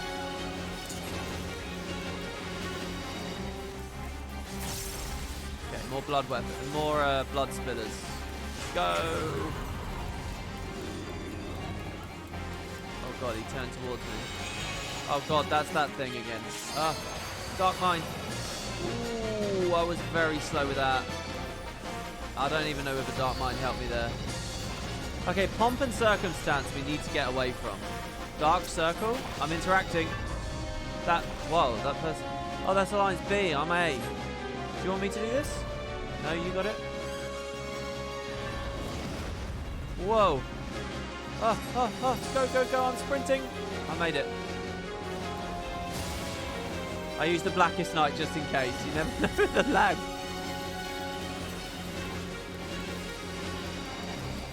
I don't want to stand in front.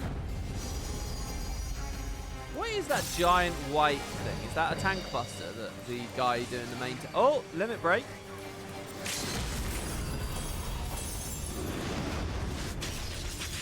Holy fuck.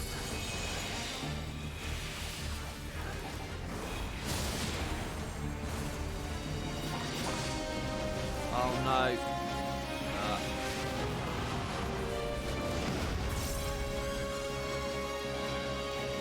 Can I get in that range? Yeah, I got it. Just about. Sorted Earth. Oh, don't run around. Yeah, that's fine.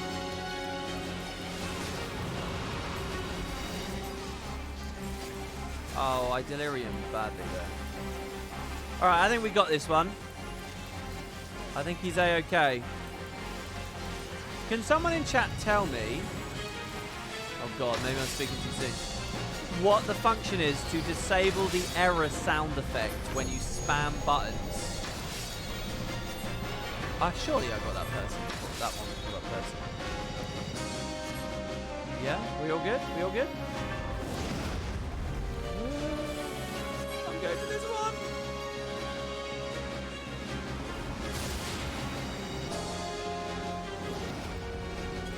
Okay, I did slash action error off. Oh, there you go. You fixed it. You're a god. Thank you. You fixed it. Perfect. I don't know whether you guys could hear it, but the little bling, bling, bling, bling, bling noise. That's now gone.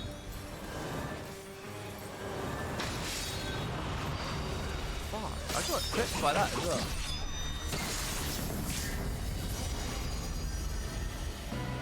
You can also put something at the start of the macro if that's the context. Yeah, I can do that. I have that set up on Monk. I just don't have it set on Dark Knight, and I couldn't remember what I'd done. Nice, guys. What did they say?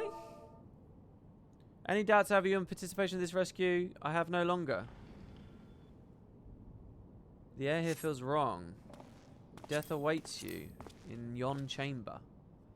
I'm going to keep the chat box up. Who's this? This guy was staring at the Garlemaldians when they were talking about Xenos being alive again in the final cutscene. He was like watching them angrily.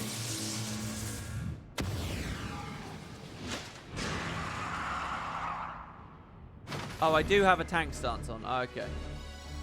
Who the fuck is this? Who dares disturb the slumber of Arda Thadalphus, rightful king of Ivalice? Whoa. Descendants of House Beowulf? Then by my sword shall I banish your souls to the deepest hell. He's the tactics villain, is he? Ah. If I play tactics, I'd have strong feelings. Oh man, I should play tactics. I should play tactics. Okay, so what we got in store for us?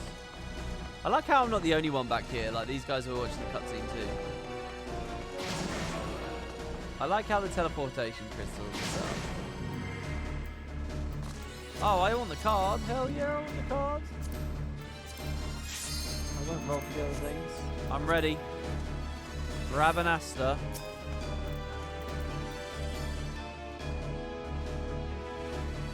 Jesus. Okay, so I'll turn tank stance off now.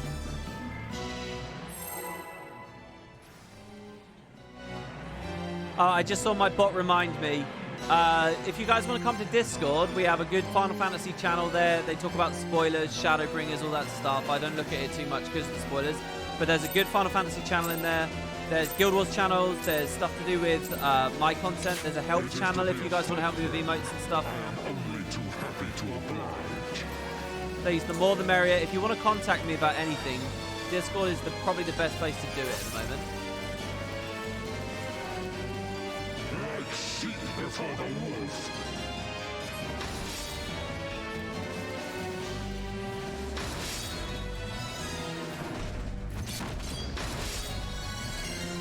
Well, I actually did sort of okay there. I am the truth. From What? which you ran.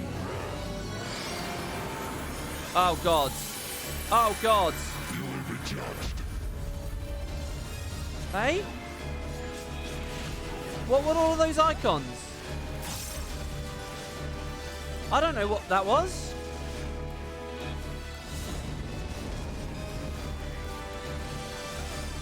How was I meant to react to all of that? There was like 5 icons that just cycled through. Was I meant to do something there? Did I accidentally do it? The gods have no eyes for chattel.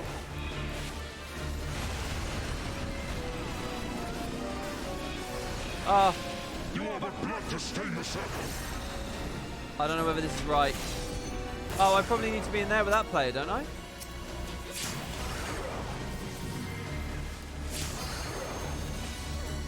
I am a revelation. Who the fuck is this in my face every time? Who is that? Look away. Eyeballs. You will be judged. What? Kneel and repent. Okay, some squares.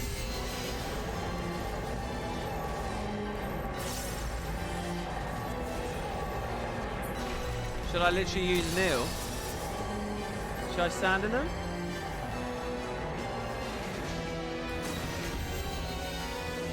No one else is.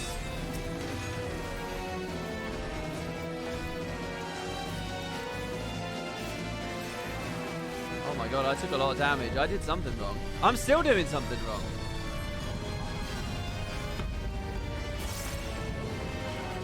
What's this? Tether? It's the guy.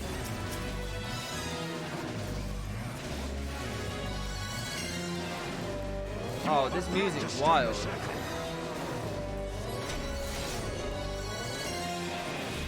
It's really odd and unnerving. Does it grieve you to see the depths of your own weakness laid bare?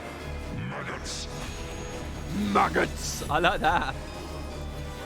Crystals.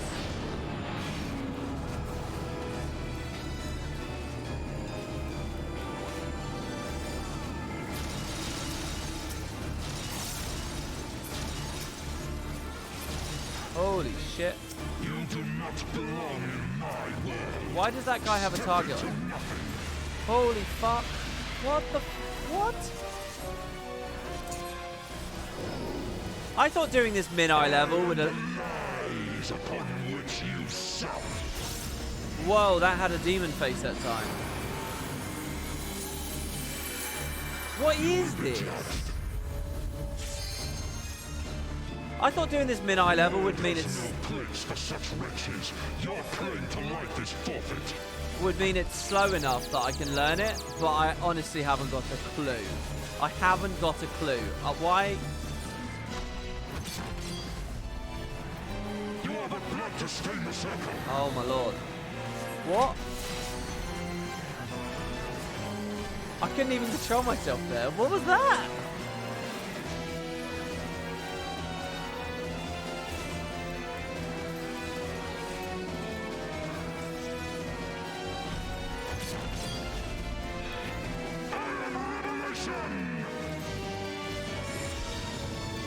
Okay, it's bad face again.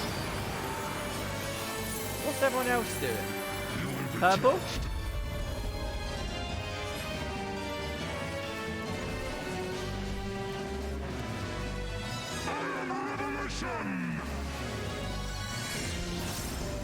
Okay, now it's the happy face. You will be judged. I don't know. I honestly...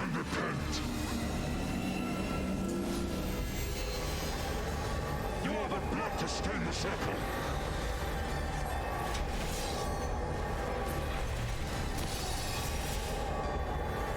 The finger mechanic essentially controls your direction at random. Oh, I died. I was looking at chat. Oh. That's such a quick raise. What the fuck? Moogle was so quick with those raises. I was looking at chat. What do you want from me?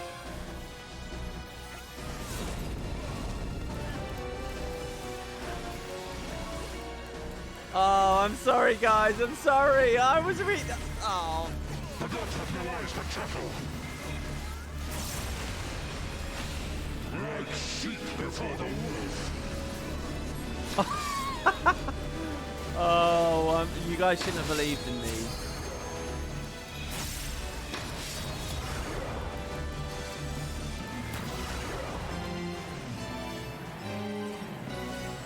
I was reading about the spinning finger, basically. Yeah.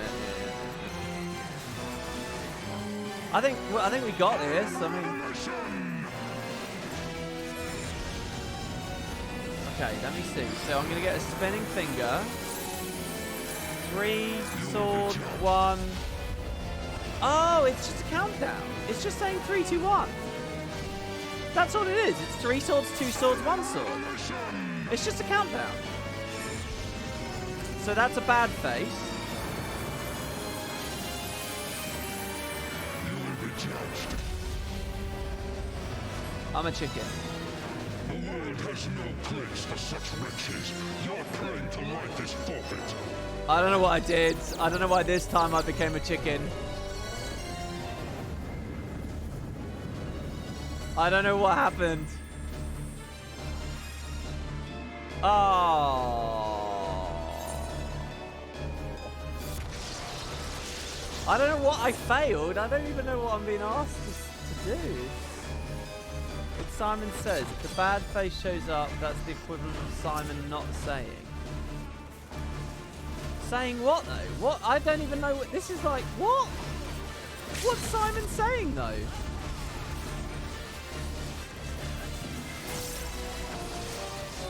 The world has no place for such wretches. Your claim to life is forfeit. How the fuck are you supposed to figure this out? Oh. Oh, I can't. Like sheep before the wolf. Alright, there we go. I think I figured out this weird confusion thing. I wish I could LB, but I don't have an offensive one.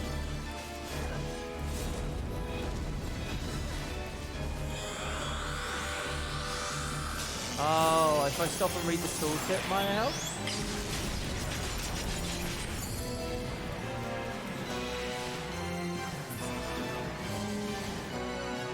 Well, a thriller indeed. This body, it is not my own. Oh, gods, what have I done? Save me! Ramza! Save me!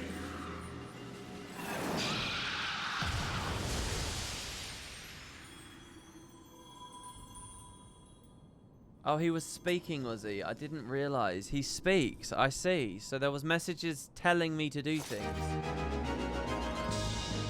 And the type of face it was. Yeah, congrats, guys. Woo! Nice. That's an applause for everyone, that is. Royal City of Rabanastre complete. So that's 1 of 3, right? Good job, Patats. I don't think I did a good job. So hold on, he was telling me to do things on a message on screen. I'll need the triple triad card. I'll greed the orchestras. And I'll pass on the clothes.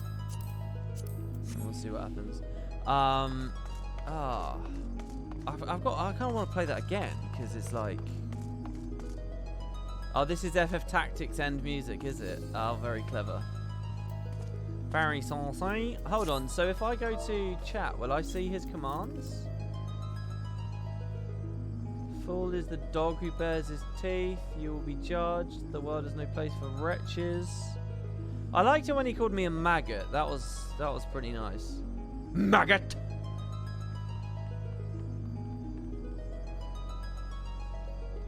You are but blood to stain the circle. I have no idea what the story's doing now, by the way. Me and 5 people, thank you for dying the last boss. Did that many people vote for me? Jesus. You can read the message in chat. If there is an evil face you don't obey. So what's an example? What's an example of a command? Move north, move south, that kind of thing? Looks like we didn't get the card. Don't really care too much about the orchestration rolls, to be honest. Oh, that's so cool, guys. Yeah, that's all really awesome that we got all these people together. This is really, really awesome. I'm going to leave duty now. He has 2. A move and eye mechanic. The play button means move around.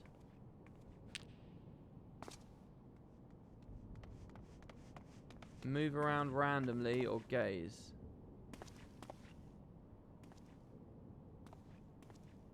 There was a play icon and a crossed out eye. So face away. There's the playwright. So either face away or move around randomly. And you either do it if you get the happy face or don't do it. So if you get the angry face, can you just keep DPSing forever? Because you just wouldn't ever do anything, would you?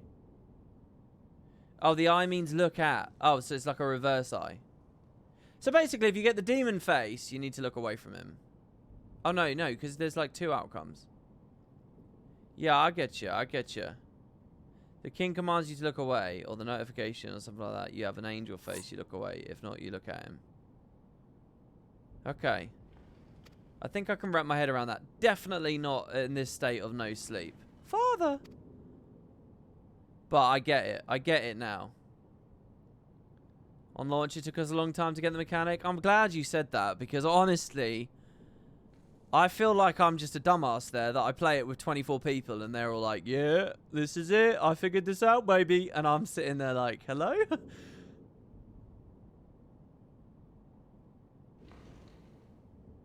Ramza and the Warrior of Light? Yes, I know of you. But you should come to my rescue. Words fail me. A poor playwright, I must seem.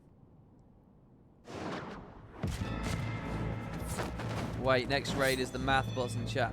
Yeah, guys, so listen, I'm playing patch by patch. Oh, shit. Bounty hunters. This is great. So next patch, the Omega series continues, which I'm having a lot of fun with. I saw they showed me X-Death Savage before. If you guys haven't seen X-Death Savage, you should definitely check that shit out. So anyway, the next patch is 3.2, and I'm doing Omega, and then it will be 3.3, and we're doing the next wing. So those are the upcoming streams to look forward to. So if you enjoyed that, if you just came from that raid, please remember you can click follow, and I'll be there'll be more of this. The term you're looking for is thank you, upon which I note is Begamnon. I was hoping it would be specifically Begamnon. I, Begamnon, bounty hunter. Do humbly thank you, warrior of light, for delivering me this fine gift. Now hand over the Orosite, unless you wish to see the desert sands turn red. And be quick, Gujuk here does not have the steadiest of hands.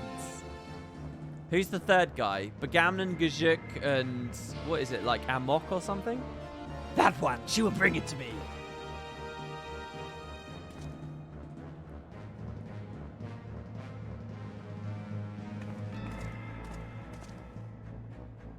We're stealing. We're gonna steal from him here on the bridge at Bujerba and get some free gear as we're supposed to be fleeing with Lord Larsa, Lamont, as he's known at that point. Ah! It looked like he just slapped it to the side there. Wait, what does the symbol mean? Yes, this is it, the Duma. And to think we found it so close to Doma. The Doomer of Doma. It's a Taurus symbol? Oh, okay. So they're doing like the zodiac signs again then. Oh, shit! Enough, Bwagi. Bwagi. We would not have our guests to think us underbred. You have what you want, you thieving lizards. Now unhand him. Of course, a bonger is always true to his word. I'll keep this, though. So we're going to find out the Orosite. Oh.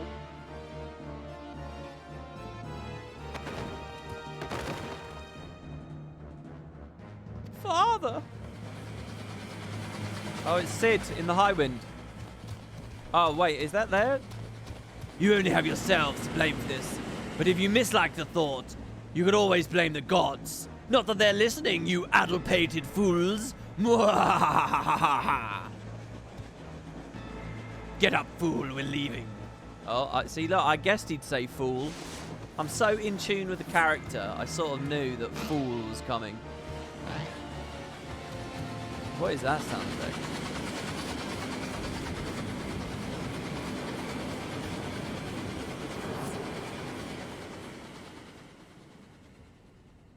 That's right, mate. Can you stare menacingly at him?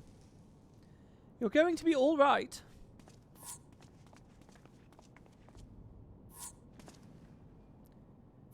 We cannot see to father's hurt here. Come on, we must get him back to the Prima Vista.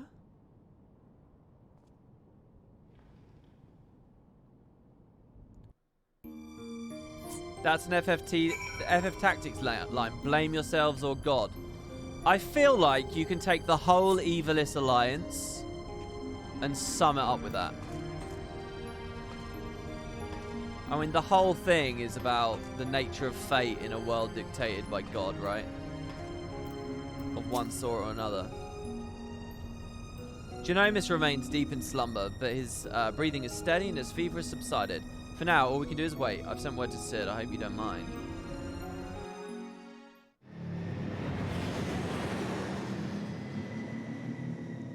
You want to play Tactics? How's there not a port remaster?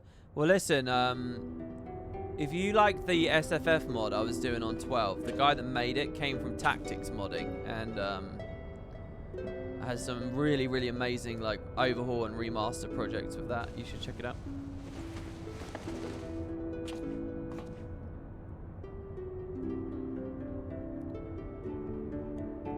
Ugh, I have to look at this guy's third eye. He couldn't have the decency of having the fringe cover it all the time. Alma Ramza, can you ever forgive me? And you, Sid, it was never my intention to put you to some trouble. I'm ever in your debt. You would have done the same for me, Geonomus. Besides, it was Macon here who went to all the trouble. If anyone deserves your thanks, it's him.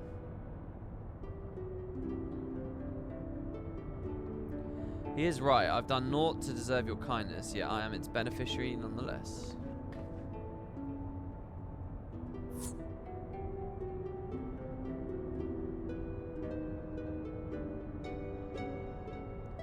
So, if I understand correctly, you're saying Auracite does not work to facilitate the possession of a living host by an icon, as was assumed to be the case with Isael and the Archbishop. Okay, I'm losing it a bit here. Okay.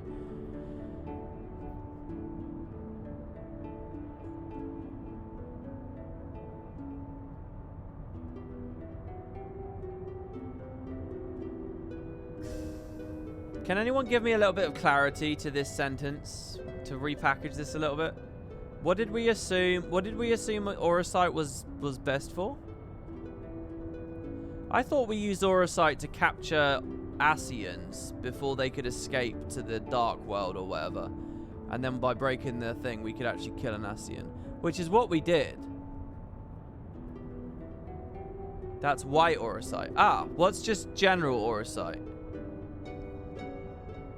They're like soul gems, aren't they? They're like Elder Scrolls soul gems. But he's saying you can't use Auracite to facilitate the possession of a living host by an icon.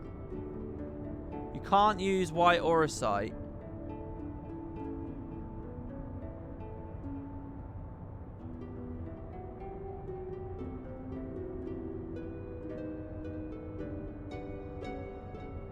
What were we assuming Isael and the Archbishop did? Alright, that Stream Elements message is coming up way too much. I'm going to bump that up. It says every half hour, but I'm seeing it constantly. Oh no, it's every 21 minutes. That makes sense. I'm putting that up to 40 minutes.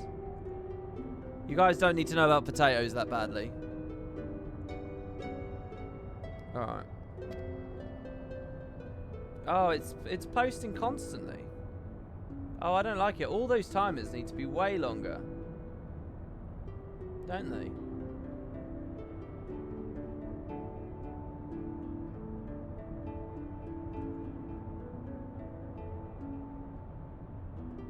I don't know, we'll see. We assumed Isael used Auracite to summon Shiva into herself. Well, where does the Archbishop come into it then? You have no potatoes, you lost them all. Yeah, I know. Is anyone even close to VIP anymore? They were mortals channeling icons, while the usual summoning process just manifests the icons from Aether.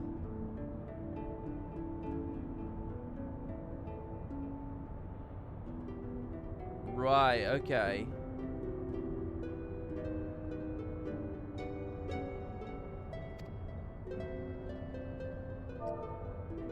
If that's the case, our Sharlayan allies will need to be informed immediately. But I suppose the real question here is, did you find what you came looking for?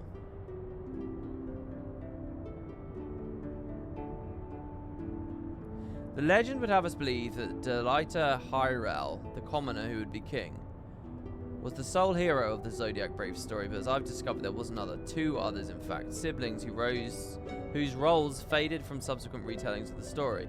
A brother and sister by the names of Ramza and Ulma. Then, to prepare for this assignment, I pored over every published work on the Evilesian legend I could lay my hands on, and nowhere did I find any mention of these siblings.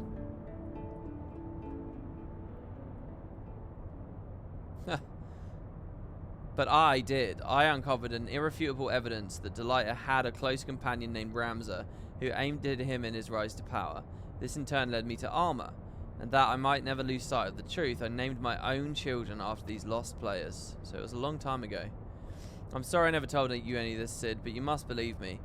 Evilis has never been a mere pastime of mine. It is and forever will be my calling. It's my purpose. My family's purpose. Go on. The world knows me as Genomis Sen Lexentail. Yet, but that is my stage name. My true name is Aralzam Durai. Countless generations past, it was my ancestor who penned the Durai papers, an account of Evilis and the War of the Lions that details what truly occurred in that turbulent era.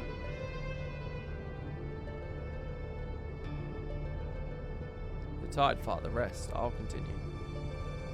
Long ago, an orphan by the name of Orin Durai crossed paths with both Ramza and Delita. After Delita's rise to power, Orin found himself in the service of the pauper become king. Following the War of the Lions, Orin believed the people of Evilis had a right to know the truth of Ramza's involvement, and set about documenting his deeds. When the church learned of his intent, however, they branded him a heretic and had him burned at the stake. The dry papers were never published, and any existing copies were gathered and sealed away in church vaults, the truth about Evilis along with them. What was so damning that would drive the church to do such a thing? Yeah, I don't get it. Oh, he's ill. You can never cough in sort of stories like this without it meaning something much longer. The answer to that question can be found in this book, the only surviving transcript of my ancestors' chronicle, copied from an early draft and passed down for untold generations. With this, my father and I plan to reveal the truth and restore honor to my family name. Well, what truth? Forbidden Chronicles, a secret family legacy? Not that I doubt you, Genomus, but how do you expect to convince people all this when well nigh every soul in the realm believes Evilis to be nothing but a bedtime story? By proving there is anything but. And when people see that Evilis was real, the rest will fall into place. Were it as simple as bringing forth the chronicle and submitting it for review, we would of course have done so long ago. But alas, it's not. The dry papers you see are written in High Evilisian, an ancient tongue long extinct.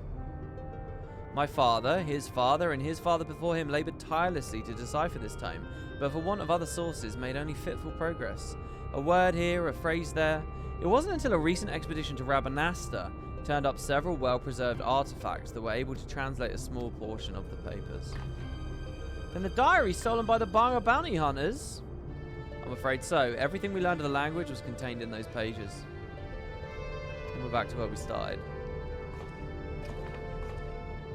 I like how we have this one character to just plainly illustrate the situation we're in. Not necessarily. We still have the transcript, as well as some few translated passages, and of course, my father's impeccable memory. I quite like it. They look quite similar, you know, with the hair and all that. I've come too far to allow so simple a setback to deter me from my purpose. I shall show the world the truth if it's the last thing I do.